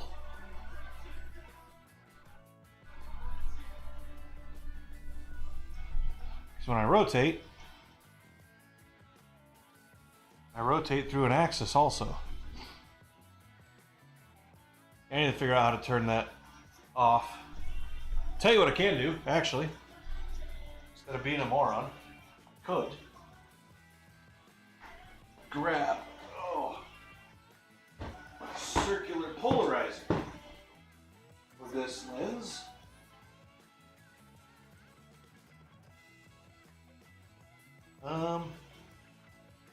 Maybe have the sky lens do it too. Let's give it a go. After I clean all this schmutz off of it.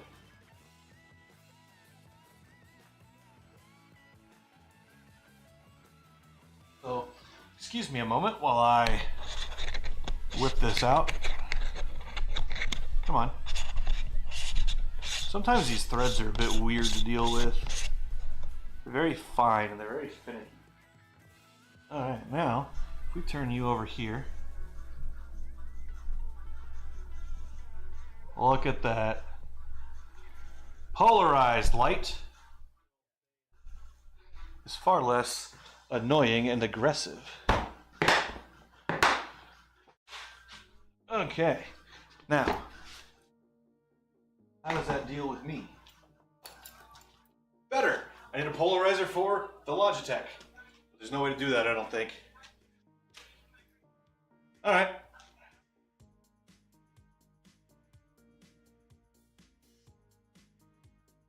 I dance like an old white guy.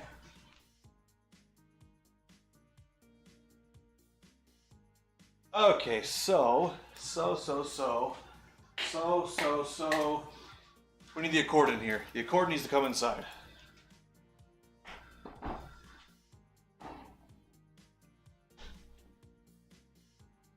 Remove stuff.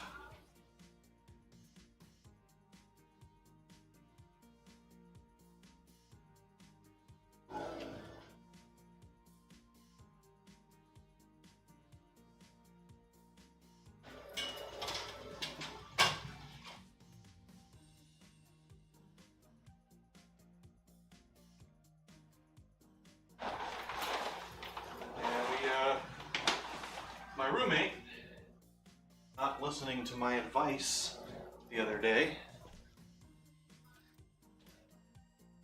did some monlowing, and instead of picking up the pine cones, or instead of facing the very dangerous output of the mower towards something that he owned, he decided to just send it and have put holes in the neighbor's fence. So I have to call the landlord Monday while he's at work. I was supposed to do it last week and I just completely forgot about it. I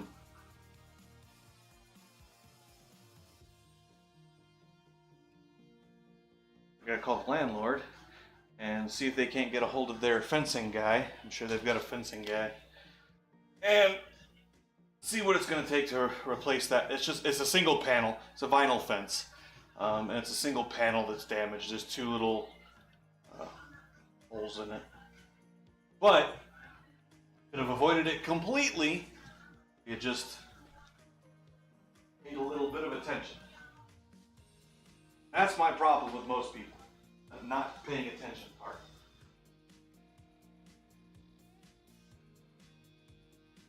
Of course, because it was him that damaged it, it's gonna have to be us that pays for it. Oh, which is more money, more money. Always more money. Everything in life. Everything is always more money. I need to put my glasses on. I'm gonna go check the Accord, the brake fluid level is real quick before I start trying to move it. I'll use this tiny little bit of remaining .3 from the van job. Top it up.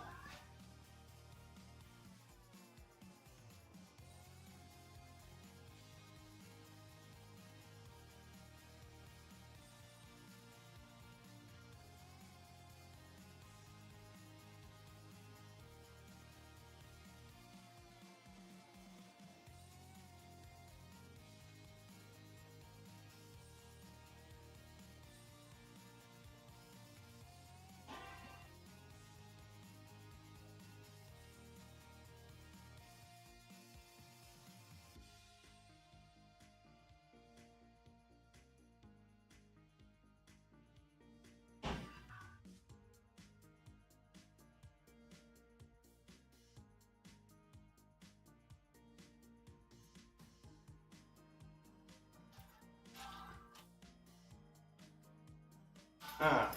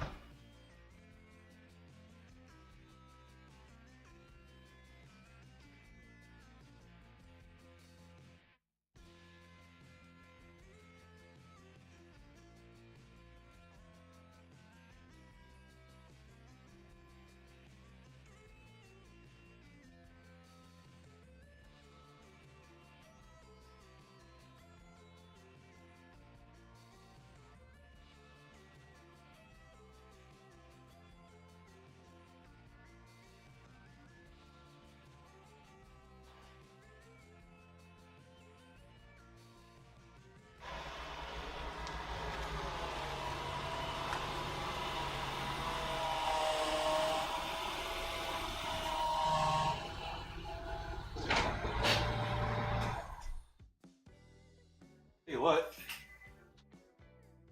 a little bit of an angle.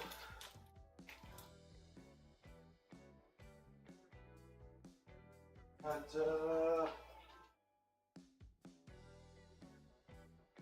cubit. Have a cubit in front of the car. Bam, bam, bam. We do. Sweet. Move the cannon, but I've got a cubit of space to move the car forward if it gets stuck here for the night.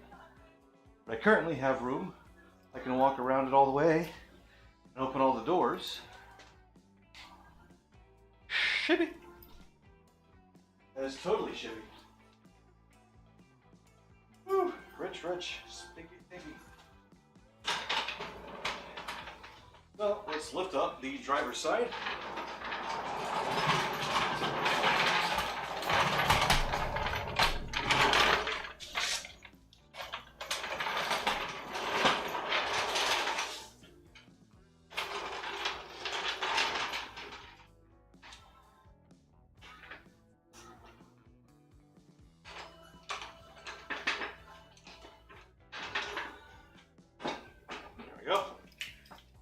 Remember where the lift point was.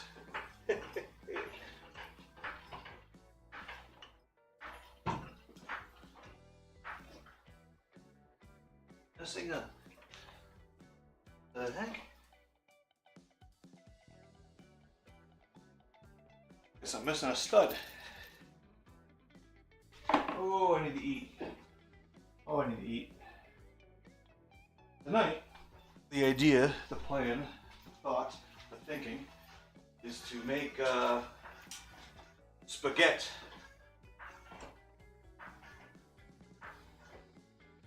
Again, not spaghetti. I think I said it Thursday. It's not spaghetti. It's a red meat sauce with angel hair. So, cool thing about Hondas, you gotta tip them on their sides. Do this to the Civic all the time.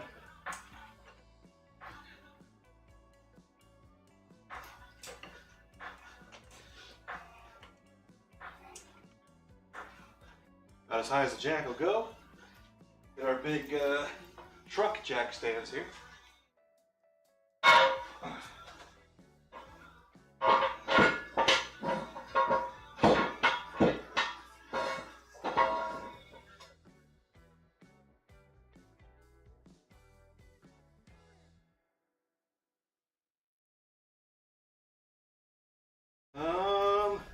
Actually, there's a better way.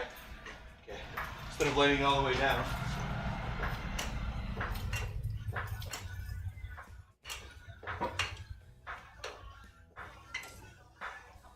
What we can do is put this guy up here in the front, underneath, have a subframe.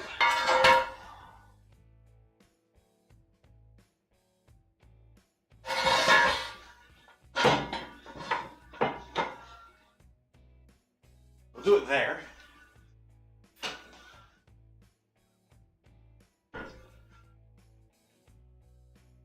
Bam!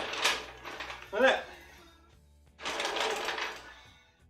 And this is just up here for inspection. I'm gonna have to let it down and move it to close the garage door, which is doing the job twice, kind of. But for right now, I just want to inspect it. See if I can't get that plastic tray off of there. Get a better look, because I just stuck my head underneath and I did see a leak, so we gotta see if we can't figure out where it be leaking.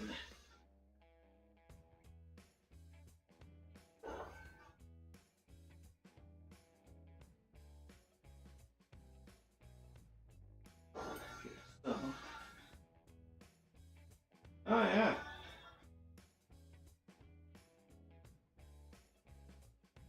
Ah. Interesting. Okay. Well, we got little plastic nuts down here. Let's see if I can't just remove the whole tray real quick. Get under me. If we can remove the tray, get a better eyeball.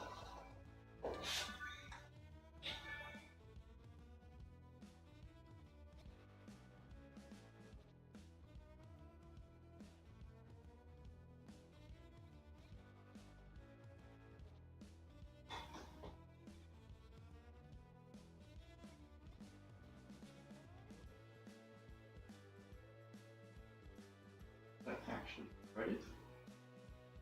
Tray's broken there too.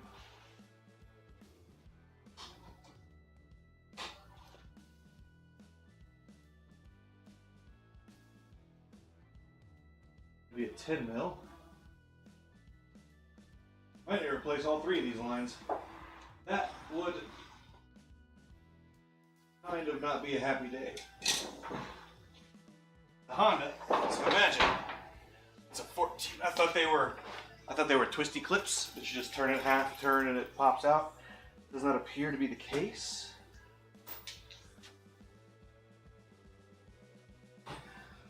Grab these. Grab this. One of these. I don't know what size it is. It looks like a 14. It could be one of those sizes deceiving kind of deals. Is in fact deceiving. My uncalibrated eyeballs. 17.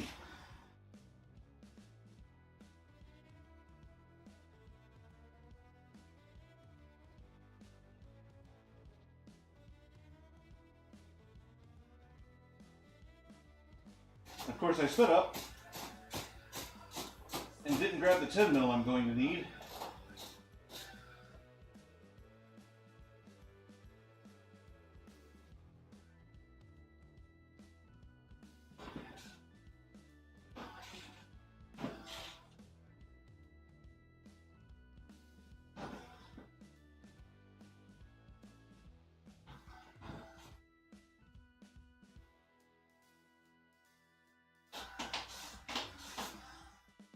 Okay.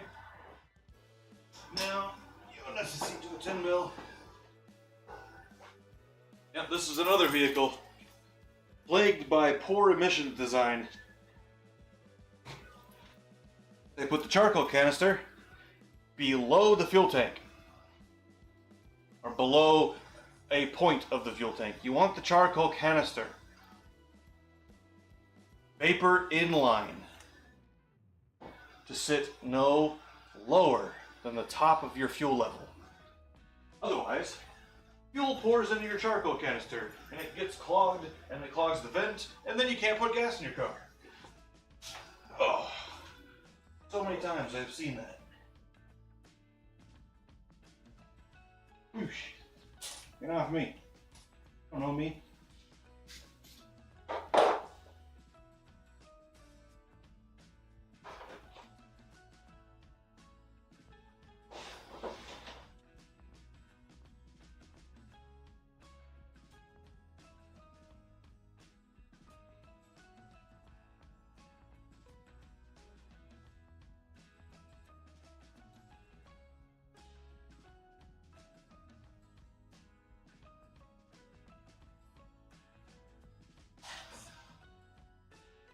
Oh man.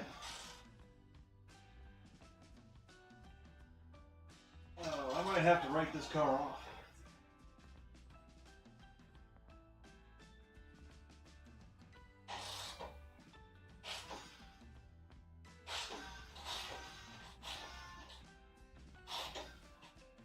I wish they would run these lines inside the body. It makes so much more sense.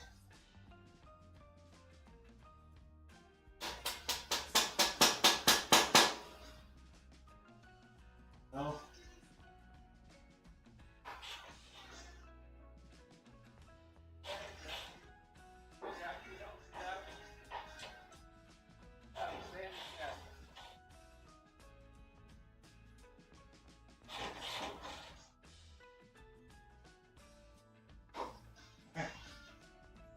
Whole head is rusty. Ah. Oh boy. And this was an Iowa car. Paid $800 for it. So, not a huge loss. If I end up having to call it a day. But I don't currently have the money to buy another car. So, the more prudent thinking would be to try to save this guy if possible. I guess I have to assign a dollar value at this point. Jeez. And the underneath this, some of the underneath of this thing is really, really bad. Some of it's fun.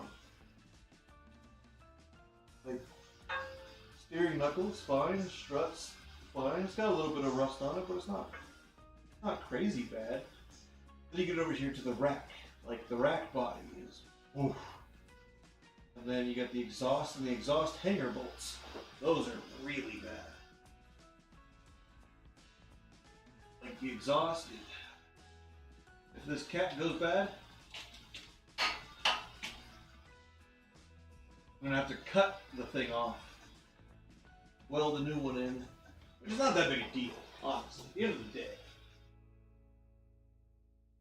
pipe's kind of rusty, like heat shield. Heat shield is perfect. I don't know, stainless or aluminum. But then you get these lines. These lines are bad. Quite bad. And then the fuel and the vent lines in the back are quite bad. So it's you know, it's a mix of not too bad and quite very bad underneath there. Which if I had a long cable for the Logitech, this is another broken one. Why is this in here?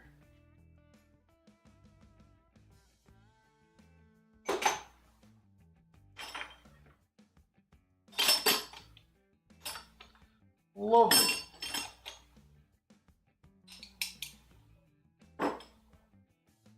Need more extensions. But, you know, it's a mixture of good and very, very bad. Very, very bad being the brake lines that have rusted through.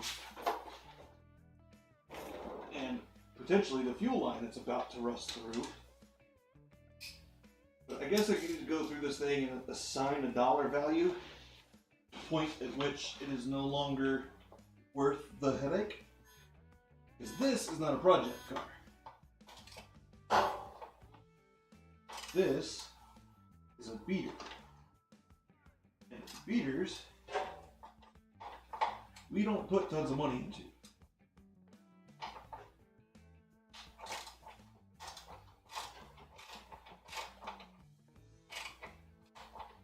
Literally the point of a beater is to not put a whole lot of money into it. So I put $2,000 buying the car, replacing the radiator support and radiator and condenser and the front end from a collision. And then I spent $200 on brakes, so it's 22. And then I spent $150 on timing belt and water pump that I still haven't installed yet. That's $23.50.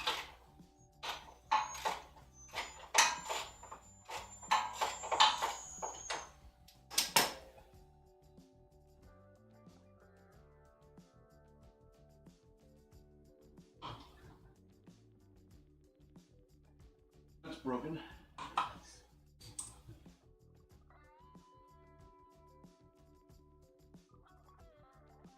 Okay. Do not come off.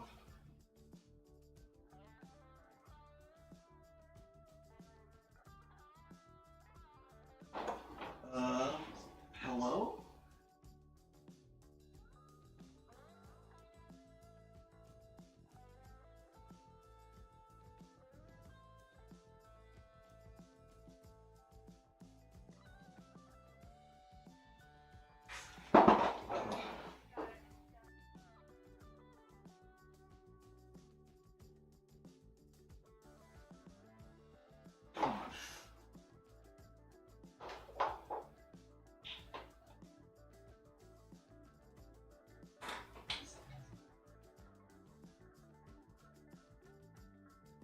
There you go.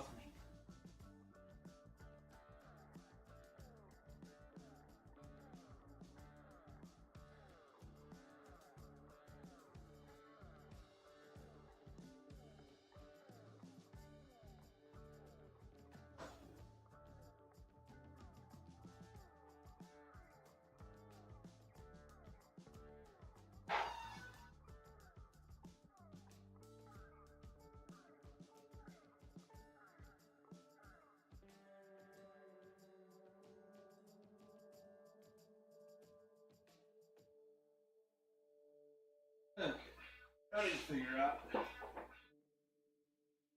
to actually get the freaking cover off.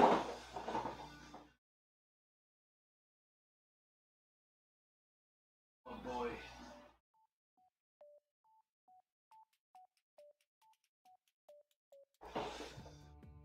Oh. I wish I could bring you guys down here with me.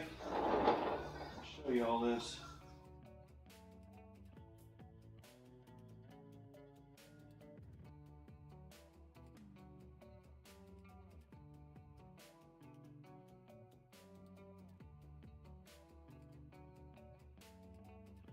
Push the warnings on it?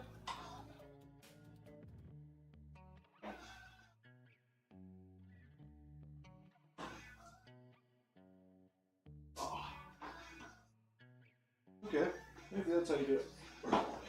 Maybe you remove the plasticky clippies, and then you just kind of pop the lines up out of the plastic there. How about a little screwdriver? Just a little screwdriver.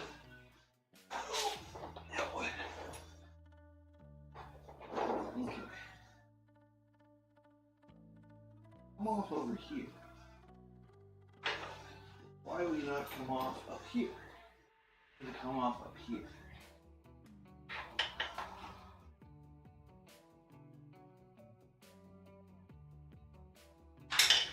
Whoa.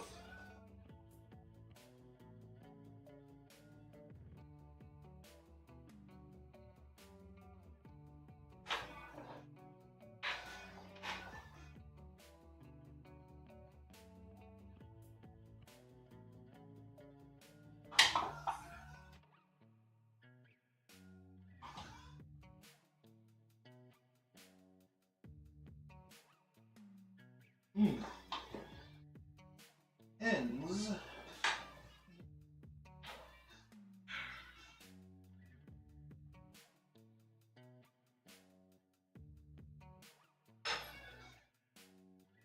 Ends. Not quite sure how to get off.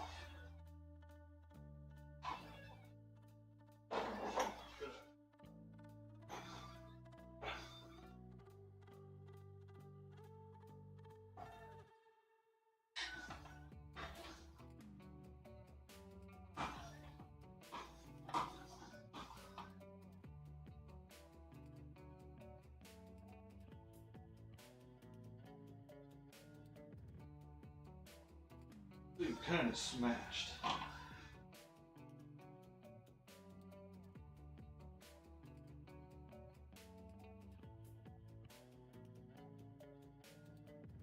Oh, you just need to come off the line.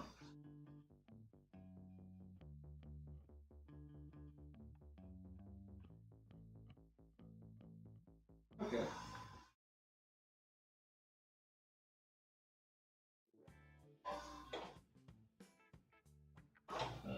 Flashlight. Could you sit like there, probably?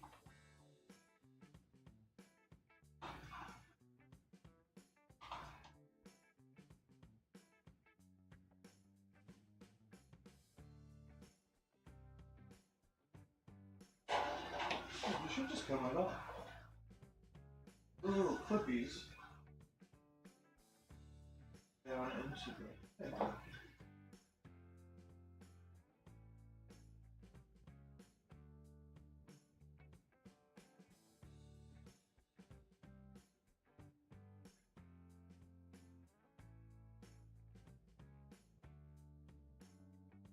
Oh, okay. Yeah. Okay, so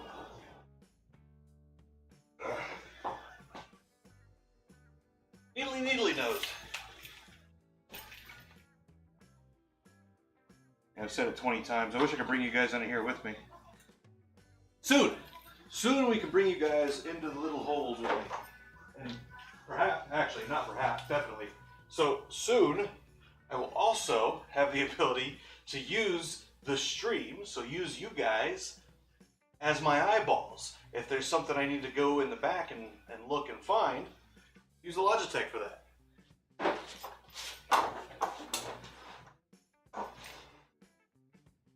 Won't that be nifty?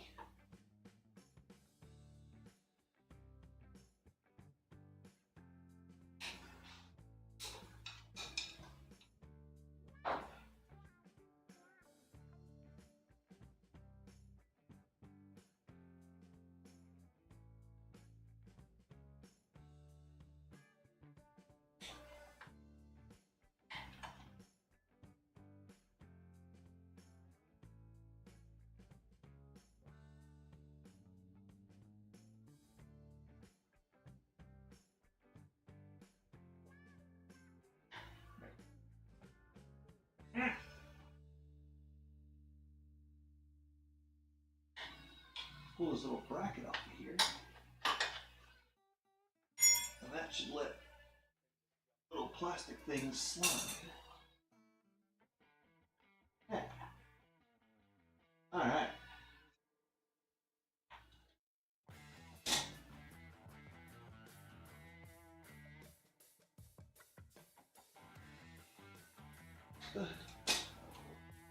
Seriously?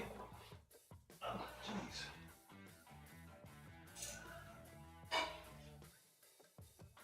Okay. Need both my hands because I need pliers and screwdriver. There's these little plastic clips down here on this tray. Gotta squeeze.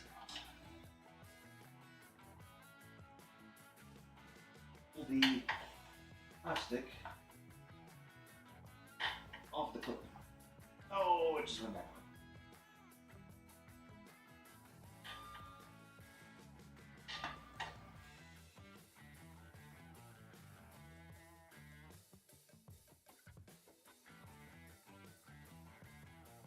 Come on.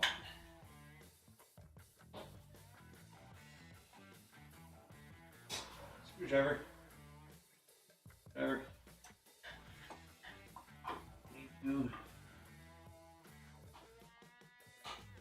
There you go.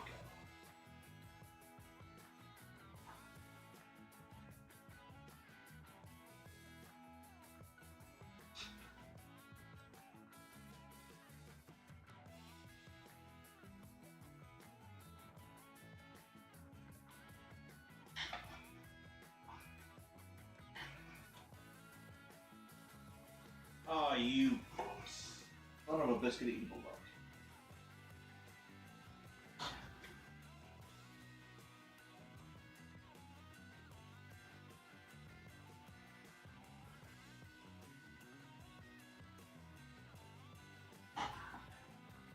Exactly what I want. I want you to just all the stuff fall in my eyes. Nowhere else, just in my eyes. That's precisely the thing that I want to occur.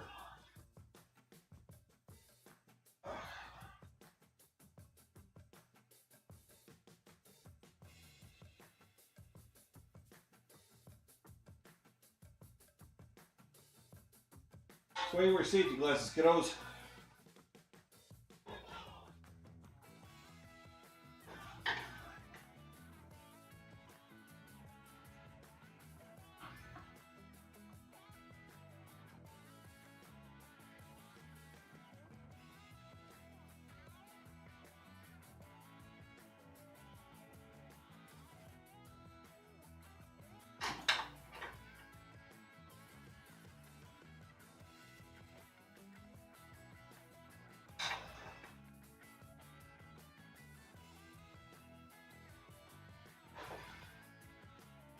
Why will you not release?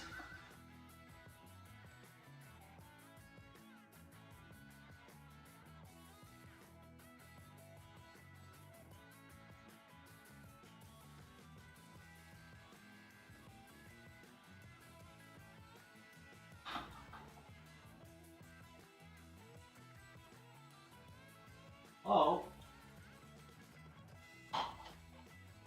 Hello? Thank you. Ah.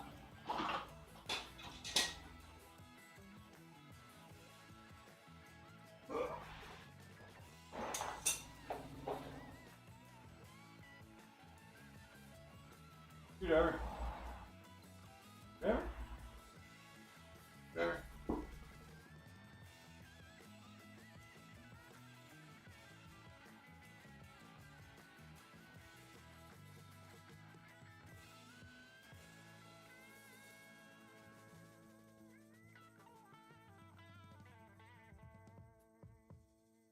Half of this plastic down here is broken anyway. The more I touch, the more it comes apart. But if I don't have to, I'm not going to spend more time breaking it.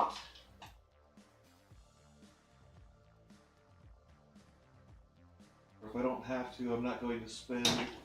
Oi! Ugh. Really?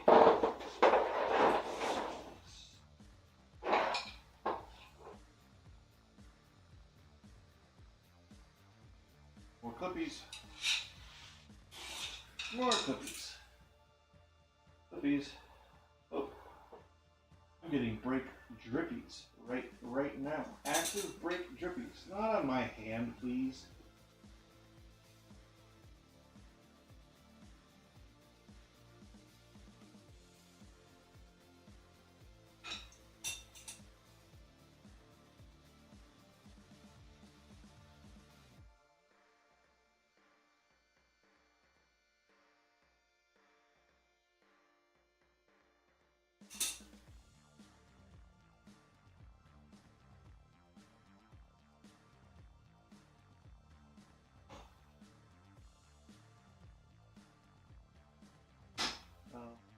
Hello?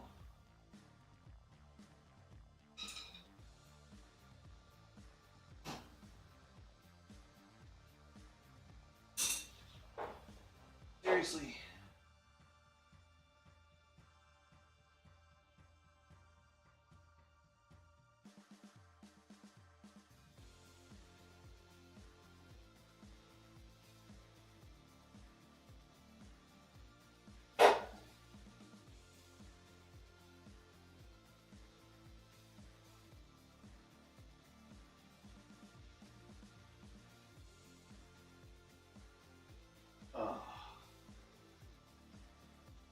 That is less than ideal. All of these lines are in really bad shape.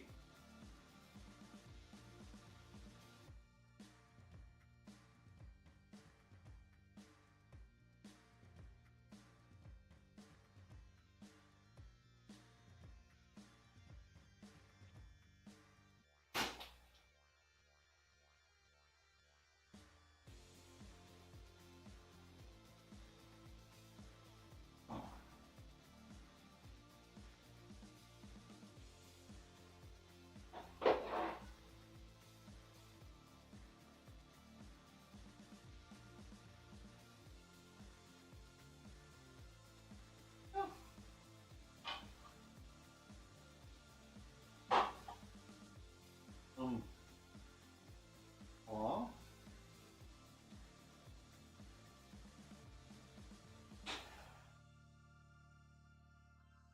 There we go.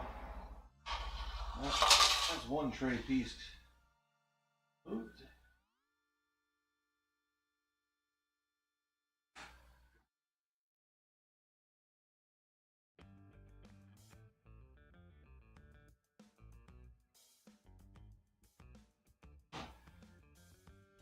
Working on a second tray piece.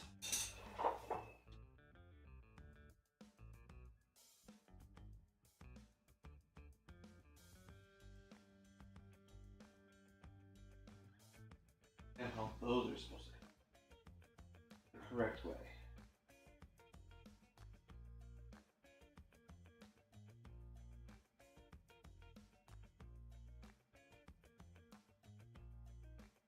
Looks like it's just like in there.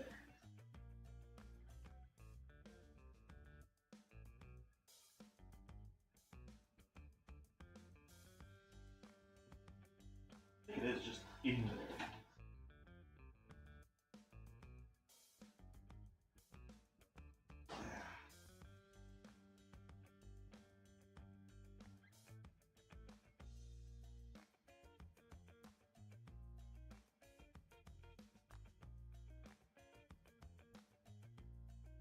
Ooh, not back in. Out. We want you out. Out.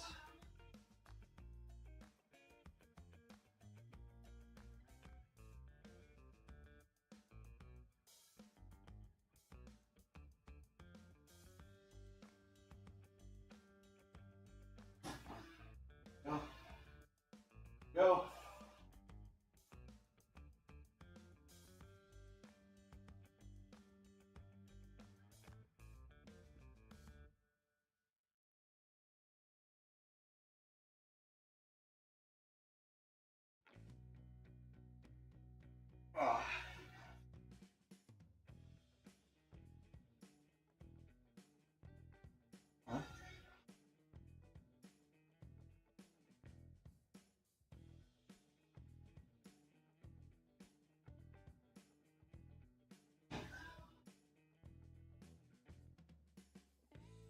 you not? Holy. Oh no. Oh no. Oh no. Oh no. Oh!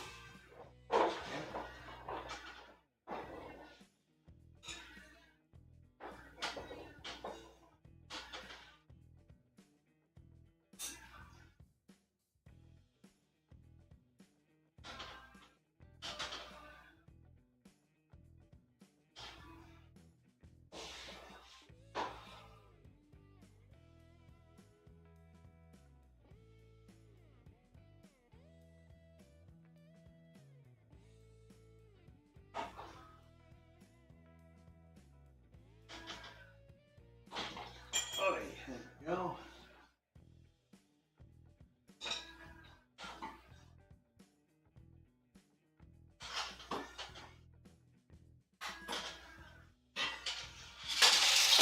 Tray successfully removed. Oh, this is less than ideal. This is extremely, incredibly, very less than ideal. Oh man.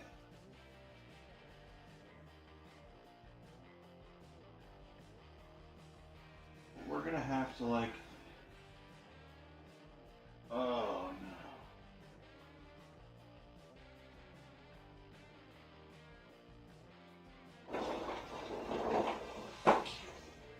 Go.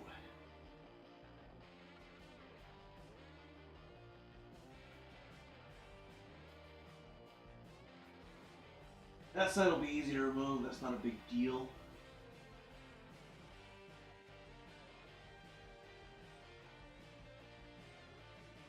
Fuel lines are concerning. But fuel lines, I can cut and flare. It's funny because the rust only happened where the tray was. Anywhere there was not tray, there's no rust. I mean, there's very little rust. Okay, so I'm going to get A pan of crate cleaner, can of brake cleaner. We're gonna spray the crap out of these brake lines, and I'm gonna put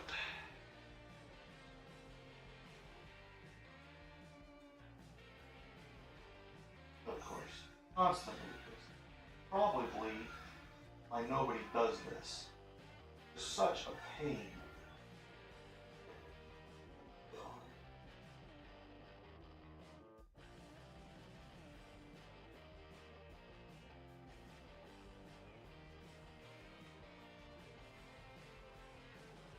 So yeah,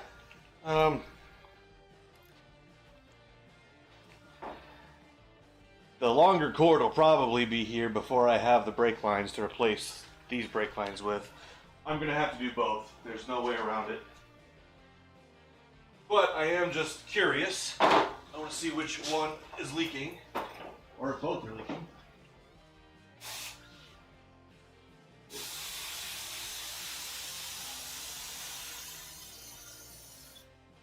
Spray the crap out of both of them.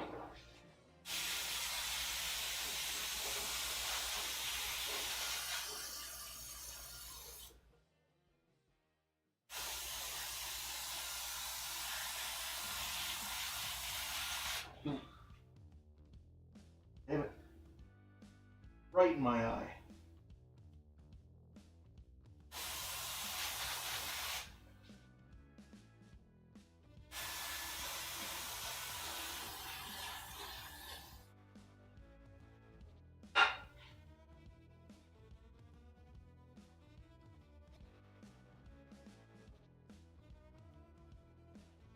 I'm going to let the brake cleaner evaporate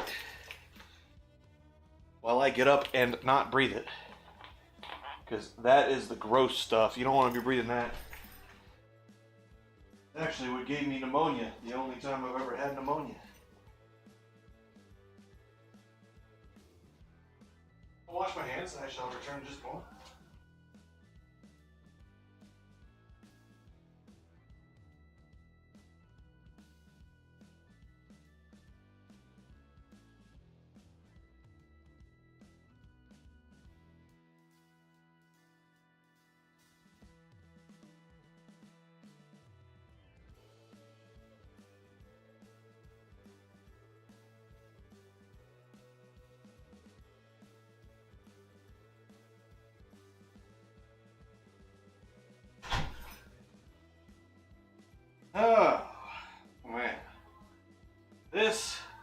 is, say it again, less than ideal.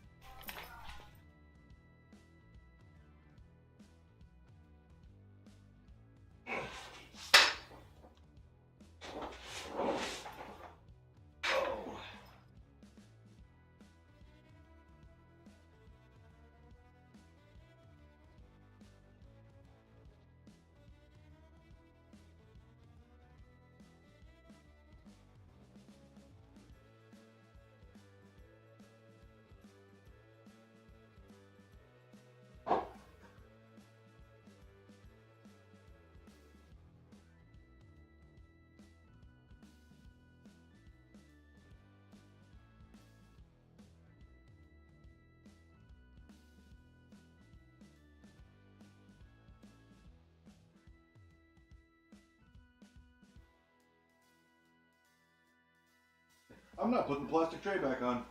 That's what causes freaking rust in the first place. Aye.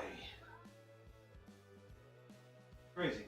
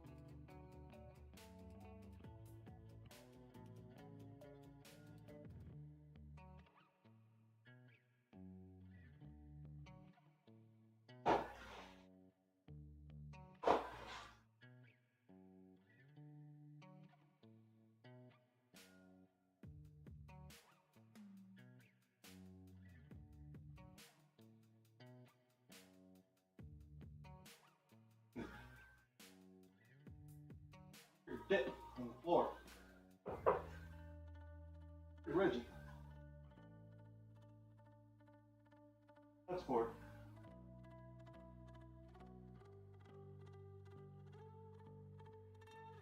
Like where the seat mounts. Huh. Okay.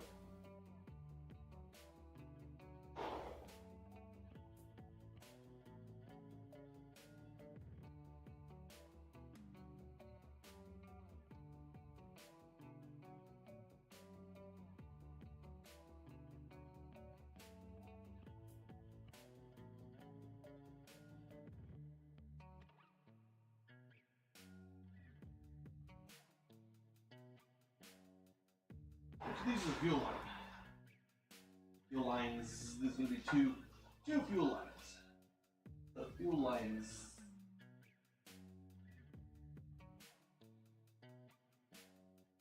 Probably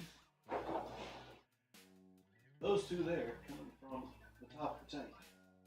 So those two there are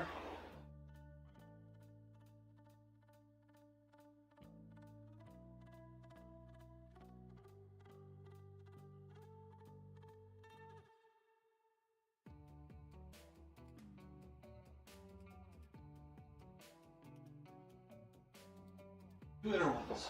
Okay. Which makes sense. Third one's kind of standing on its own.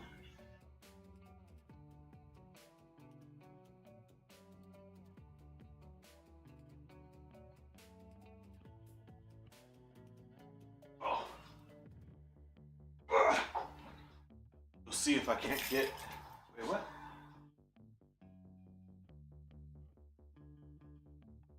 Okay. We'll see if I can't convince my roomie mate to give me a foot.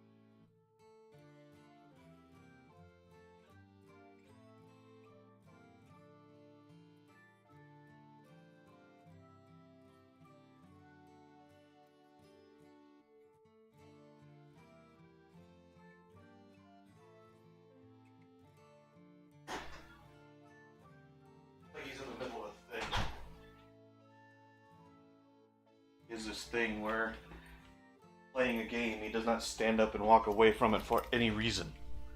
His hair could be on fire and he'd sit there and play. Which, whatever makes him happy, I guess, right?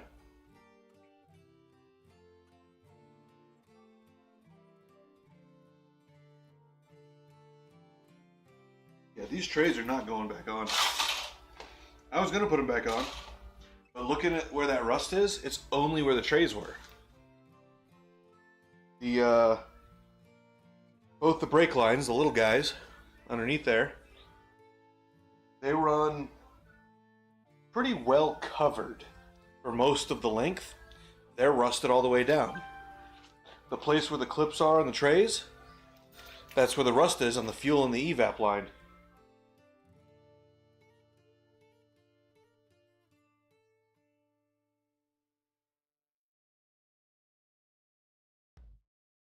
Oh, I hate when you take a drink and it just kind of hits your throat wrong and it feels like it's liquid. It can't go down sideways, but that's a sensation you get.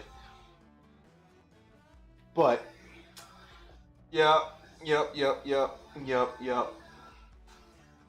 the question is, I guess I'll call Honda real quick. We'll see if we can't find out.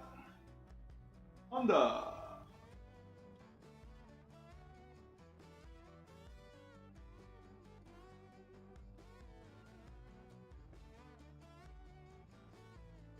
I'll need to replace both of them.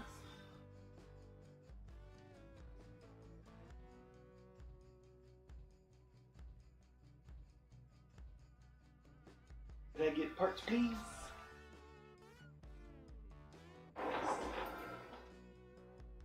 I'm gonna fix that too. It doesn't pop good enough.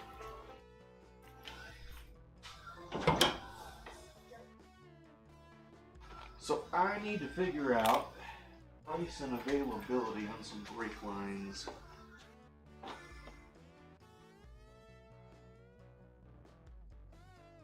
I got a VIN whenever you're ready.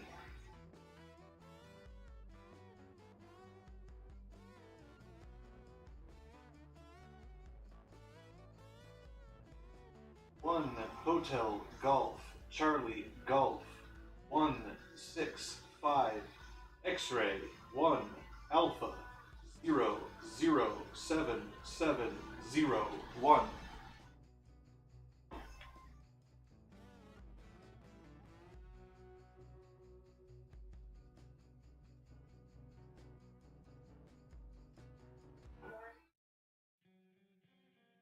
One Hotel Golf Charlie Golf 1 65 X-ray 1 Alpha 0077001.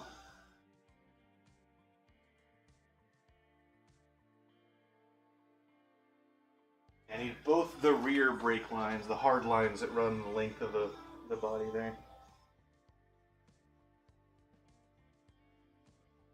No, what is today? Oh, today's Saturday. Is what's his face? What's his name? Jesse? Oh, okay. Oh, okay. He's the one I normally talk to.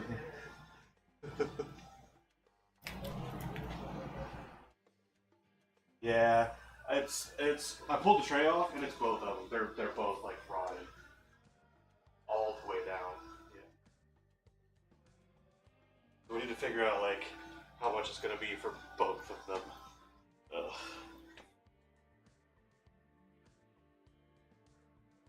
So as it turns out, if you ever have anybody who comes in and asks, tell them to first and foremost pull the plastic protector trays off. Because the trays are what rotted the lines. Yeah, they hold the moisture in, I guess, because right where the brake lines are kind of covered along one edge of the tray all the way back.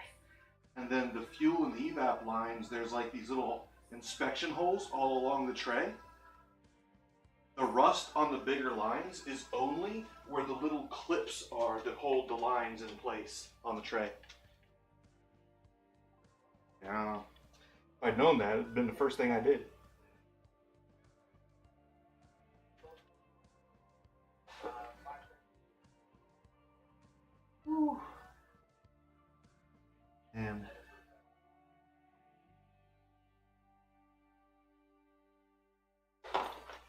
The hardest part right now is I don't actually have a freaking job, so like, and this is my beater, so you know, winter's coming, and I'm not driving the project car on the road in the winter, so like it's one of those whole like you got a decision to make time kind of thing. All right, could you send me to service? I want to see how much the book time is for these guys. Because if it's gonna take me a week to replace them, and you know $500 for the parts, I might just sell.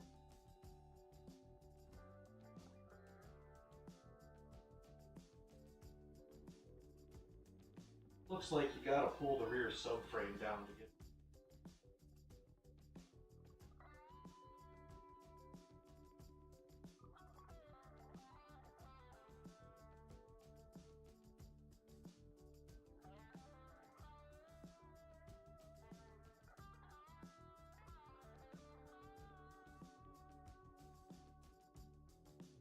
I smell fuel.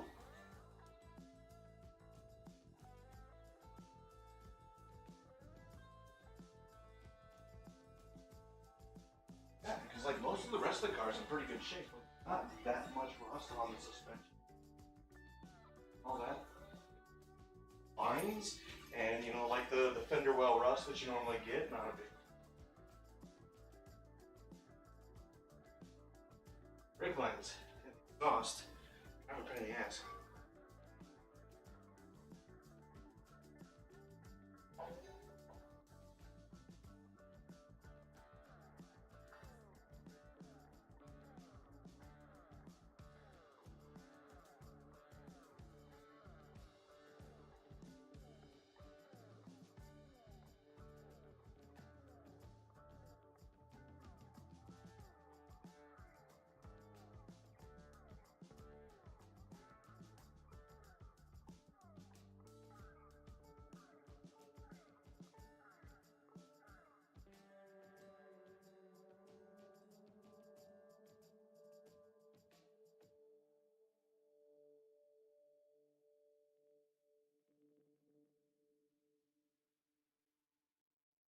Oh.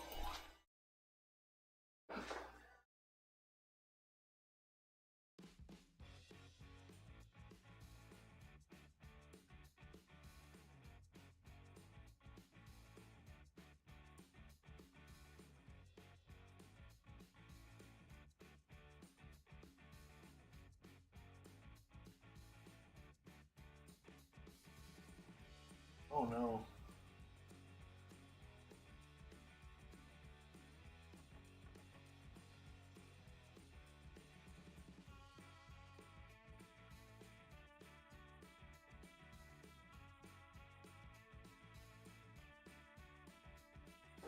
Oh.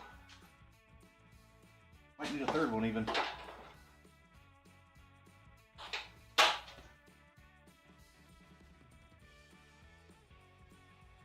Oh no.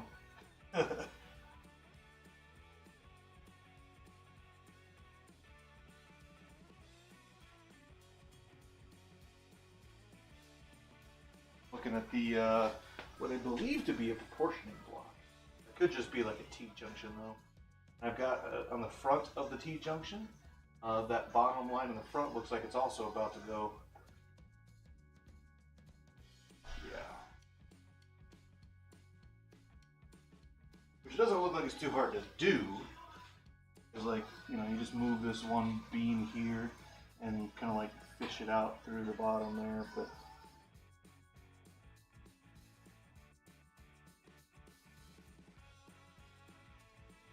not what I wanted to see today. I mean, I could do the redneck thing, just keep putting brake fluid in it. But a crack today is a rupture and no brakes tomorrow, so. That'd be very, especially with Honda's notoriously non-functional emergency brakes.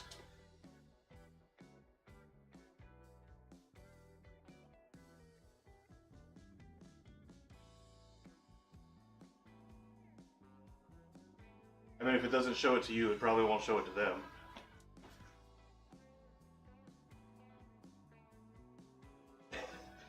I mean, looking at it, it looks like pull rear subframe, which is going to be probably 3 to 4 hours. And then since I've got it down, add another hour for the other line, so it's probably just going to be a day job. I have some thinking to do. But I have numbers, and I appreciate that. If I decide to do it, I'll give you guys a call back. And thanks.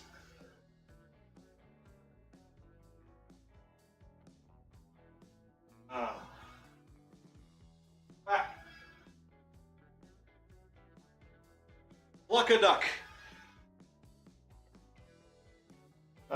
Pluck the duck, pluck the duck, pluck the duck. This is less than ideal.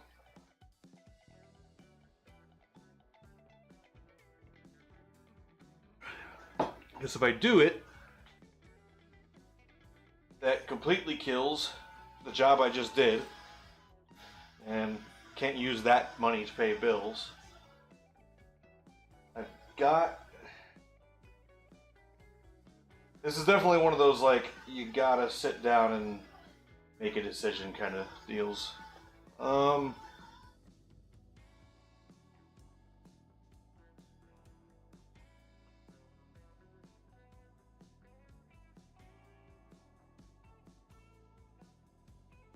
Go to Majestic.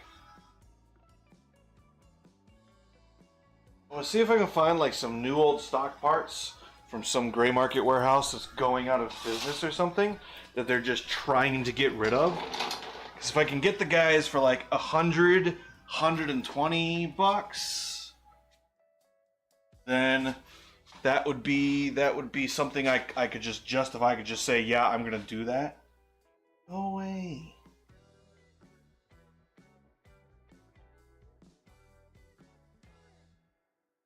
There's not a place on the mobile thing to put a freaking VIN, which is stupid. If I put it in the 1HG CG1 file 65X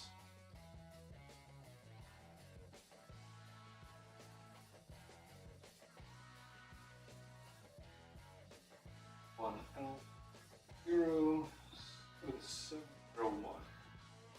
Put in 11. Oh, you can. Okay, you just put it in the search bar. Alright, so I need chassis, brake lines. Oh, there's a separate one for brake lines V6. What does that mean?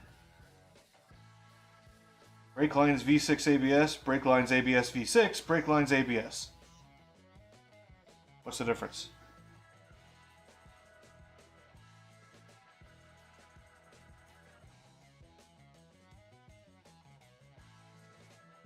Okay, so I also need 12. So I need 6, 7, and 12.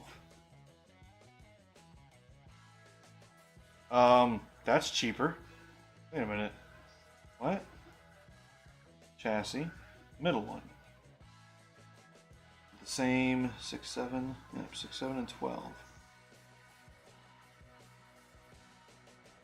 Wait a minute. 330 S82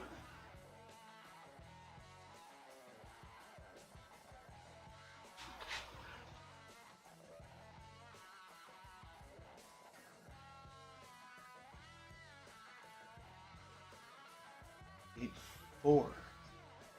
Oh, whoa.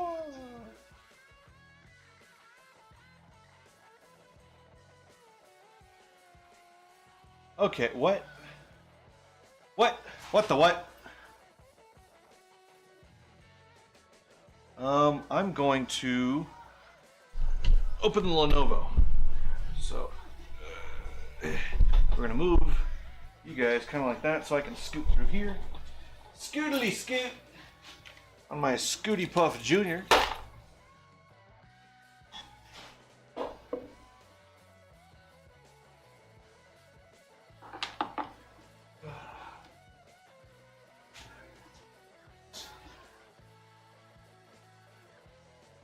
This guy should be fully charged from the trip Thursday.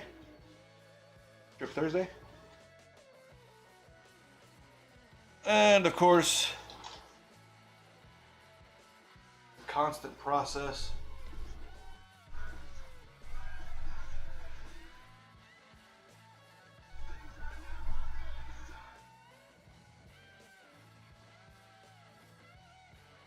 Okay. I need to figure out what the heck the difference is between these guys. Why are they different?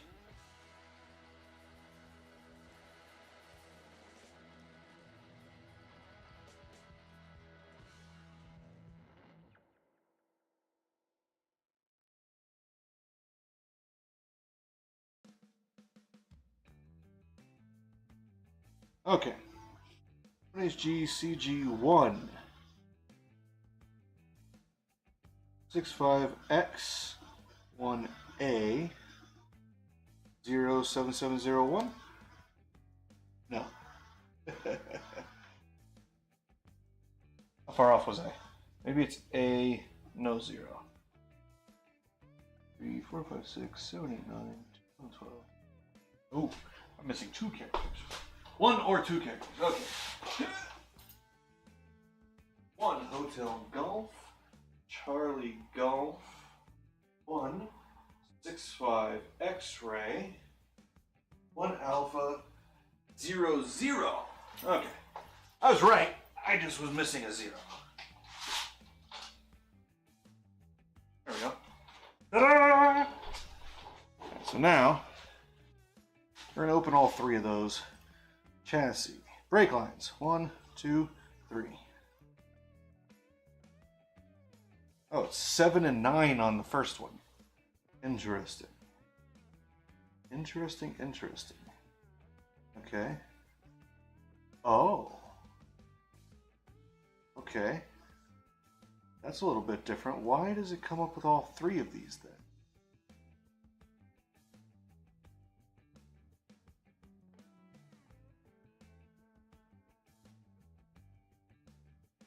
Okay, 340 S82 A00. 40 S82.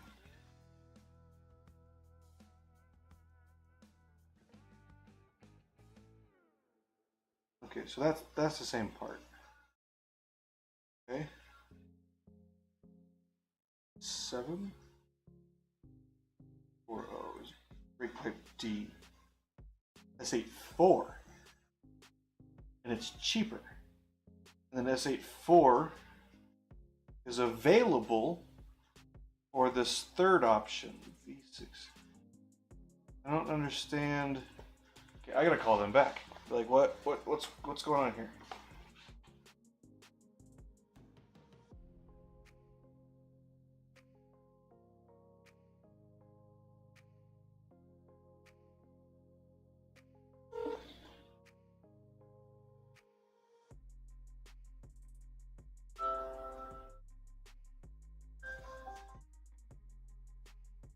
Ah.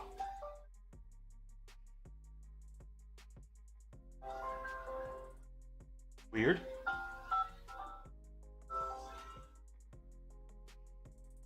Welcome to Young Honda in Logan. For service, press 1. For parts, press 2. For sales, press 3. And I didn't even know they had a computer.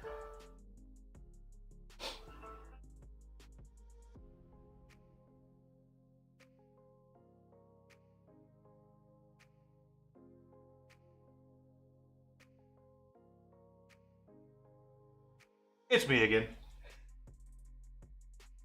So I decided one of my standard things for finding parts is first ask the dealership, because sometimes it'll be cheaper than you think it is. Then second, go and find and see if you can't find I really am not comfortable using used brake lines, but if I could find them for like a temporary, maybe. So I go and I look up like the part number, and what the system shows me is two separate part numbers, where so they're the same except one is S84 and one is S82. So it's the same 46330 and 40, and then the same last three A00. But the difference is that. Oh, so why I put the VIN in? Why is it showing me coupe parts? Okay. And that's what I needed to figure out is why, like, which one. And it's weird because like. Oh, it's okay. So yeah, for whatever reason, the categories it shows me: brake lines ABS, brake lines ABS V6, brake lines V6 ABS. That's what I get. I'm like, what? Okay, but that makes sense because these two pictures are the same, and they're the same part number. Okay, I was confused for a minute. So, yeah, I'm gonna see. As much as I really don't want to use used brake lines, I'm gonna see if I can't find some. And you said Tuesday, which means it's in. It'll be in like LA or something. It's not that far away. Portland. Okay. So we'll take a look around this weekend, see what I can't find. I may or may not. I don't know yet, but if I do, you'll be hearing from me again. I won't be here Monday, but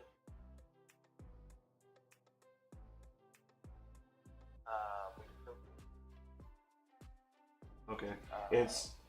Like I said, I'm not currently working, so the time is not really a big factor at this point.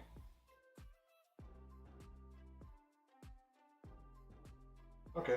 And I'll probably end up coming in and taking a look at this because we might need in that same, which one is it? S84. Okay, right picture.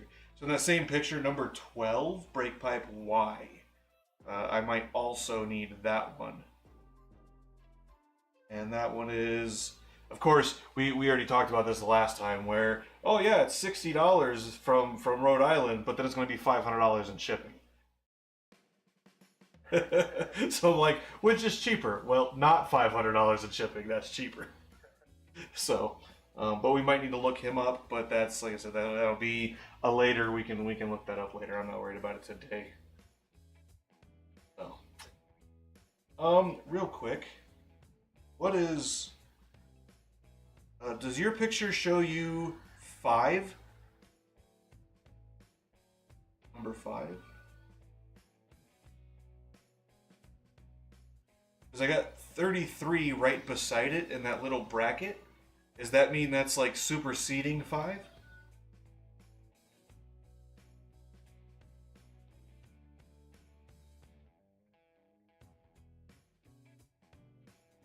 Okay, that's weird. Oh, maybe the 5's for the coupe and they're just using the same picture. No, because the coupe is number 6. Huh? Yeah, it's got to be like a superseded thing.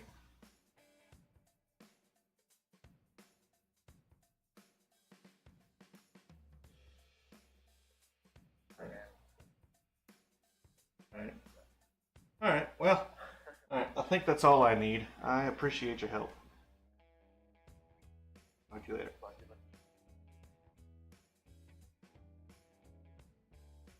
Always make good acquaintances with your local parts people. If you're buddies with them, they might be inclined to help you out a little bit. Sell stuff to you cost plus 10, cost plus 20 instead of cost plus 200 like some dealerships do.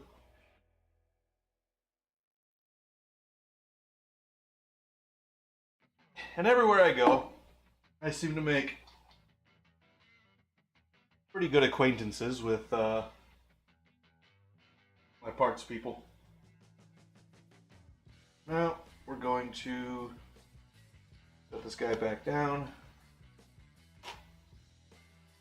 I will look later, kind of on my own time, for used parts. I really am not inclined to use used parts for a brake system. But brake lines are not really wear and tear parts as such, except apparently on this car, where they only last about 20 years.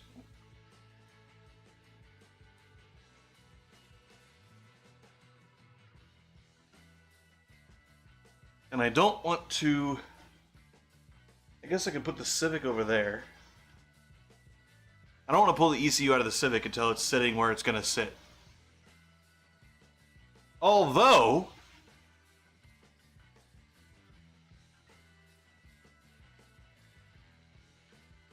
I could just repair the OEM ECU. I think I'll do that real quick. I'm going to repair the OEM ECU. We'll put two 2K resistors, I guess, in there as a voltage divider in R2 and 3. And then we'll put a 1K resistor in R, whatever the other one is, so that we can plug that ECU in and use it if we want to do such a thing. If we would desire to do such a thing. I haven't had anybody come and join me today. It's kind of dejecting. It's a bit sad. Makes me a bit less eager to do this thing, honestly. It makes me not really want to do it as much and focus more on videos than streaming. I like the streaming though because it keeps me focused. It's good for me in my brain head. It's a thing. Shut up. You don't know me.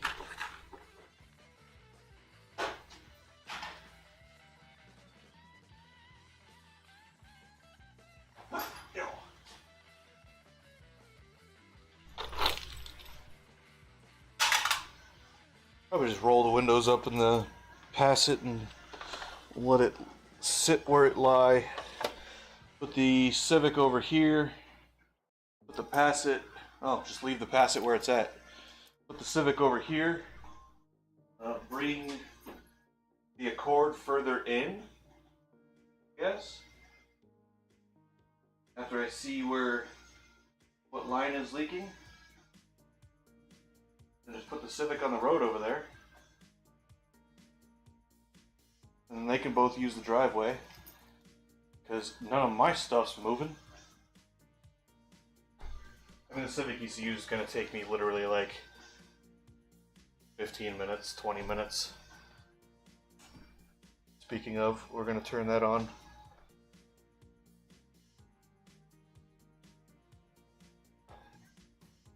Move these cord to cable things out of the way. Bring lay Logitech down just a smooch. Wow.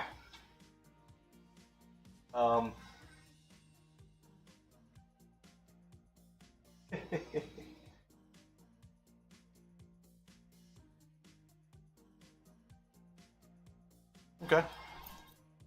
And then we're going to turn this kind of this way. That is very...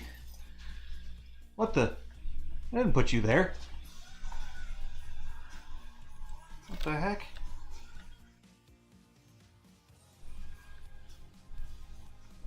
That was weird. Okay. You kind of look like that. Right? That's fine. Put my phone back on my little seat thing.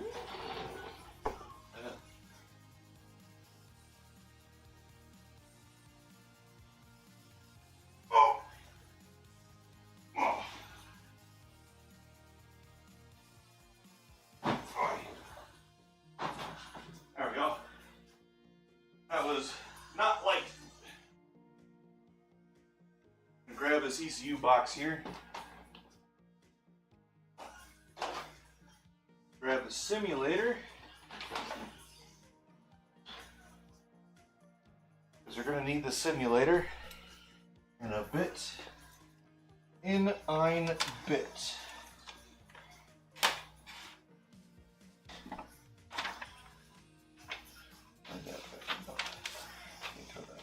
We don't need that. It's a Hollywood jam.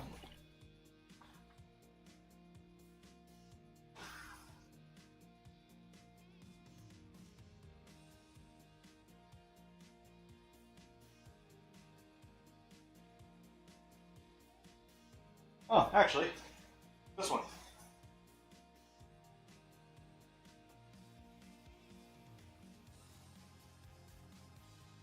You can use this one. J1 is removed.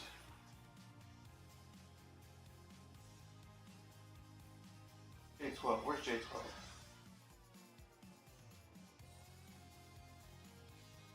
I never remember where J12 is.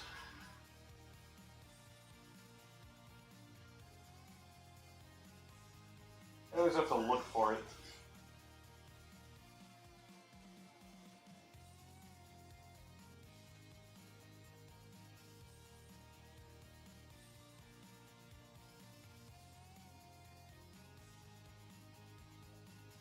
And J11.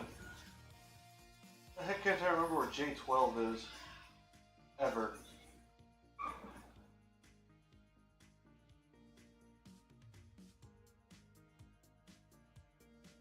J12 is the data communication. Oh, there he is.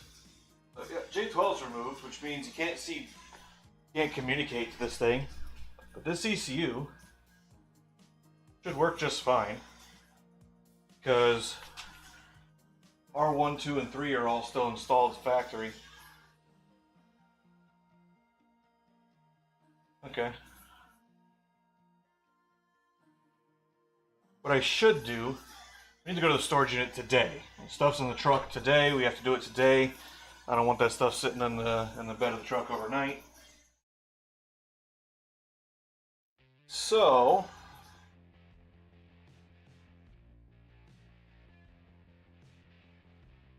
why don't I just right now try to figure out the math for that capacitor. That doesn't require me taking anything apart. That doesn't require me disabling anything. Doesn't require me thinking too hard. So, all of these cords, yeah.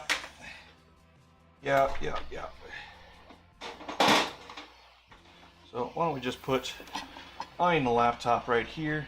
You can see all of the cords attached to it. This is how I stream.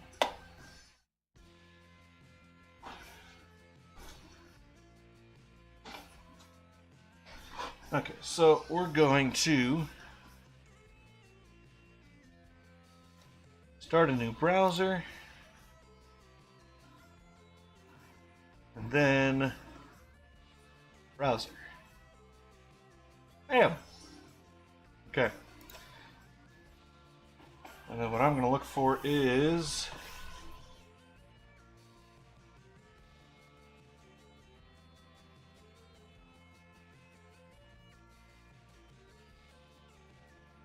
signal conditioning basics. There's math in here that I'm going to need.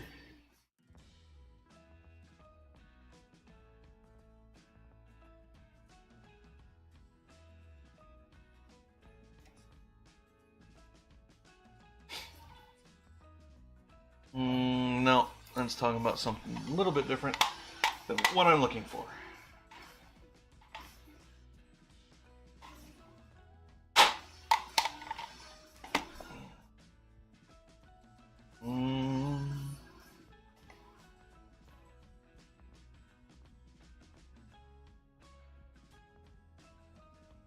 I guess I just need a AC bypass, not fully signal conditioning. So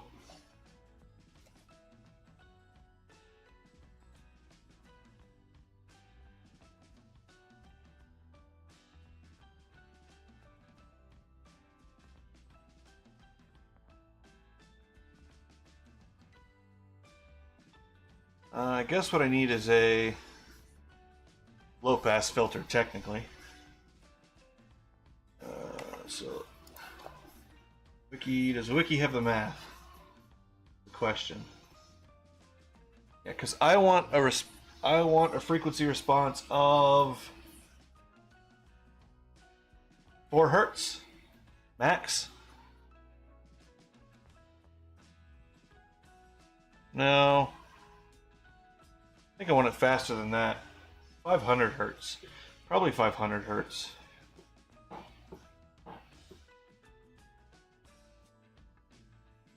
I really should measure it.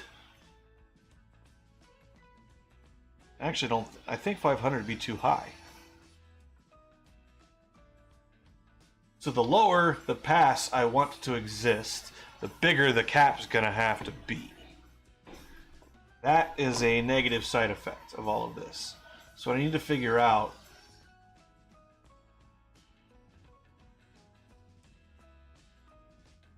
Yeah.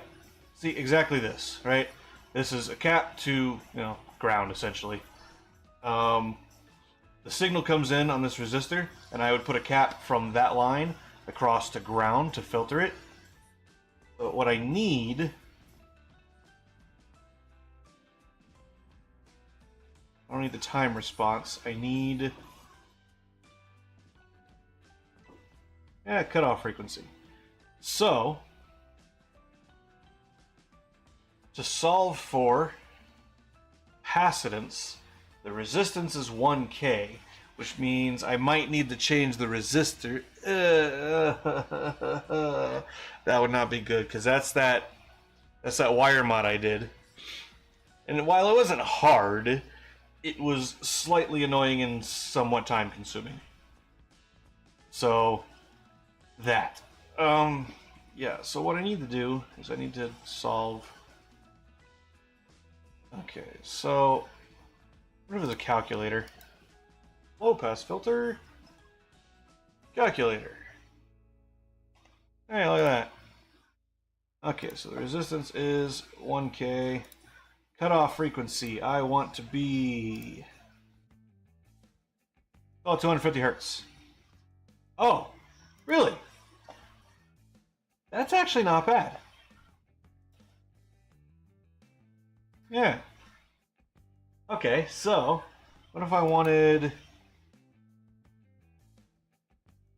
like 100 hertz? 1.5 mic... Do I have 1.5 micro? In a tantalum? Is there 1.5 micro in a tantalum? Pico... I don't think so. I think that's going to be an electrolytic. I have a sneaking suspicion that that is going to be...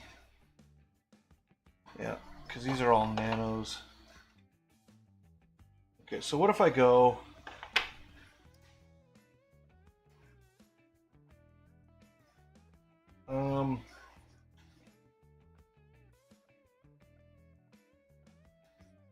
No, I'll switch that. 1600 hertz. That's too fast. It definitely needs to be slower than that. Which means I need that line. Where's there a ground? Where can I solder to? Okay, we're gonna have to go back to our schematic. Schematic. Alright. What is the crystal? What is the rate? So 1 ax sec. Okay.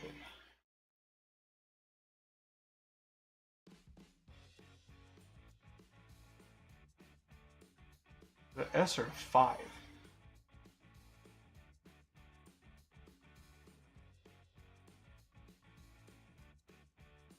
Gotta be an S, right?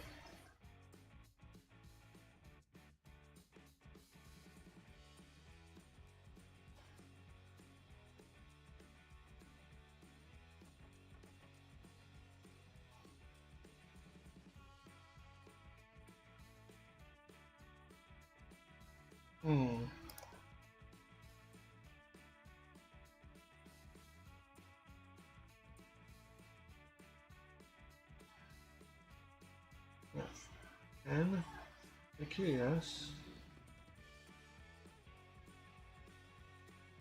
53C doesn't work, so how about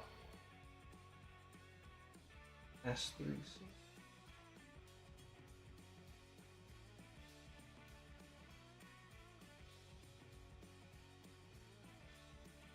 Probably a 10 meg.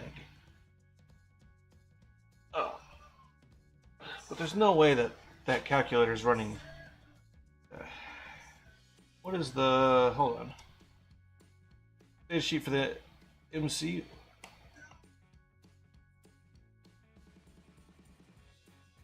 There we go.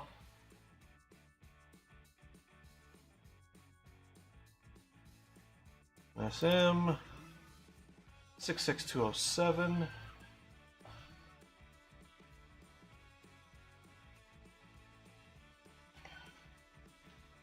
What is the running rate maximum speed? No?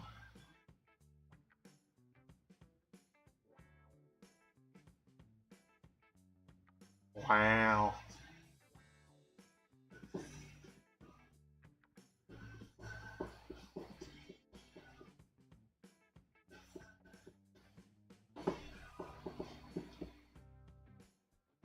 Oh, yeah.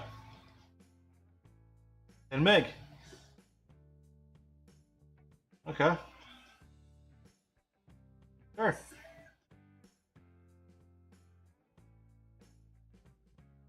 Okay, so where we're at is here. We have a signal coming in here. We have a resistor here, essentially. Oh. There's already a cap there, isn't there? Okay. We just need to make that cap bigger. C42. Where's C42? I need to draw a freaking map for this thing, honestly. We're gonna look at it this way. Comes off of here, C42. Should be over here somewhere, I think.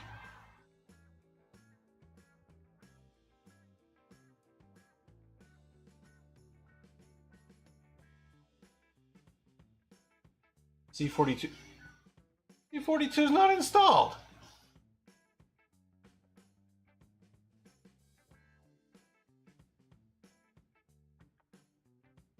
Yep, it's SS5C.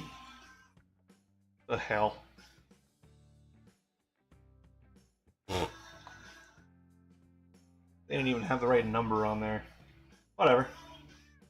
It says 42, right? 42 and 44. I need to assign DM7. 44 is installed. It's a multimeter. Digital multimeter. Come here, digital multimeter. Ugh.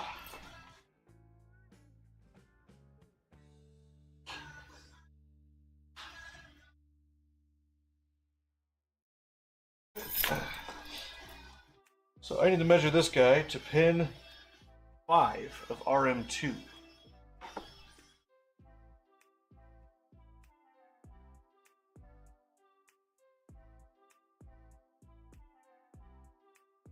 Okay.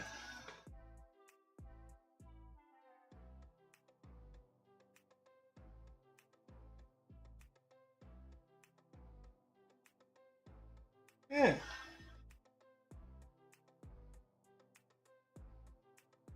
Huh. How about that?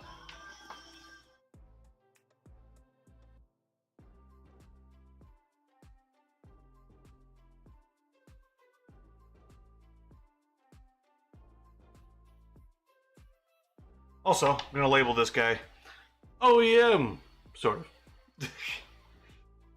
But this tells me this is the guy I plug in. That's the guy that I experiment with.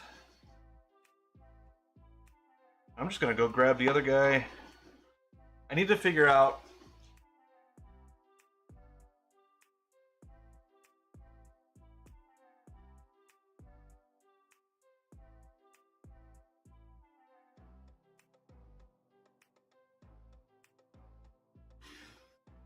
I need to figure out the speed, the maximum speed at which I want that thing to update. That's what I need to figure out. So that's going to be the question right now, is what's the maximum rate? So I guess we need to figure out what the maximum rate.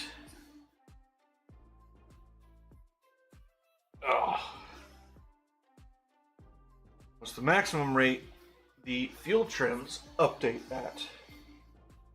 Which is going to be based on the maximum rate the cylinders pump air.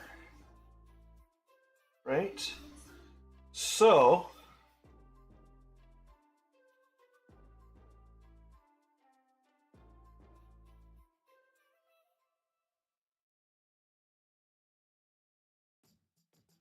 RPM is crank rotations. We divide that by 2 to get cylinder fire cycles.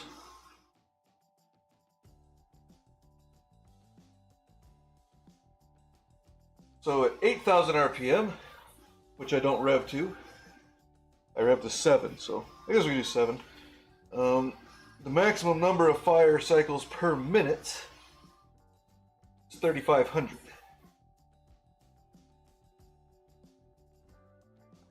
So, 3,500 per minute. We need to find out what that is per second. So, 3,500 per minute.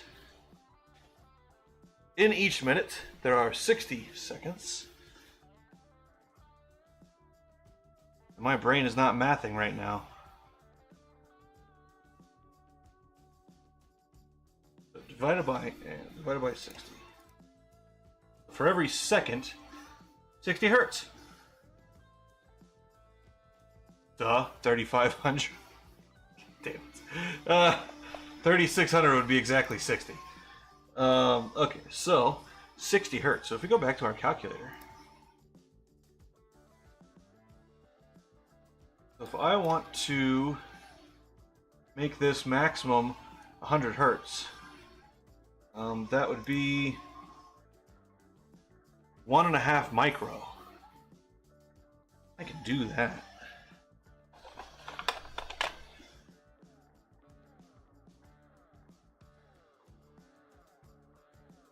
I gotta figure out which package it's in, though. Inside which I cannot see because it's too freaking dark in here.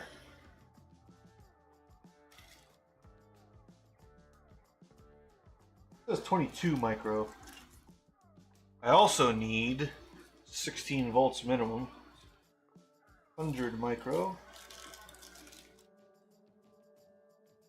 1 micro.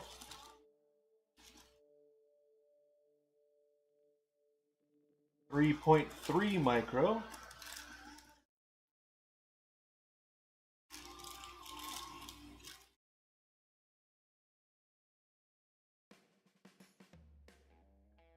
.2, that might be the closest we get.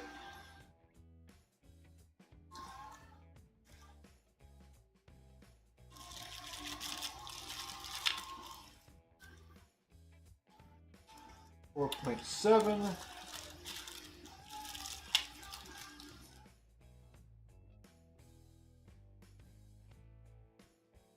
.47. Also, these electrolytics are pretty old, so hopefully they'll be slightly less capacitive than they're rated.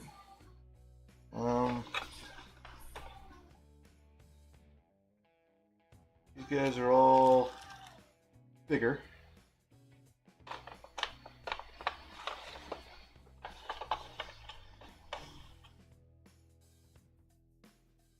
.47.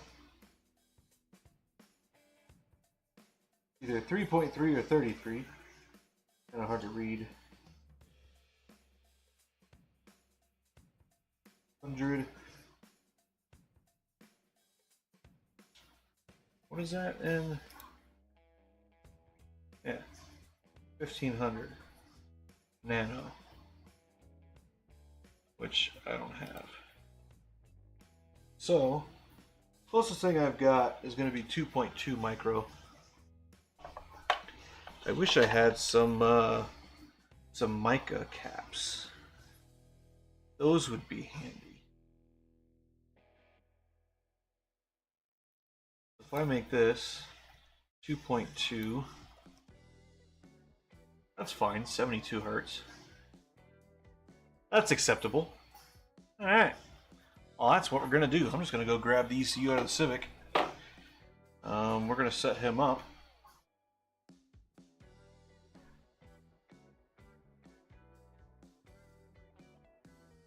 I also need to plug in the simulator.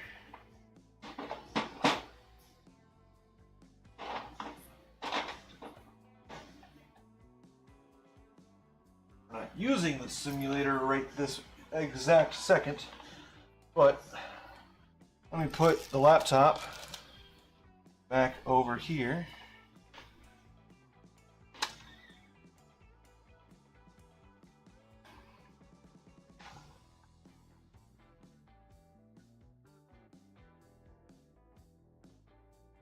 Maybe without knocking everything off the freaking bench.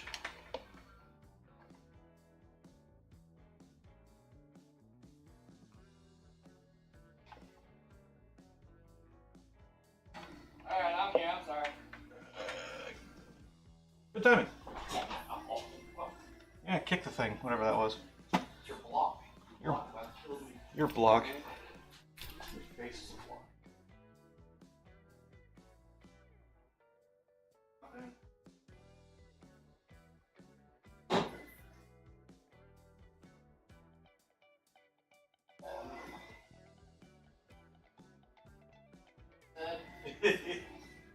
Not that big boys.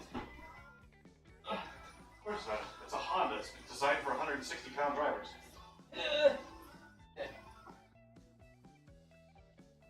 So what we're gonna do is you're just gonna put all your foot on it.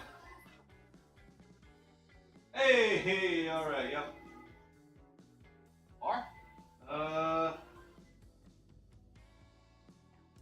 Begin.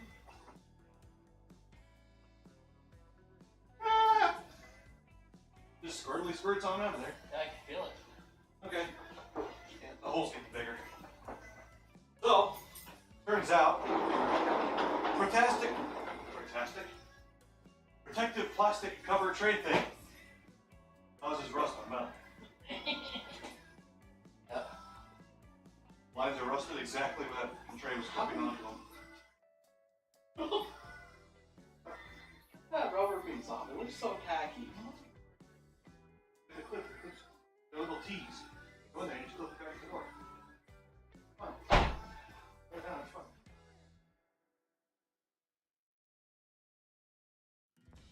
So I'm gonna see if I can't find used ones. It looks like subframe has to come out of the rear. Boom. Honda for both.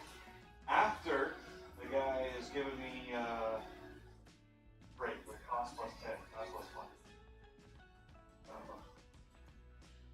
Then look at this. Look, straight down in there. Right there. The proportioning valve is straight down in there.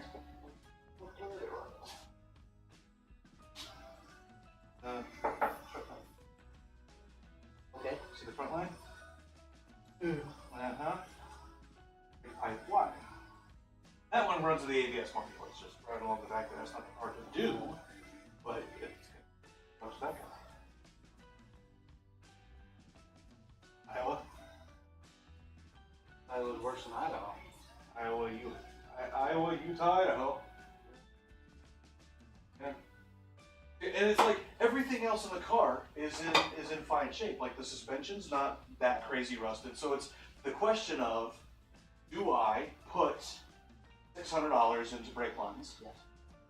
Or do I sell it with the caveat, don't drive this thing, give me $500 for it, and go find some other beater? Like, Yeah, because it's a paid off beater that runs good. You already know the motor's fine. I mean, $500 to make it good for a long time? Sure. But the fuel line, if it, so if the fuel line rusts through, cut it out and put fuel hose on it, because it's 50 psi. Yeah. It's not 1200 psi or whatever the hell brakes are. But it's like, Yeah, and you could flex it up. yeah, if you I mean, if you want to look under I it, can tell. but if you, The well, yeah, picture- you saw the video, The video right, is very right good. where these clips were, is where those big lines are rusted. The small ones are rusted all the way down Because it held water. It's that cover all the way in that corner there. Like, who the hell came up with that? You know who designed this? Actually, you know who built these and designed these? Americans. I knew it was coming. That's why some of the is crap on it. So is that not considered a safety? Or was it kind of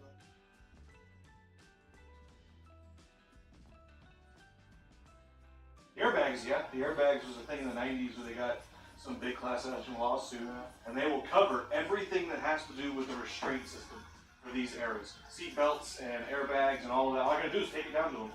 So, that since your car needs to be up and running, I would say do it.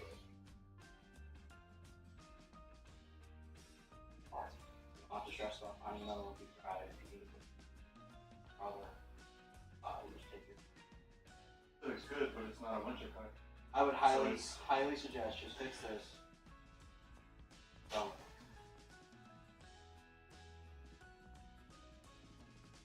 we don't have to pay me to rent this one, but I don't know. If I could do like 3 jobs, get 3 brake jobs or something come in, I could that absolutely would make sense financially.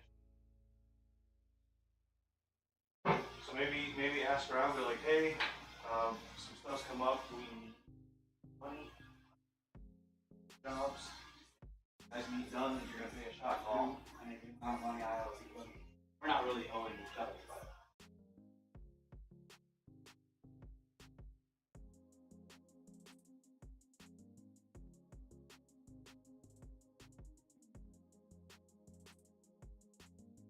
Which I will never. Oh, I love that car. So you're doing it's worth it. It's a fun car. I love it. Oh, it's an amazing dinner car. I saw the previous version online talking about You might have to. But online, it's a manual transmission. It's got some like fiddly bit. I don't know if the previous version bolts right up. I mean, it wouldn't be that hard to make. But I saw that it was like 5-speed. I was like, I don't know what you have to do to program it. I don't know if you have to like put jumpers on it connectors. But yeah, we just take the whole system from the other car, take that engine, and we bolt the transmission. Oh, nice. 1.8 turbo GTI. Huh? Yeah. I shot the roof off. I already have another Passat. We just need to go pay. When are we gonna do that? I'm fixing all the other fucking cars around. We're real close. We're real close. Not having a lot of issues. Every time I do something, though, something else big seems to go on. That's the story of my life. What do you mean, not really? Come on, We haven't done much. Nothing really. Over the 90s.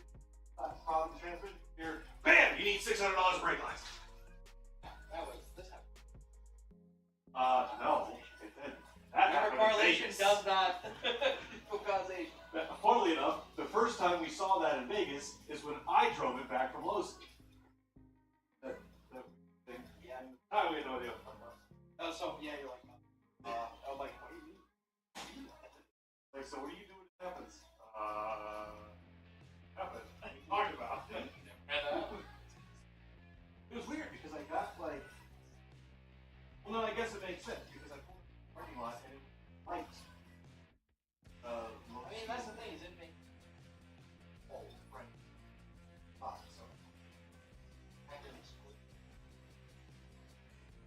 exaggerate.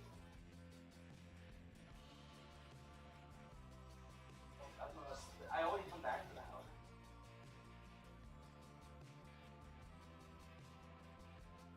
Which leads more to the cold solder part. Right. I was telling the stream earlier. I was like, I could, and right now, I could get those rivets out without damaging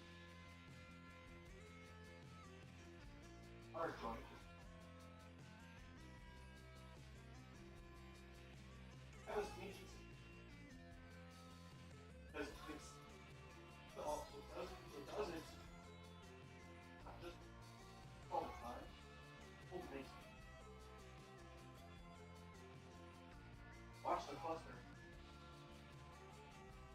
Cluster was.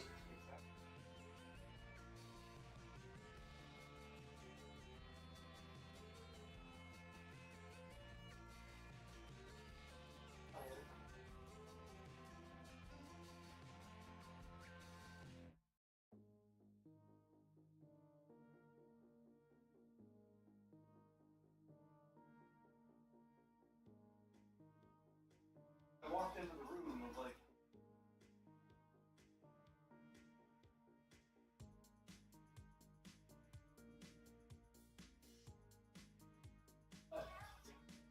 That's fine.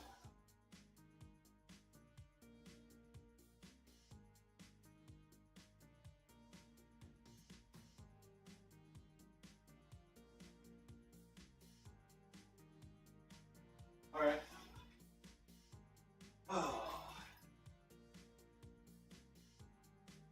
So I need to go get the ECU out of Le Civic, and we need to do some mesurating and some Excel spreadsheeterating. Spreadsheeterating. That's a thing. Anybody come join me? Want to join me? Sad face. Sad face.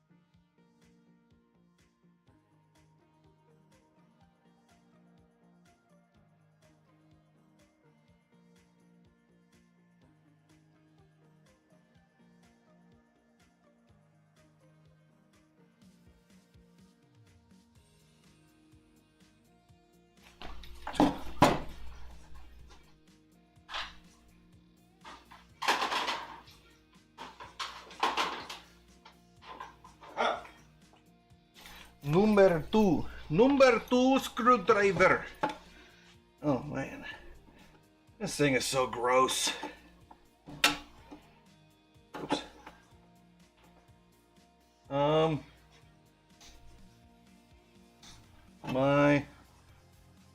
Not plugged in. Okay. Yo necesito powero to my soldero irono.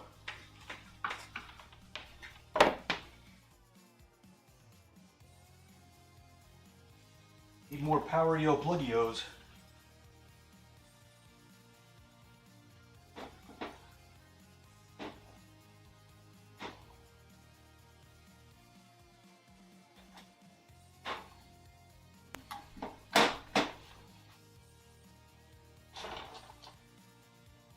Alright. Okay. I also gotta find my tips. I don't know where the tips are. I have a whole set of tips somewhere.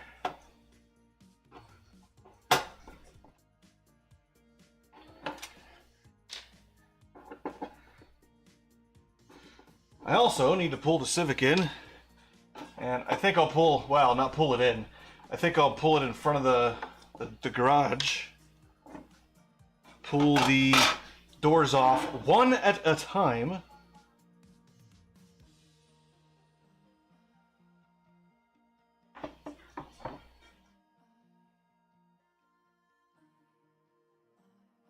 B42, right?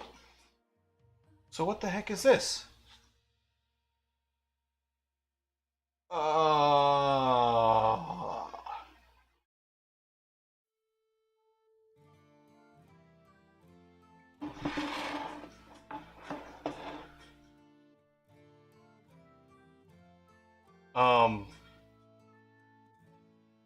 Okay.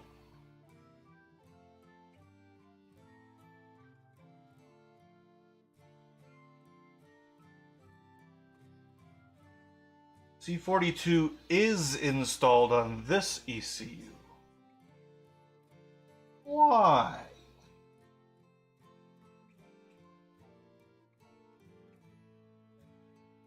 Confused grunt?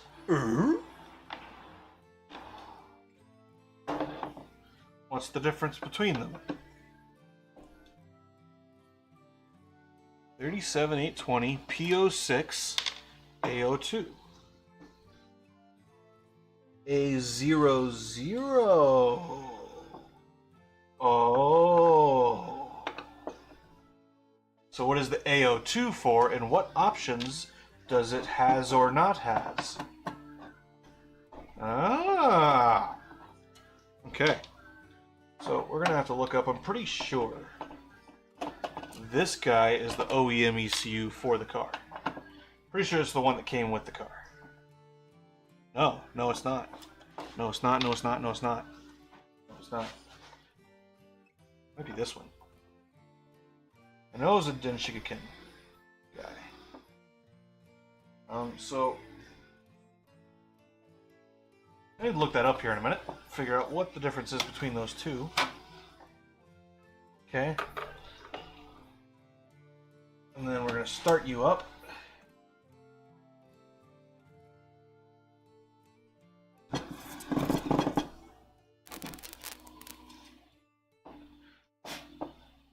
My brush is up there. Where did I put the alcohol? Did I take it back inside? I probably took it back inside. Okay, so C40. Oh, okay. I need to make sure that I am looking at the right component. I believe it to be C42. We're going to discount double check. Always, always, always, always, always discount double check.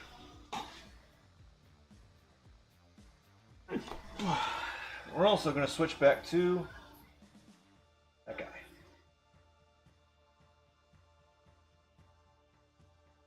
Okay, discount double check.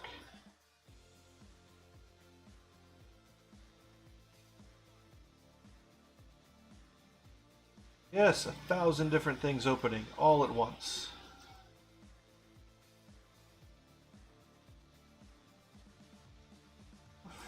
Go away. Go away. Oh my God. If I tell you to go away, you go away. You don't ask me questions. You don't bitch and complain. You go away. The absolute moment I tell you to go away. Wait. Oh yeah, I checked it there. Okay. Okay, so that appears to be a C42. Okay, which is the one that I measured. So, oh crap, spackle.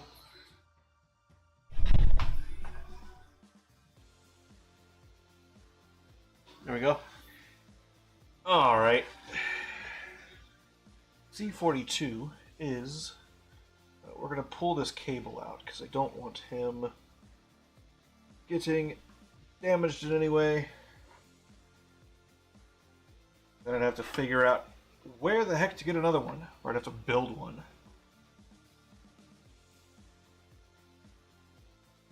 Really?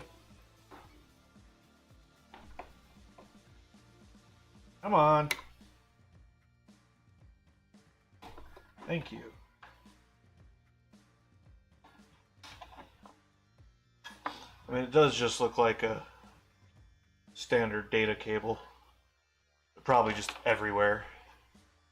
I need to...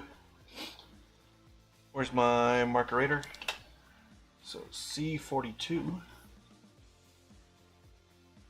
At the end of that row. So it's this guy. Okay.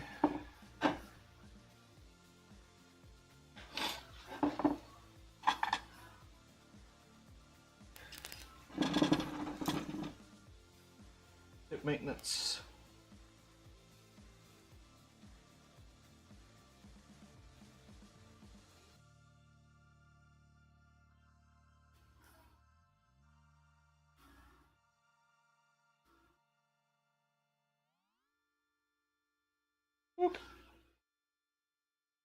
And I'll tell you what's good for cleaning tips. Denim. We're going to add a bit of solder.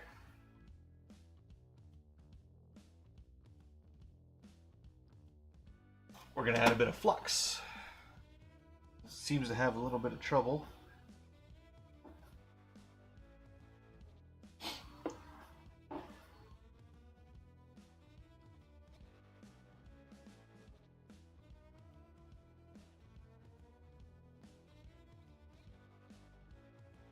Okay.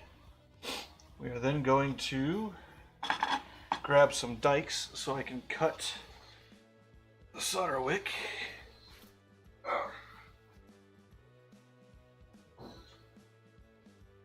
Back to ECU modifications. Okay. I'm then going to add a teensy bit of flux. Solder wick.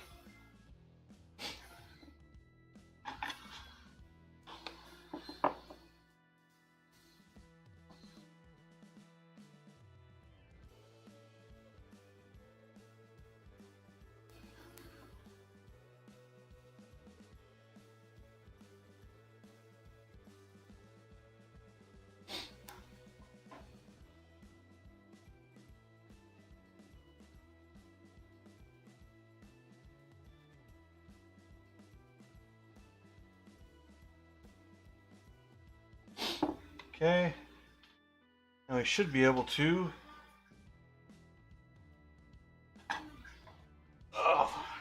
grab a little tiny pair of pliers.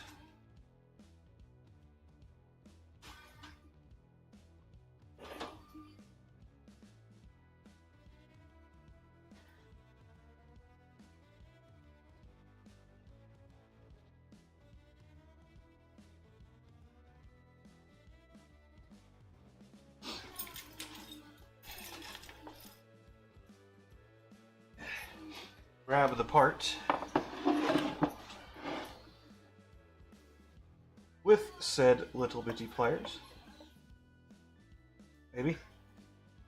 Tweezers would make this probably easier.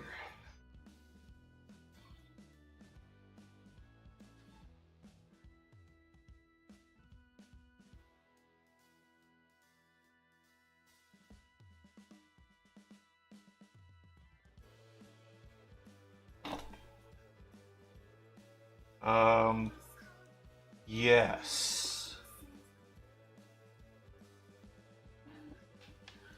Exactly that.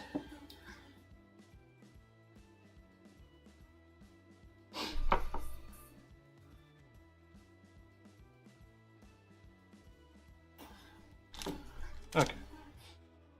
I just ripped the capacitor out of the freaking hole. Okay. Okay. Oh, let's get flashing light. We gotta see. It looks like the holes are clear. So stick one of these bad boys in there. The signal is the side away from the MCU.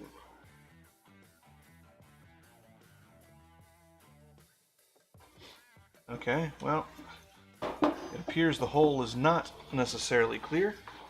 Let me see if it's just like a little burr. Sometimes what you can do is you can take a tiny, tiny pick. Itty bittiest little pick.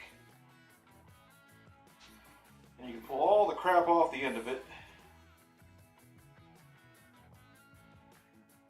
Probably epoxy, because they use picks for stirring epoxy.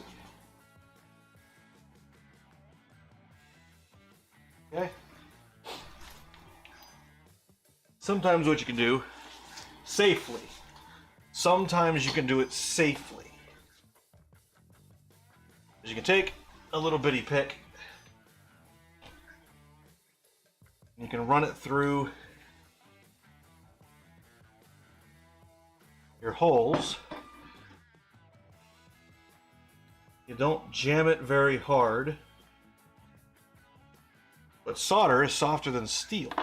So you give it a little tiny bit of a little tiny bit of a poke. And it just cleans up any tiny little bit of solder that may kind of be stuck inside. And sometimes you can't ever get that stuff out. So, you know, do that. And we're going to bend a leg just a smooch.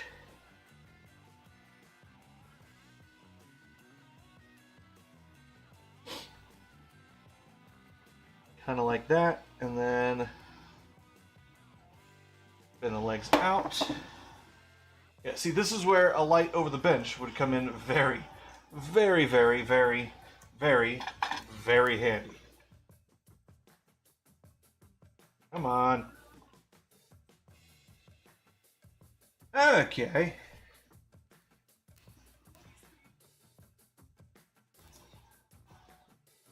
Come on.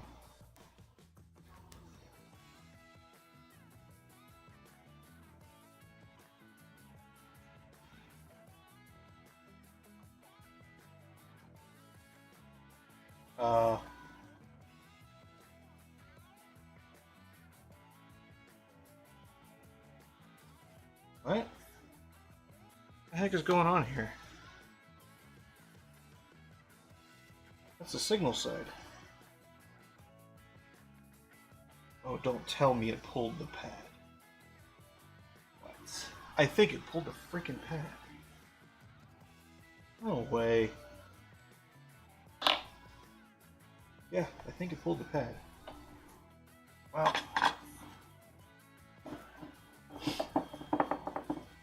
That means I gotta check it, make sure it's freaking soldered to the line. Put the power side this side. So, RM2 is that guy.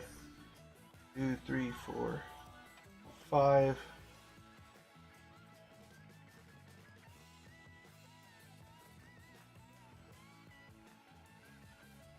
No.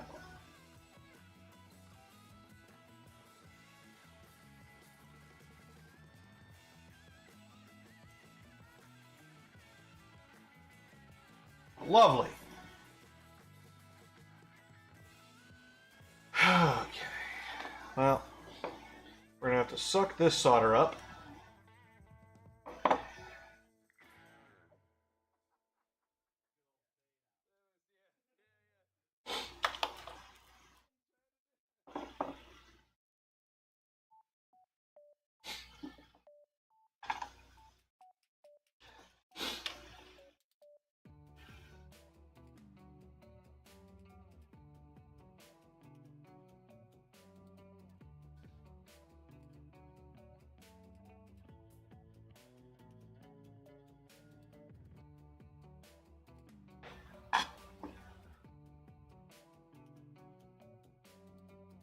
What?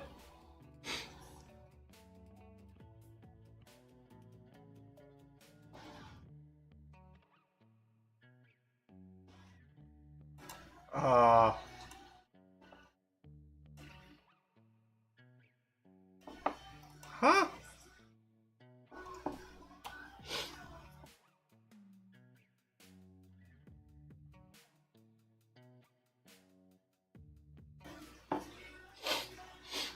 Okay, this is confusing me.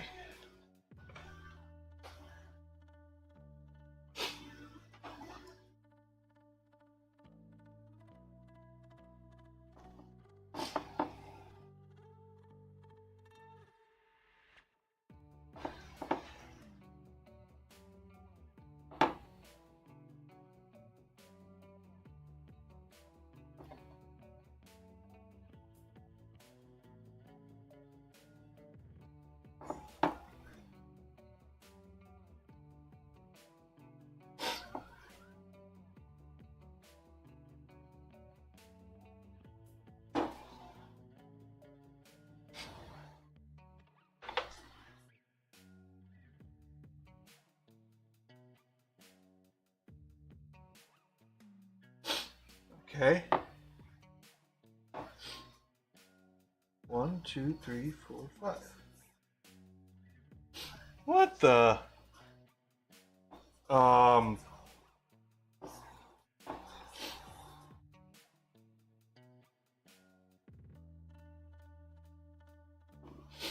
should be attached to pin 5.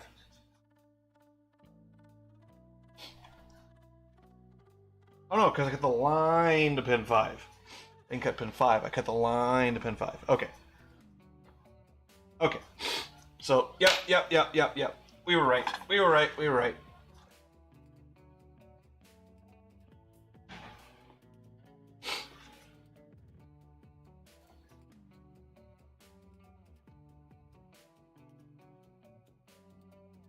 Okay. Okay. It's fine. Now I got a snippy. We're gonna snippy also the solder wick. And then kind of wrap it back up.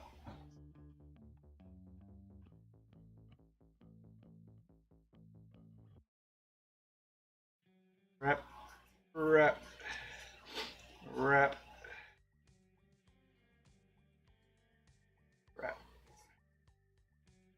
There we go. And then I don't think I need to solder anything else. We just need to record values.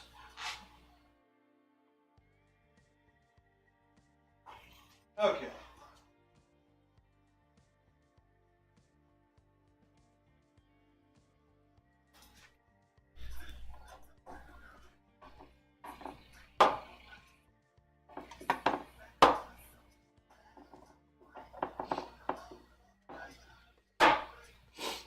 Alright, I'm gonna put this away.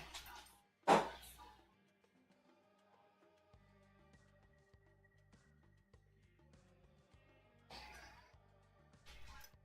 gonna figure out where the O-scope is. Right there.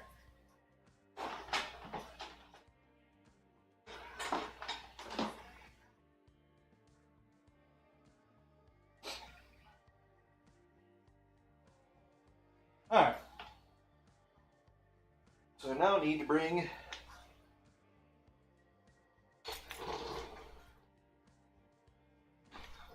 this guy over here.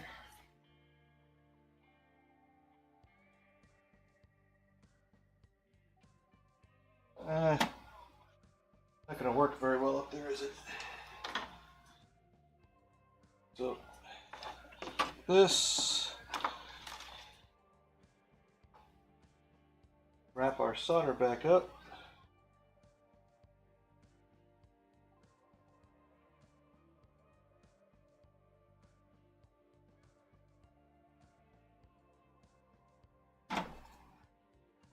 Okay. That over just a smooch. Actually, what I want to do, real quick,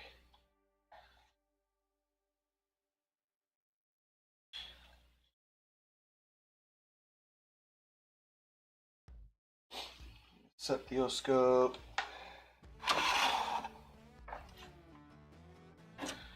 So get the simulator. That cable there. O-scope here.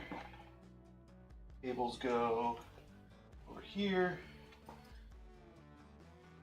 Not to that guy, actually, because that guy is not the USB 3, it is USB 2. USB 3 because it has higher current handling.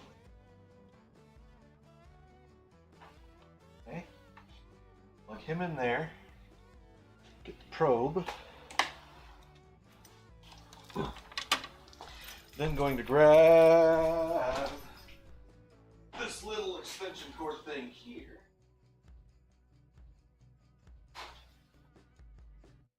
So we can plug in the Lenovo and the simulator. Simulator-taneously. That guy.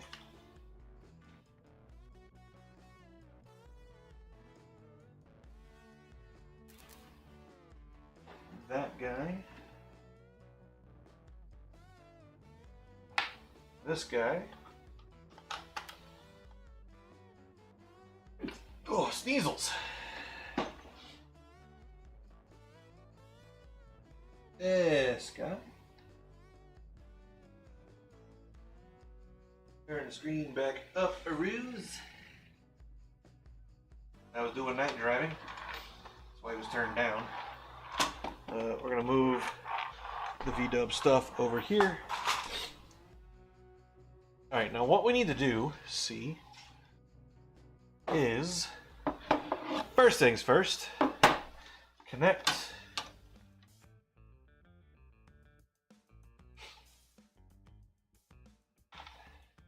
our simulator.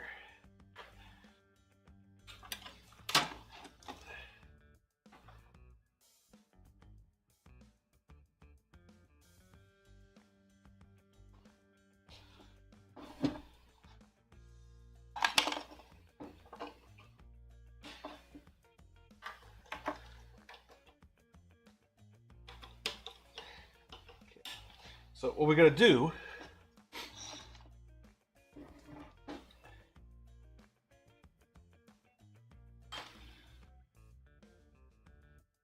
is also hook up. I need to go get the USB cable because I want to see the data while I'm doing this. Okay, so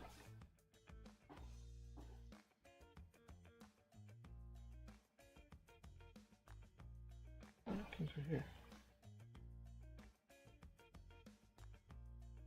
Right. Uh-oh.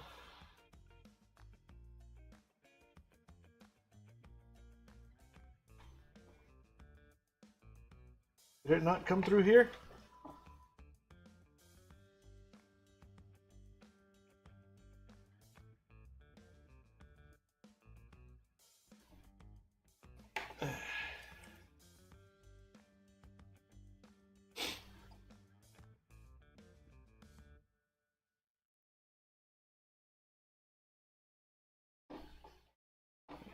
Maybe it was there. I don't know. Alright, I need to go get the USB cable. I shall be back in just a momento.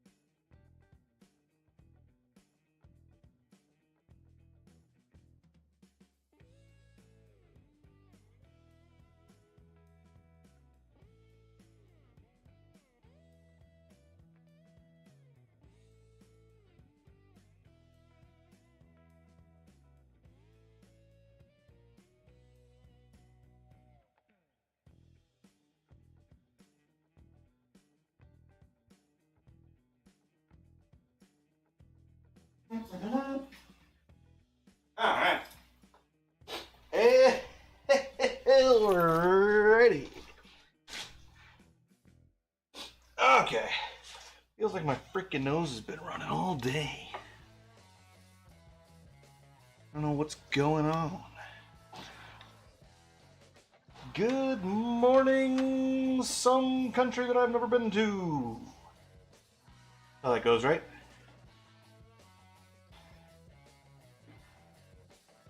Okay. Bring this guy over to our Hubbity Hub.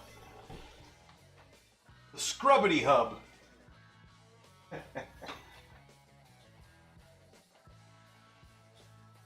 Go. We open Hippity Tune. Okay. Going to open a map so we can see all the datums. No reason to open those, I'm just doing it because if we start you up, Will you run? Connect USB. Alright. So, map. Go. Okay. GPS.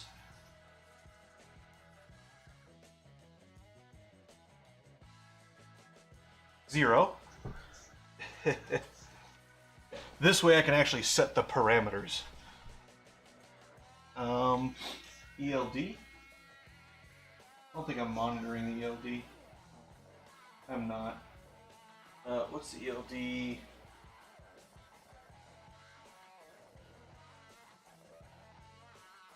Not up there.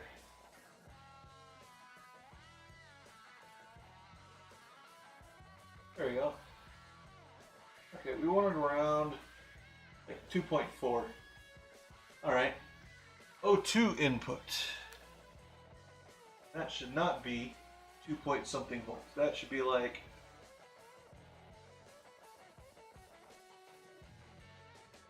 5.3. Somewhere in the middle. We're obviously not going to be in closed loop. So what I'll do is I'll turn closed loop off for now.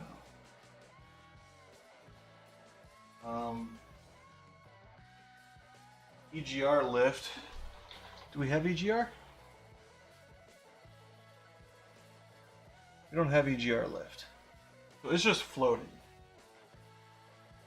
right now. And it floats at 8.3 volts apparently. It's fine. Okay, we want to set RPM to around 800, which is our idle. And then we want to set ECT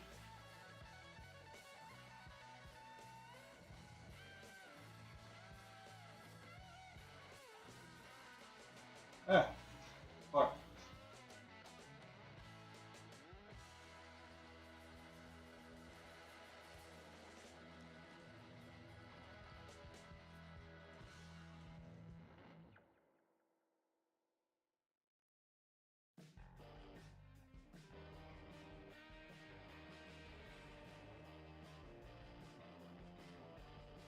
And this thing's touchy.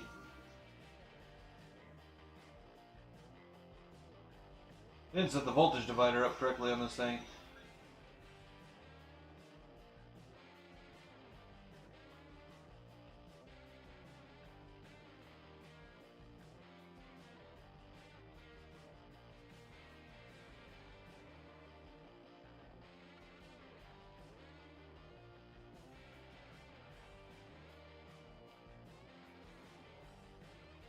No.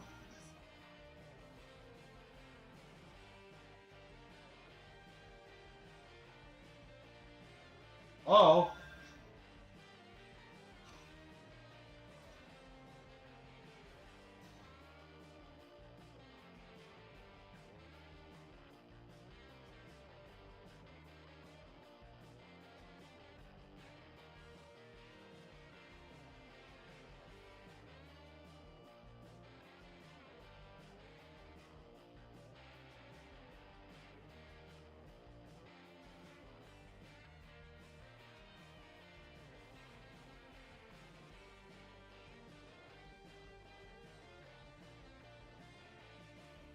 $186, that's fine. Okay. Now we need IAT, which is the far one. Easy peasy.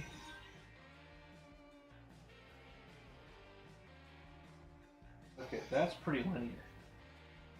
Alright, so we want it at like... We only go down to 20. What we need to do is we need to ground to sensor ground. Which I need to figure out is... Which pin?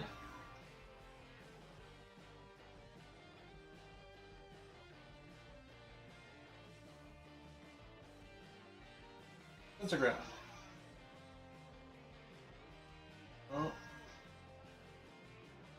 that's going to be D22 according to this, which is 12. D12. Oh yeah, That's right. Okay, so we're gonna shut this guy off, just so we don't accidentally do some weird shortly business. We're gonna connect him up, push the boot down as far as we can, and then the IATS is which pin?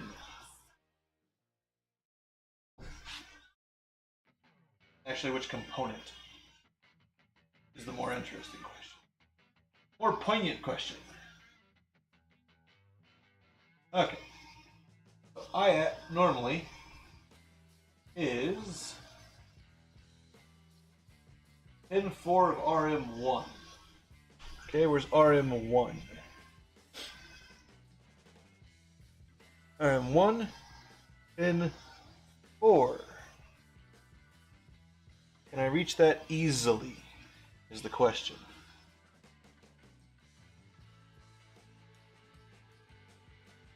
Alright. I think I'm on it. I then need to open an Excel spreadsheet.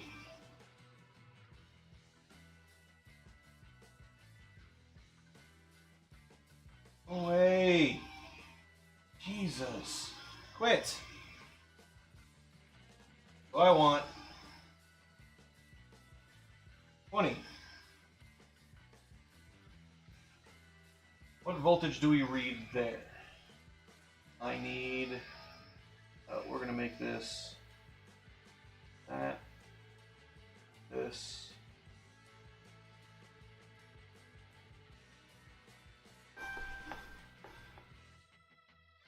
Bam. Bam.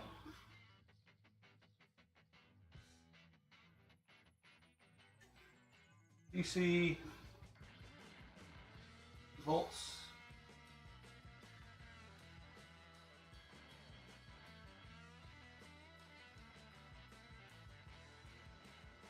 Okay, measure vertical amplitude.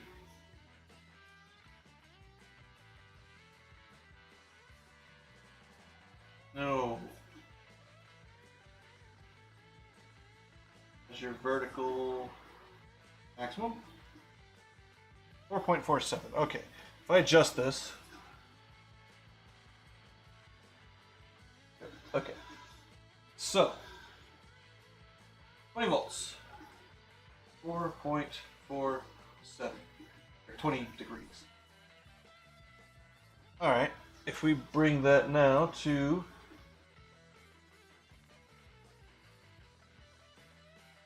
30 degrees.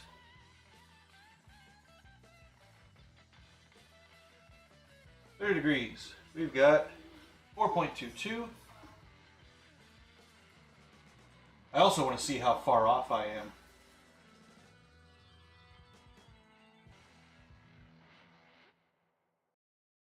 $35.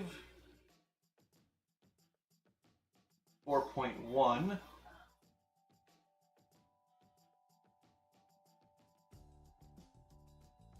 We're going to do this by fives here on out. 40, 45, 50, 55, 60, 65, 70, 5, 80, 85, 90, 5, 100, and then we'll do 110, 120, 130, 40, 50, 160, 70, 80, 90, 200. And lots of good, yummy, tasty data points. Okay. So next is 45.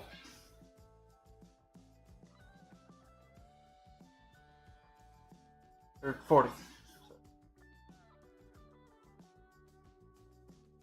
40. 3.91. Okay.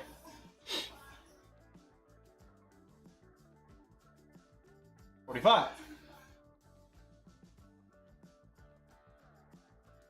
3.79. Ah.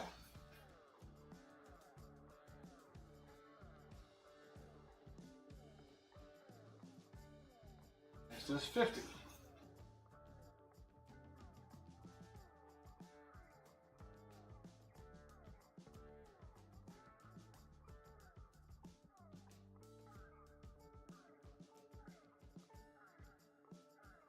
$3.66.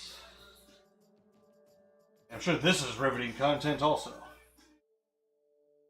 Okay, 55.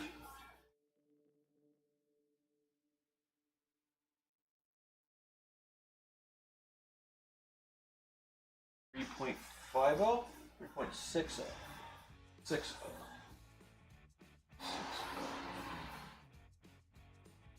60.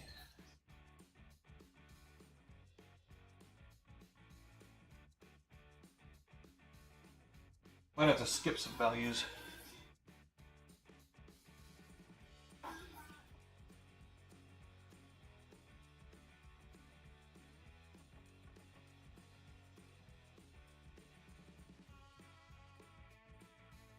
Uh,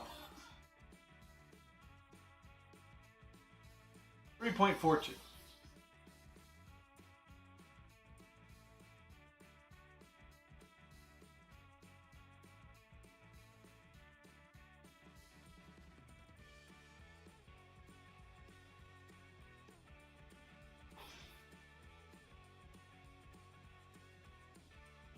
$3.35.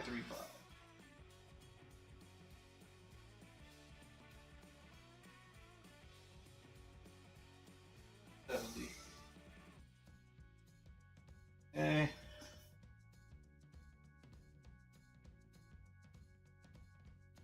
70. 3.13. Kind of skipping around, but we'll average it because it might be A to D converter stuff. 75.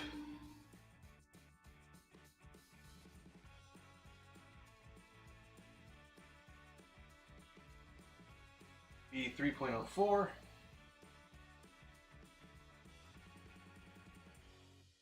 80.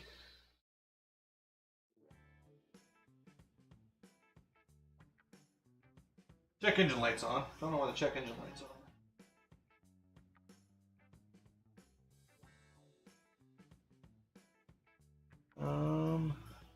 Turn the map down a little bit actually.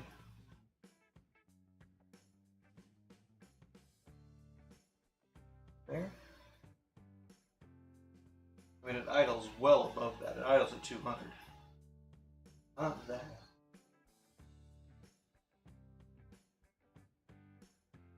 Huh. Duty cycle's messed up.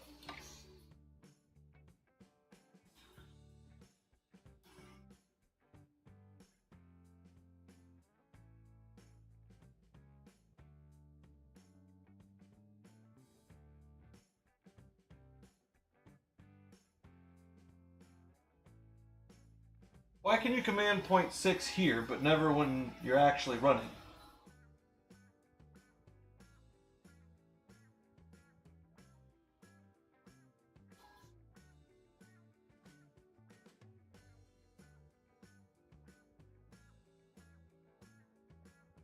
Huh. Yeah, check engine light keeps coming on. Let's see if we can figure out why that is real quick. Tools. Error codes. Throttle position sensor. Okay.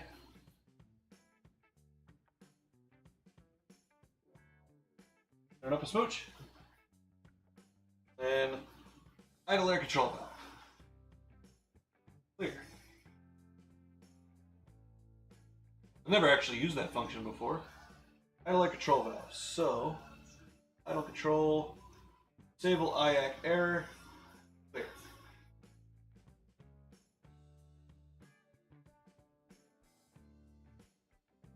There we go. Okay.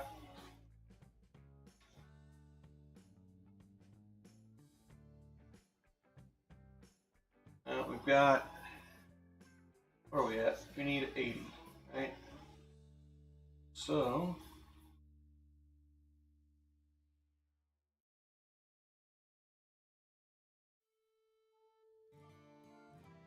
eight is 2.97.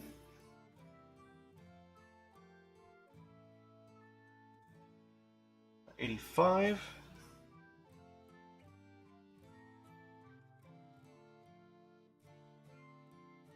is 2.79.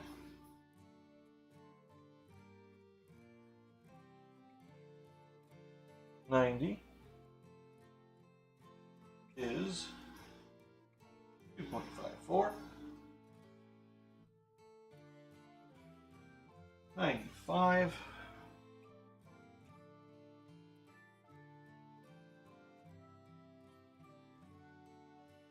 2.47. 100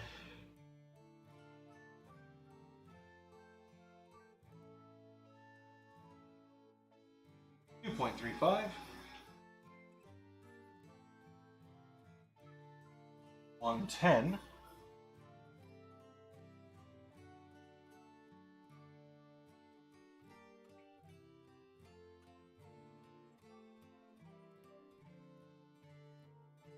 2.04. 120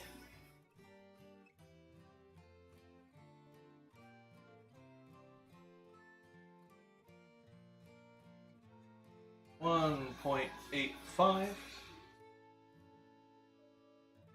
130 oops, too far.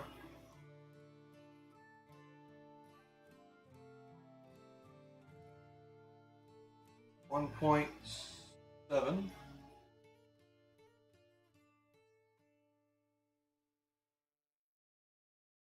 140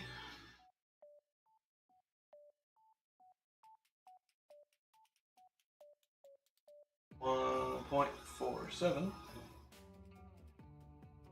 150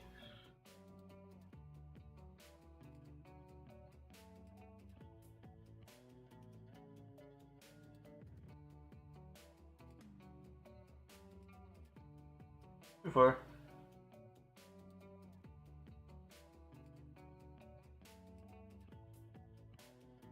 1.22. Almost there. 160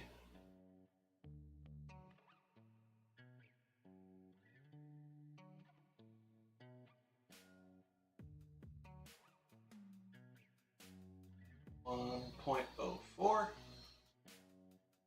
70.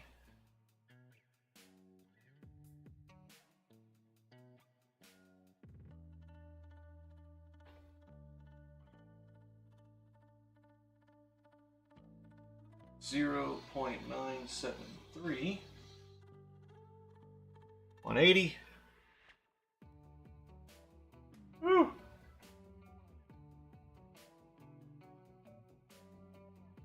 Okay, we're just gonna jump straight to 192, I guess.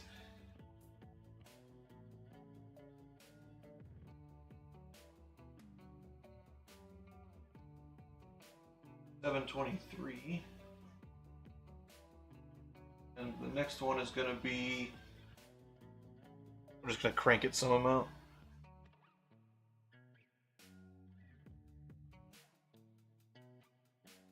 let's call it 205.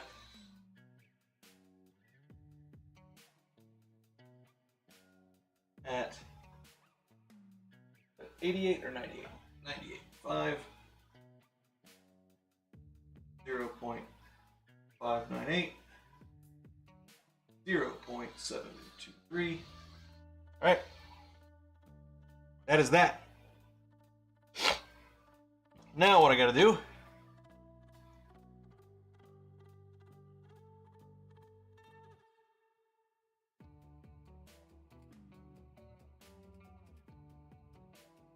is disconnect Neptune and turn the simulator off. then I need to repin IAC to B14.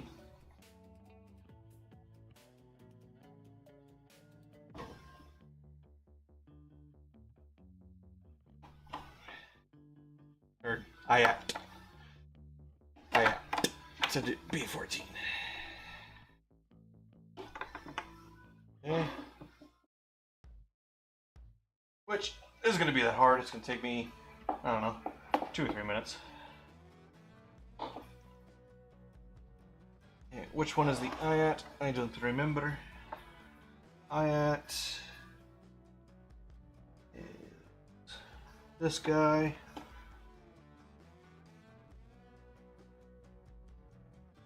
Which is red, yellow. Sounds about right.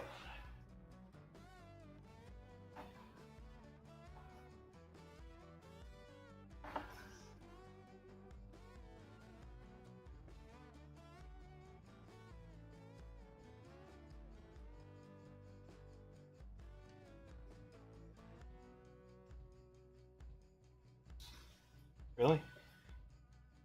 Come on.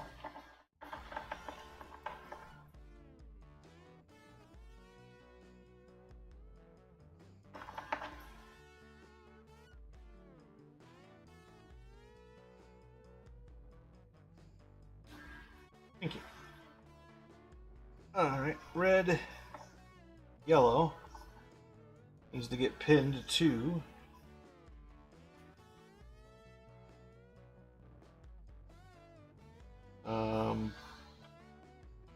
B. Actually, that might be what this is. B14. I might just be able to connect this wire into. Yeah.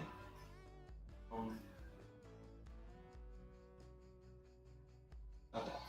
This. B14. Oh, I'm looking for this guy.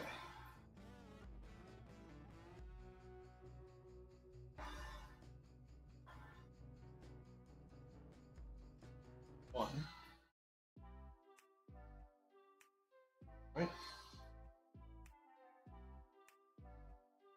One.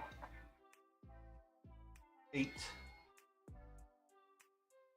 16, 15, 14. Yeah, it's already pinned to another one. Okay. I don't have to unpin that.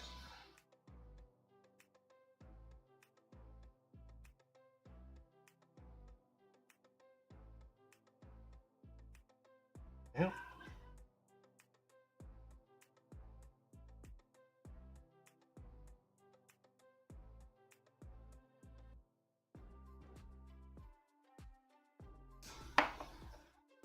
Alright. All I need is a itsy bitsy little flathead. Which is inside. I'll be right back. Be right back.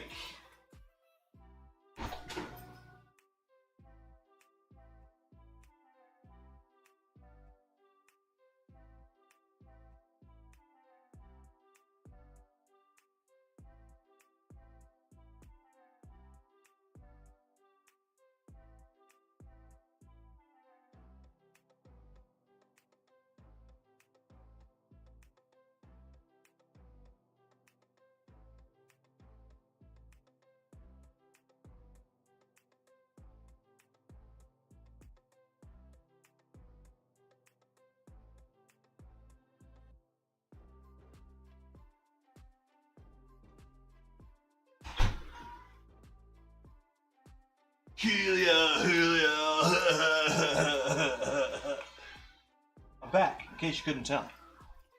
In case you had trouble making the determination on whether I was back or not back, the answer is I am, in fact, back. Okay, so we're just going to bring this guy over to the terminal block. We're going to open up the terminal block pretty goodly like. We're going to pull the IAT wire straight out. Try to untangle it from the mess.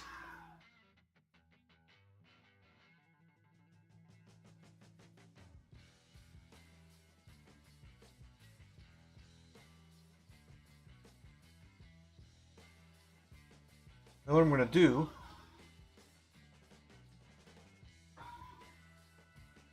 can I go higher?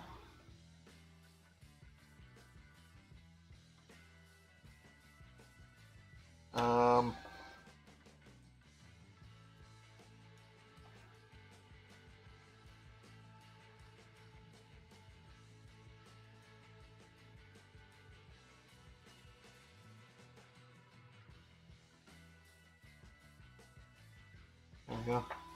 I think that's in there.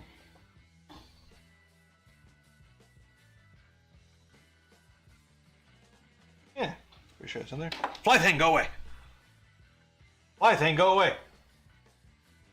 Shoo, fly thing, don't bother me.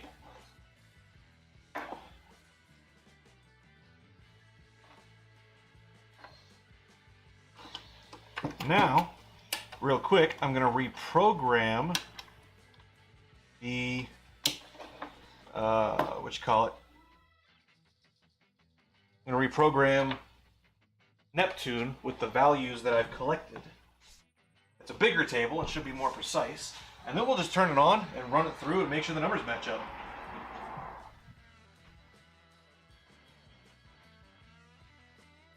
Okay, so Neptune.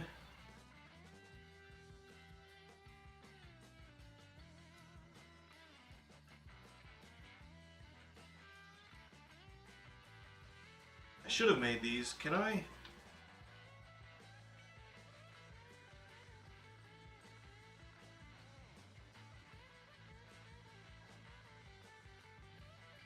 Copy those. I go too wide, then 25 minus 2 is 20, or 25 plus 2 is 27.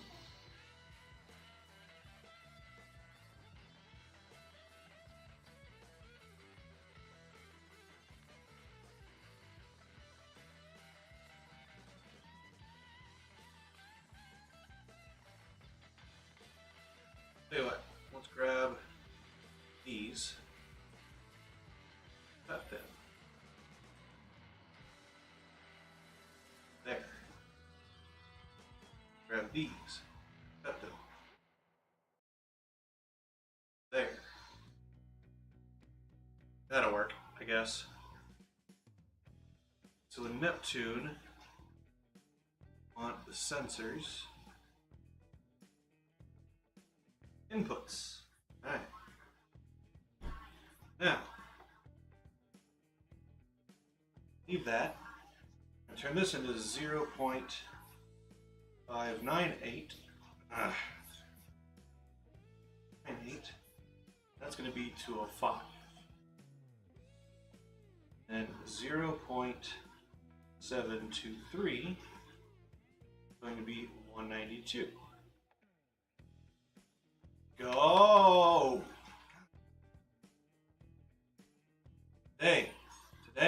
Today. The voltage!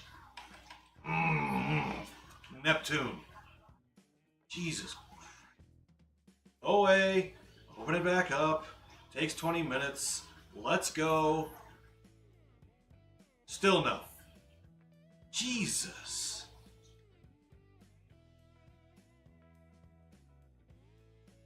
No freaking need for that.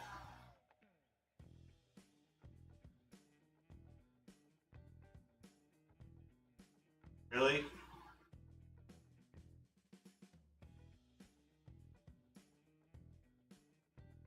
Christ. 973 1.04 160. Come on. This is a fucking nightmare. Day would be nice. You have to scroll to make it work, I guess. 1.22, 150.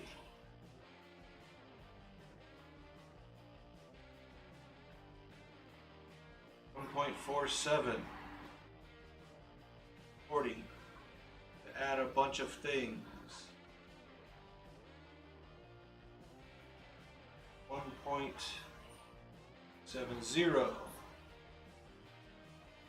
30.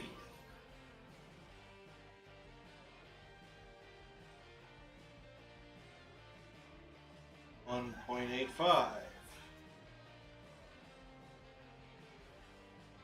20.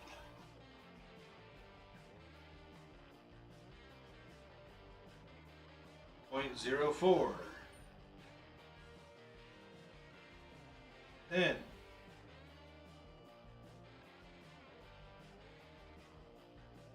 0.35. 100. 0.47. 5.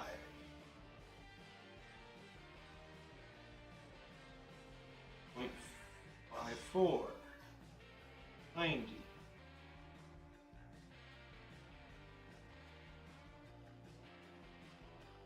0.79. E5. Yeah, you can't. You have to scroll to make it work. 0.97. 80.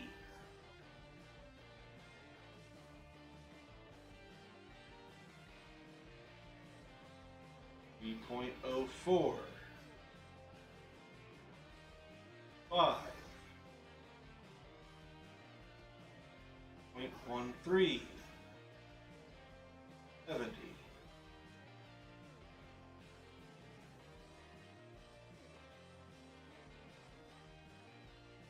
35. 65, which is what I had actually. 0.42. 60.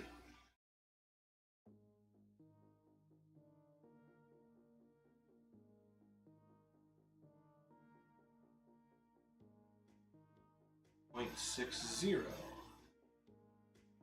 5.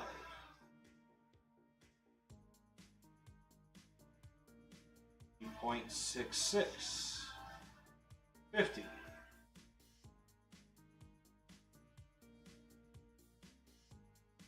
0.79. 5. 0.91. 40, which is pretty close to what I had. That wasn't that far off. 4.1. 5.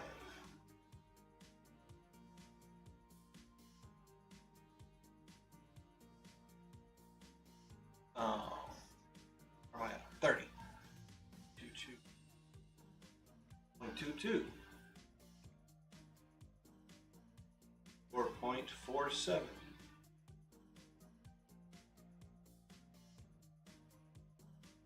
8 and 20.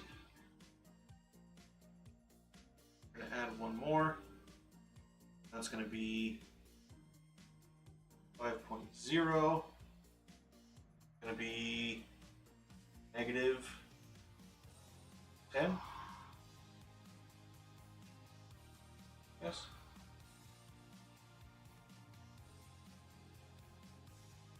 Okay. Life ain't go away.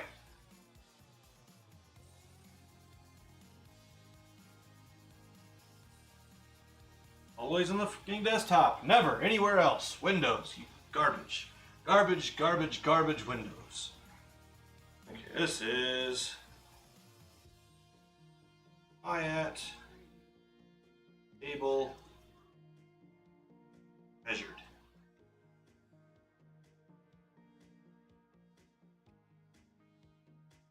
Now I will have that always.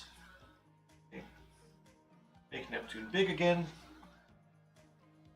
Alright, so now we should be able to turn that on.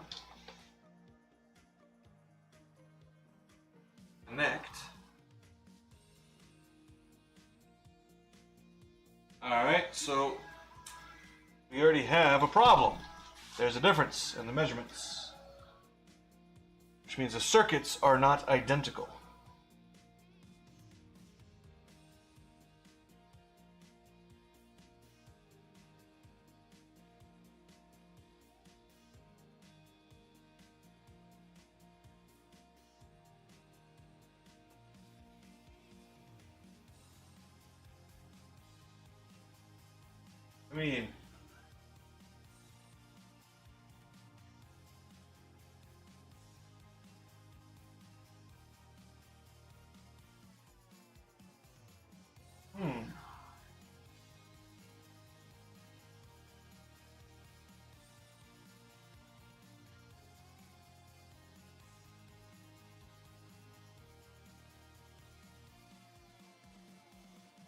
so that means the voltage is reading lower.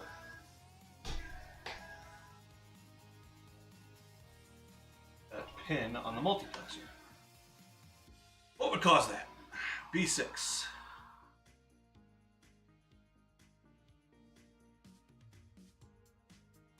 Because I need them to correlate. I need them to be identical to each other. We're using the same sensor, we're using the same size wires. So if I can make the program read the same number with the same voltage into both pins simultaneously, then we should be good to go.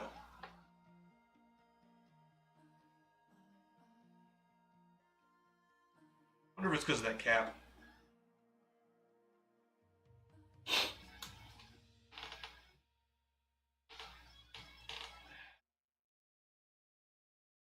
Alright, so if we're reading a higher number is lower voltage. So we're putting in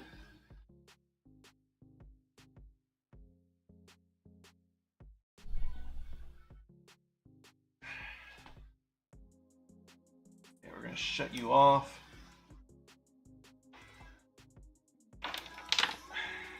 Would you just quit? Ugh. Is there a ground on the freaking simulator that I can use?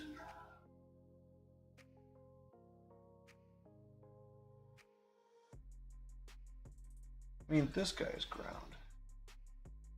Calls himself ground. Let's double check.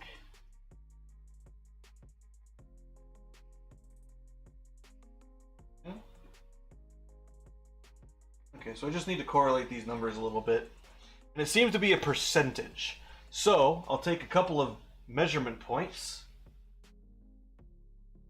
and we will track their differences. So the B6 comes in, that's not the guy I cut. B6 comes into pin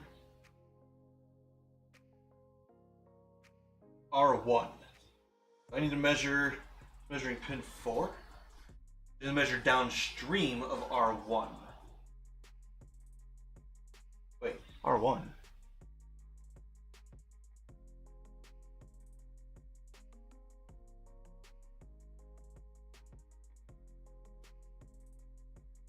Wait. Yeah. R2 should not be populated. Okay, R2 is not populated. Okay. So, tell you what, I can measure pin 3 to 4 and then measure across R1, see if they're the same. So pin 3, 479, 472.07 volts, so 70 millivolts across that guy. 79, 72, identical. Ruh-roh, Raggy. Oh no. Oh no. Oh no. Oh no. Oh no. Okay, so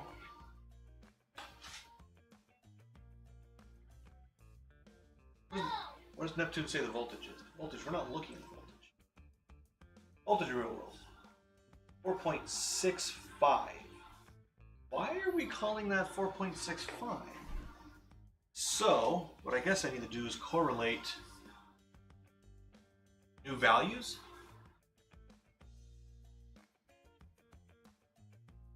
That's fine. I'm going to open that spreadsheet back up.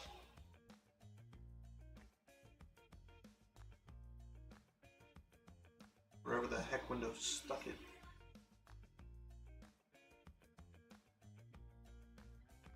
Open you back up. Down here, we're just going to record the values. So we're going to copy tell you what we're gonna do. We're going to rearrange this. So, all this stuff fit like over here somewhere. Okay. Down.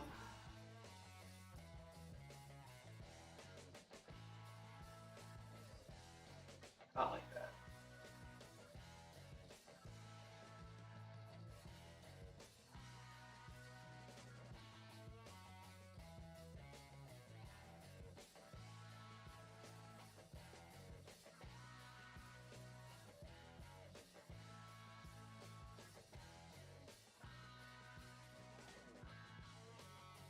Drag these all the way down to 100.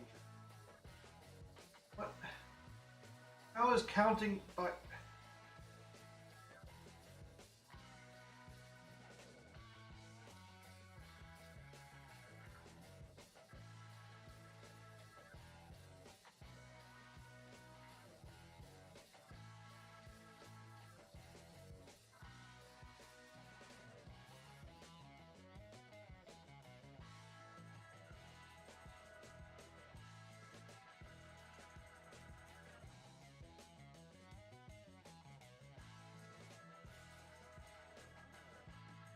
And 100, bring here.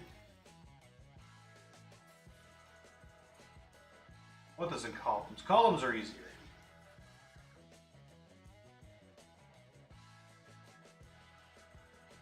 I don't know. How long have I been going? 7.5 hours. Wow. Bring you guys up here. Guys over here.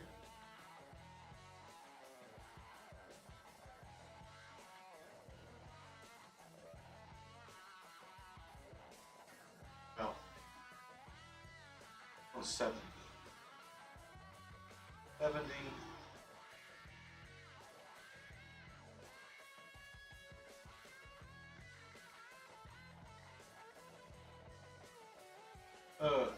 Again, riveting content.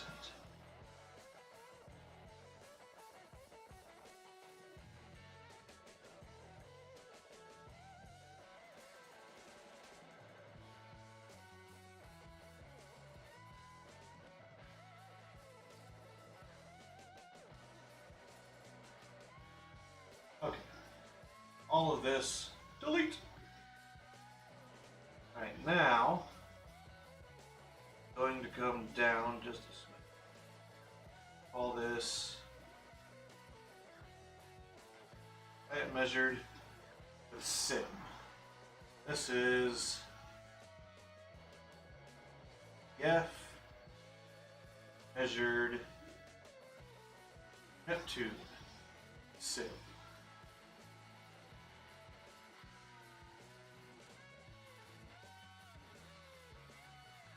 So 10, 20, 30, drag that down. 40, I guess.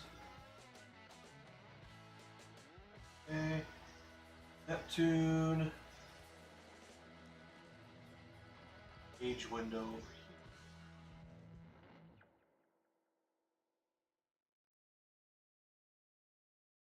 10. 4.65.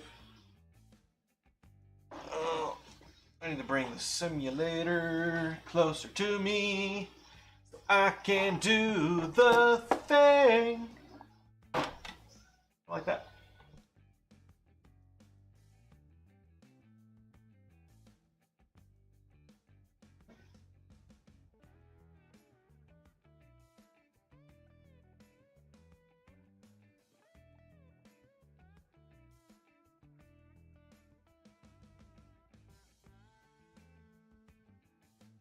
.47.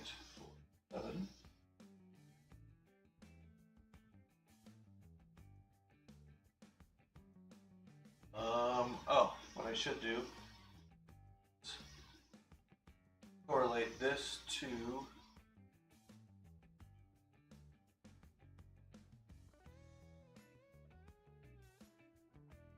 is 10.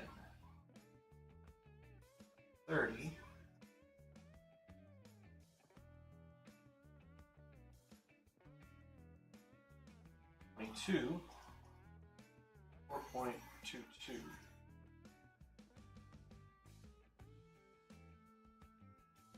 40. 5.92. 50.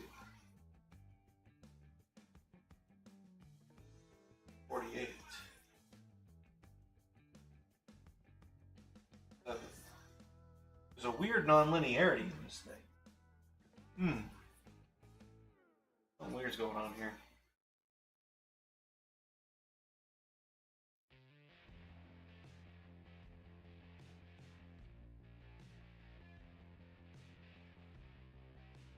Six. 0.43. 70 is 0.14 and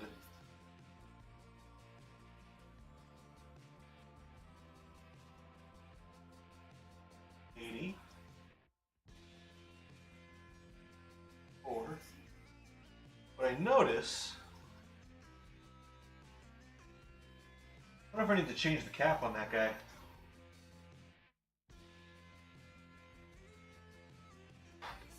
I might do that first. I'm gonna look at that cap on the IAT, figure out what it is, and try to match it. Okay. 2.6.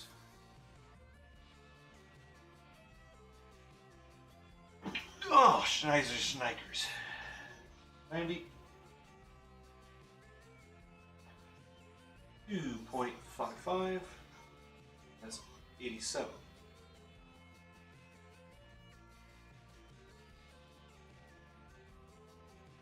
100, 3.55.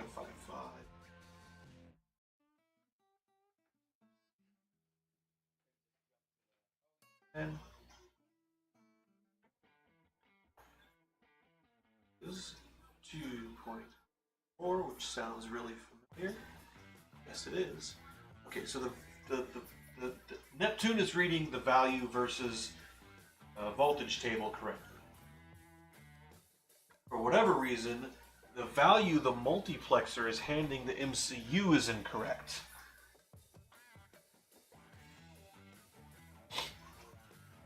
Which is weird.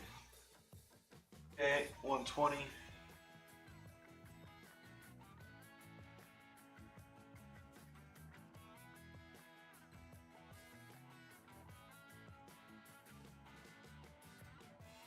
Four.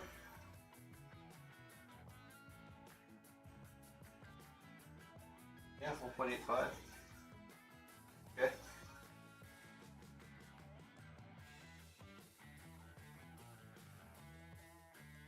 I don't care about the voltages anymore. Those are correct. What we're going to do then is going to correlate temperatures each other. 30 is 120. 40 is 135.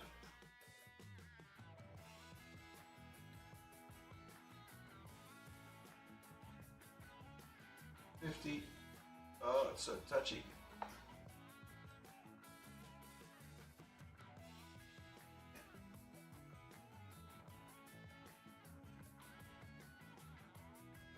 Is 146.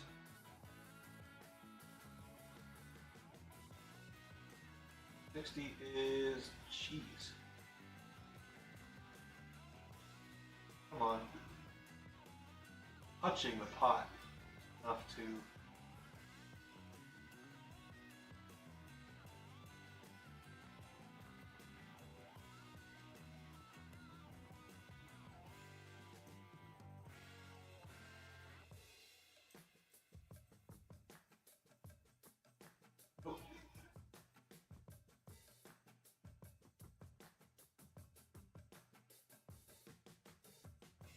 super touchy. Okay, 170 is 160.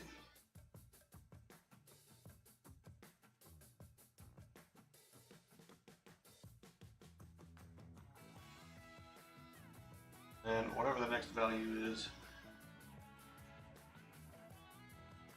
So 198. 186.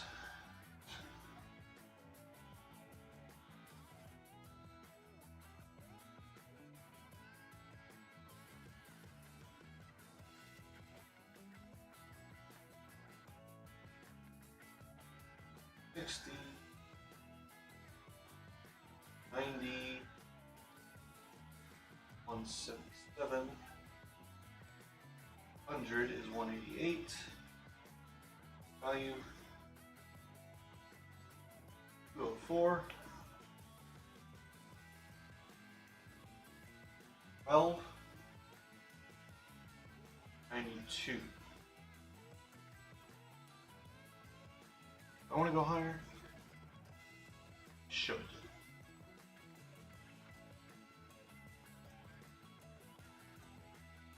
That guy ends at 212.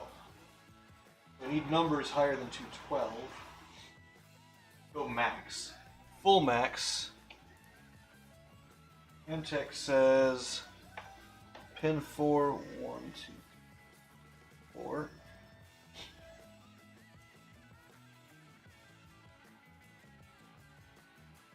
Come on.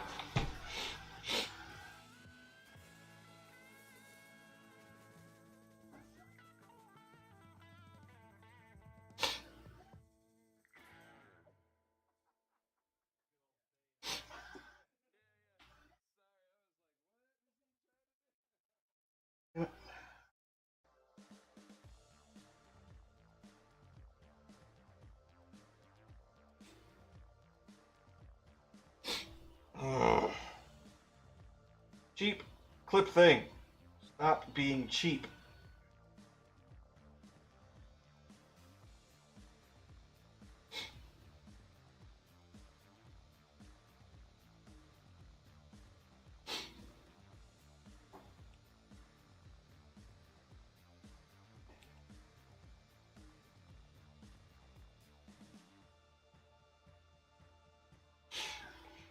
Okay.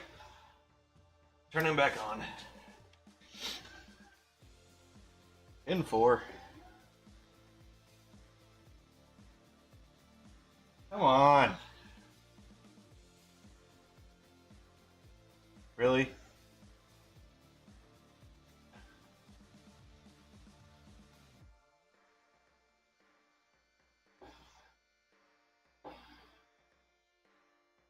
What the? Why have you not give me a freaking read?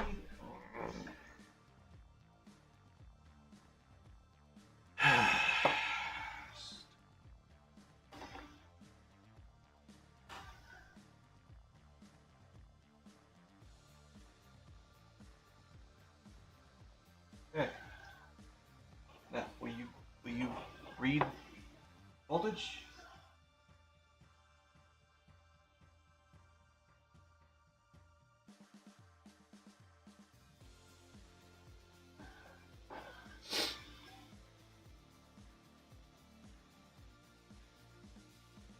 Dude, 23 millivolts.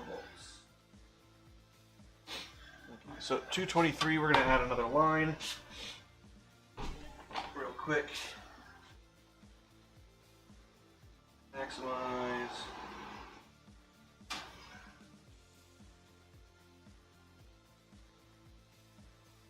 Add.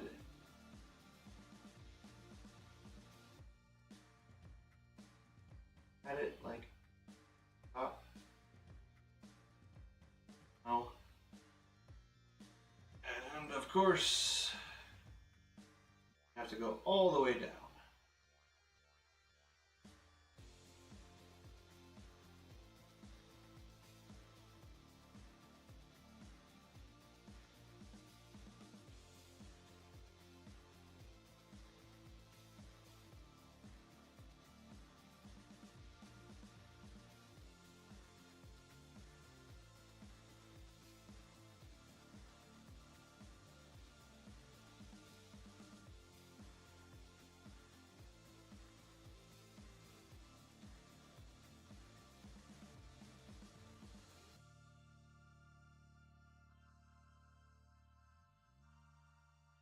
I'm getting tired.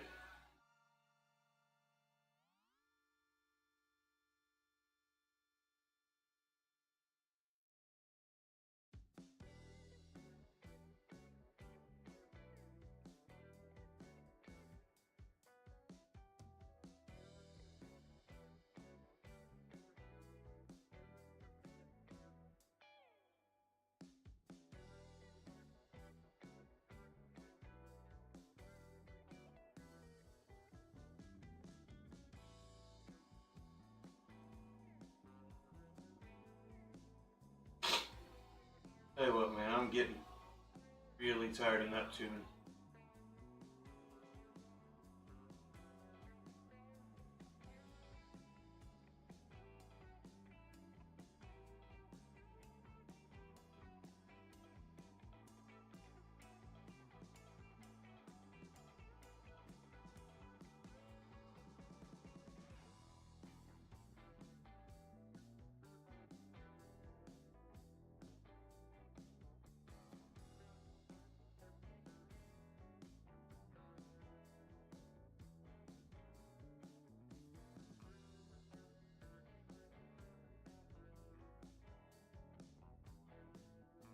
Billy.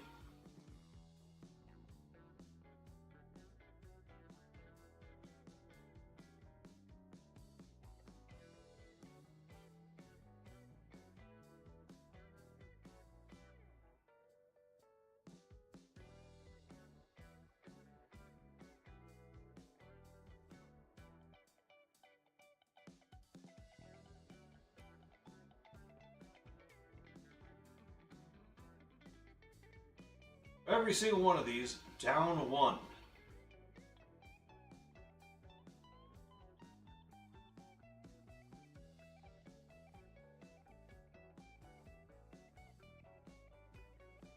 Add a value.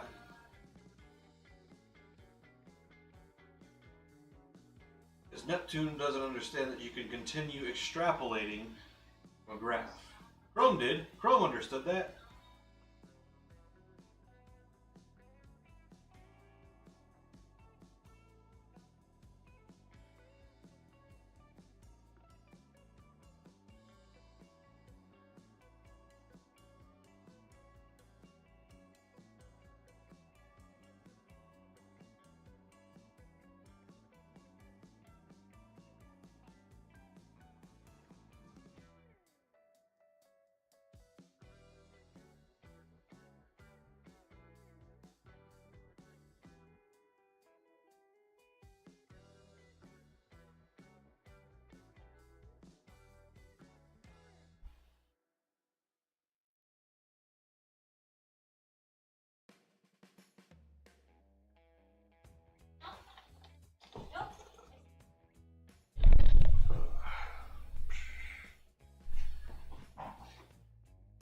So, small issue.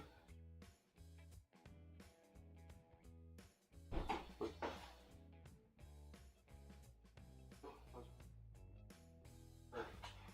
Honda Pilot. The air sensors that actually will hook up to the computer. Air machine?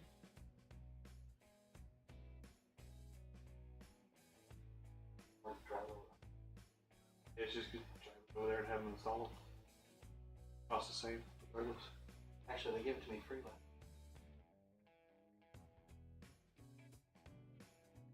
Take it without the car, and they just. I mean, if I can figure out a way to bust the tire off the rim, that's the thing I don't have the ability to do is bust the tire off the rim. Right on these what they are. Have it press. Well, if that's too big. I mean, we could make a little attachment that hooks on. I mean, I've got steel. I could build because all it is a lever. Yeah. With some holes and then. Yeah, I've seen them done. Someone, you can also do it so it hooks up in the back of the hitch on the truck. That's what I saw them do. They use the hitch. Here you go. Come here for a second. Leverage point. This knob right here. Uh-huh. Just kind of slowly turn it like, I don't know, a 16th. What am I watching? For reaction. Why am I doing this? On this one? Perfume.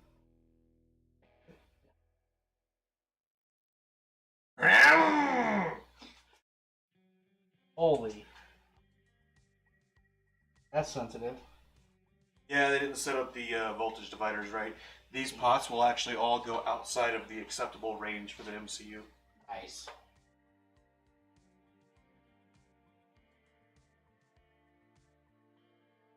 Wait. I got one extra for the spare in the back too.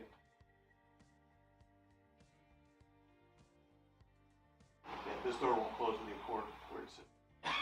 I don't think it matters. They leave their door open all the time. The guy down there leaves his He door closes open. his leaves it open until he goes Yeah, back. at night. But like they'll leave and leave it open sometimes. I mean, so We're not going that far. We're not gonna be gone that long. Mandy can stay here. You and I can take back and her and I can. I just figured get all the boxes I can go with since we're going. I highly doubt anybody's. Almost never the garage is open. That's all. Well, and it's not nighttime, and we're not in Smithfield, so we're fine. Leave your camera rolling. You can catch anybody. Right? Just move your camera so it watches the whole garage.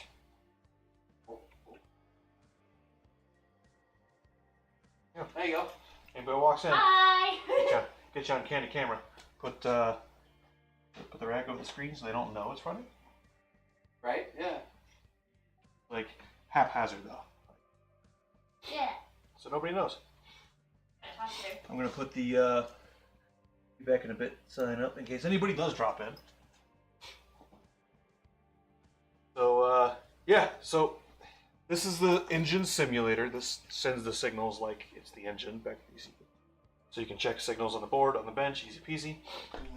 So I'm checking the factory intake temperature sensor input versus the one I added, which I had to modify the PCB for. So the wires and the sensor are the same. I used the Honda sensor and put it in the air box. The wires are a teensy bit longer, but that shouldn't talking 10 millivolts difference, shouldn't be a big, huge deal. What I'm seeing though is right now with it's this wire and this wire on the same pin on the simulator coming the same length to the connector, I'm seeing a difference in measured voltage. What that ends up meaning is the numbers are different from each other, which I'm actually going to Neptune crash. If you don't disconnect Neptune, it'll just crash if you shut the engine off. But what that means is the numbers are different. And so I've got that table, which is the temperature difference. So 5 factory to 10, what I've set up, 10 to 20, 22 to 30, 35 to 40, 48 to 50. So it does this kind of like that, where one of the signals is linear and the other is not. The only difference between them, I can show you. The difference between them, it's this circuit here and this circuit here. Both come in. You come down. That's 5 volts, 1500 ohm, 1500 ohm. That's what's installed. Then you have a 6800, and I put R1 6800. R2 is not populated because there's nothing there on this circuit. This guy comes down. The only difference is these transient suppression diodes, because this guy comes over here to here. There's a cap there. There's a cap there. So the thing you need to do is add a diode or something like that on the other one? Well, it's weird because this voltage is being read as lower than this voltage. Diode wouldn't do that. Diode would not. A diode would not increase the voltage in the line that has it. That makes no sense to me. Yeah. The only thing I can think of is maybe this cap, this cap, and this cap are of different construction because these are both factory. I haven't touched those at all. They're of different construction, and maybe this guy's dropping some voltage. Maybe he's just old and dropping a smidge. So those resistors, the second set, is that installed currently or not? These guys? Those two? Yeah. No, These? two going across. These? Yeah. No idea, and no. Okay, so the only I thing removed R2. you have Because originally what this was a voltage divider from here down at here, and then this sent the signal here. This is that guy that was telling you about it has to be at 2.5 volts, and the thing runs all kinds of shitty. So R2 is removed, and R3 is 1500 ohm, and I did measure this circuit on the board, and it is 1500 and 6800. And I measured the voltage here and the voltage here, and they're identical. So it's gotta be the multiplexer then. The A to D converter in the multiplexer has some kind of a drift in that one. So what if? I wonder what all comes in it. I wonder if any of these signals are critical. Coolant temp sensor. The coolant temp sensor is off too. Because the coolant temp sensor, when you turn the key on the first time, all the temperature sensors should be identical. Hotter is lower voltage. The coolant temp sensor reads a couple of degrees hotter than the intake temp when you first turn the key on. And the coolant temp comes into this multiplexer. The intake temp comes into this multiplexer. So it's a difference in the U5 and U6. Bam. Just figured it out. Yo, see, Some weird A to D I'm converter. so good I don't say anything. Yeah, see? Love it when it happens. Sometimes you just have to have somebody else there looking at it with you. These are fly things. They're bigger than the not the ones that you.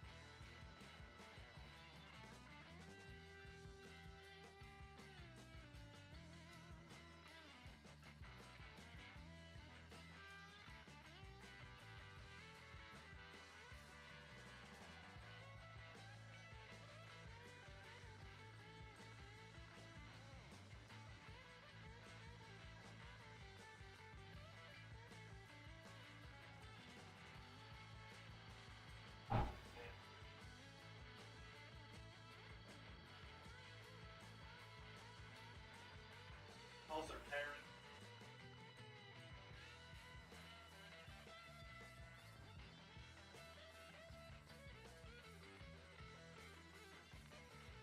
All they thought was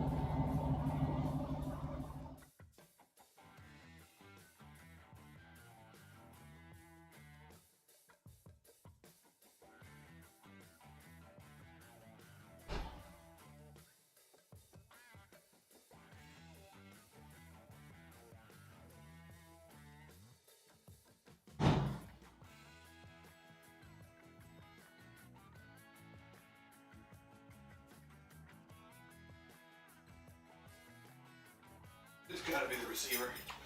It's got to be the receiver. Alright. I am back. Backity back. Back in black. Bam.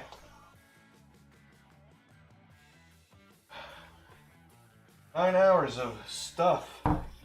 And we're still going. We're gonna keep going until the thing that I wanted to do is done. The Accord is busted.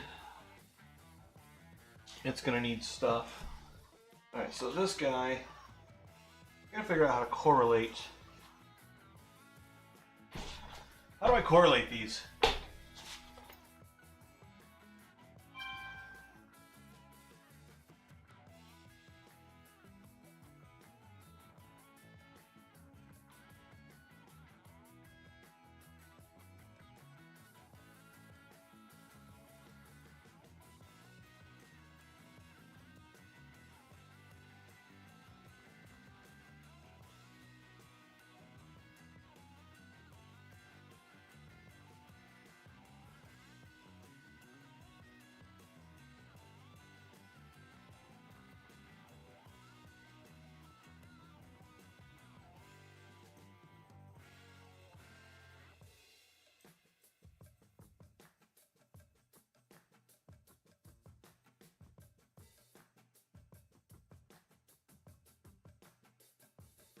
I'm gonna call Mr. Shiny Boy.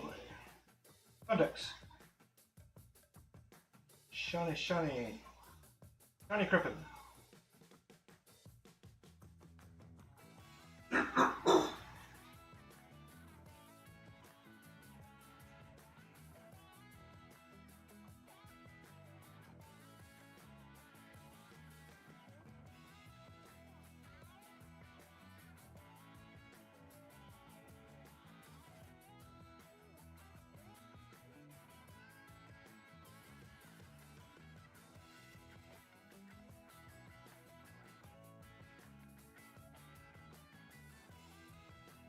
At. What?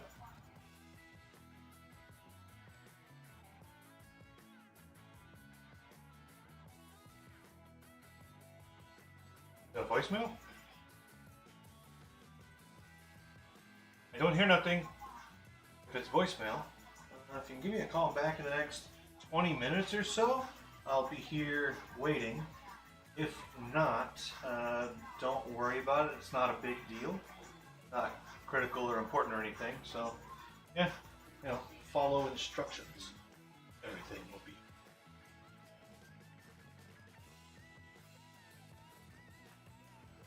Okay, so we gotta figure out why the mill's on first.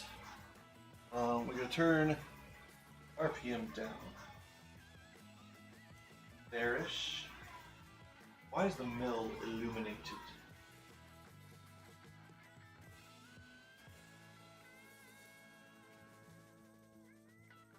For whatever reason, stuff and things, man. Stuff and things.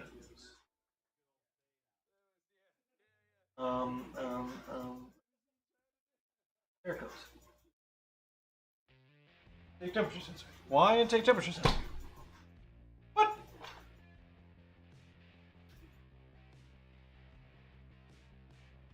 Somewhere in the middle. Okay. There we go. Somewhere in the middle. Clear the middle.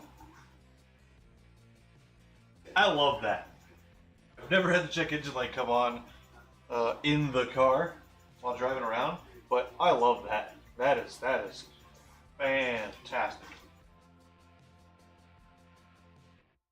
Sometimes Neptune does great things. Sometimes it does not. So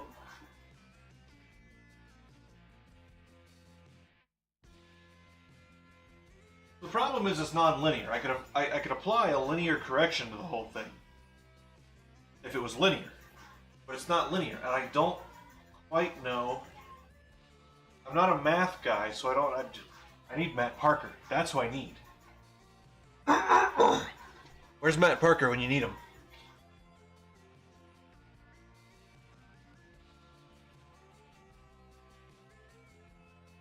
Okay, so how about we go and look up? Okay. Formula.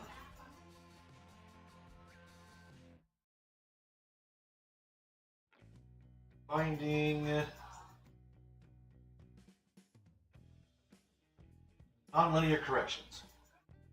How to find the equation of nonlinear data. Okay. I don't want YouTube. I don't want videos. I want freaking words. Jesus. I hate that that's like all that comes up now. Just videos. I don't care about your damn videos. Disconnect. Turn that off. We don't want to be running that injector driver. Oh, this wasn't the case. Never mind. Doesn't matter.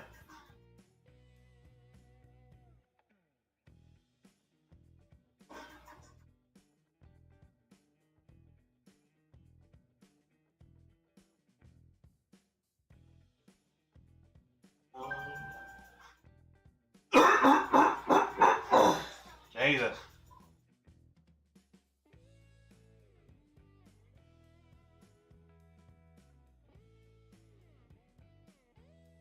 You're gonna...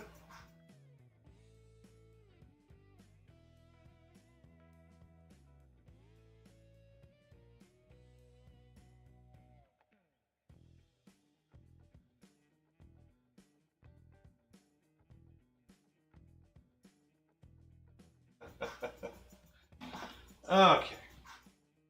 So...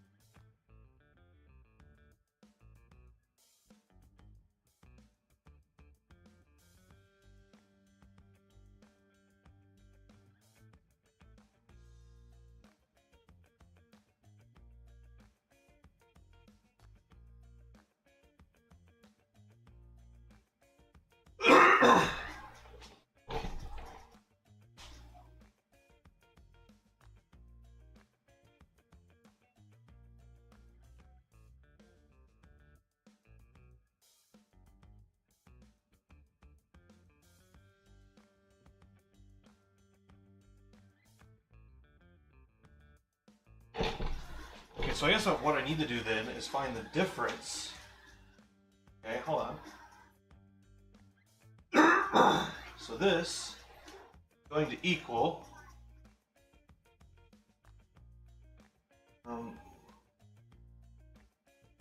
a difference.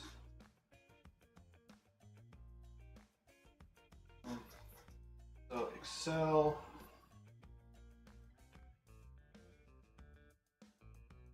Formula. Difference. Absolute value. I don't care if it's positive or negative, I just want to know what the difference is. How to calculate the absolute difference. Okay. Tell me the formula. Oh. It's just, oh, okay. It's just absolute. Absolute, this minus this. Okay.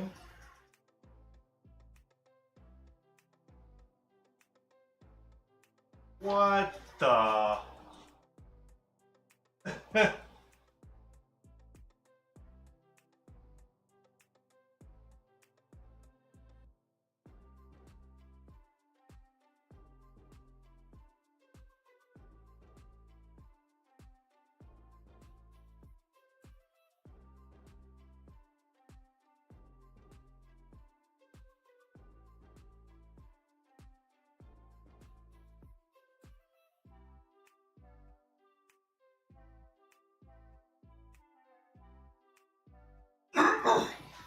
5, 10, 5, 10, 8, 5, 2, 4, 3, 6, 3, 5, 4, 4, 10, 5, 4, 10, 13, 14, 20.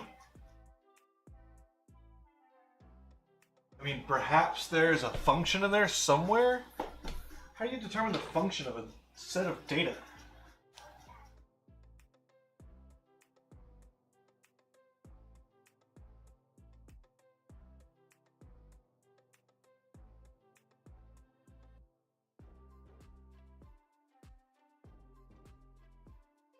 Nombres.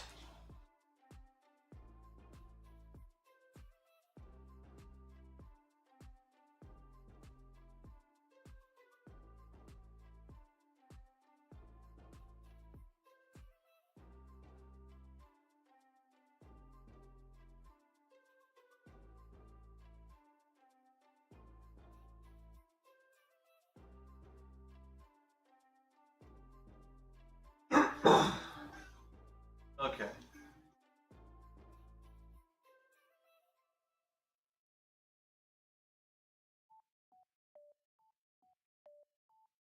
All right, so take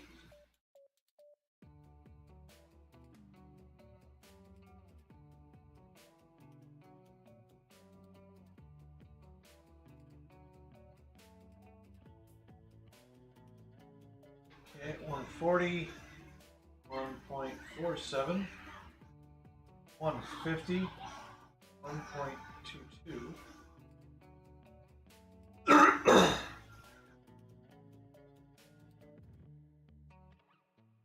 170, 0.973,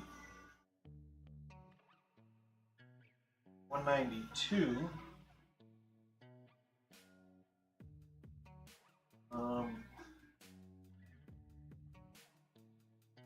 0.07,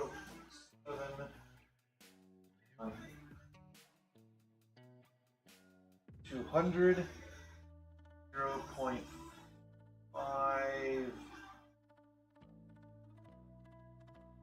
602.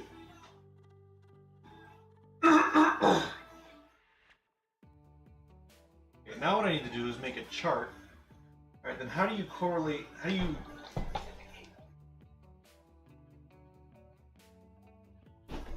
do you find a correlation?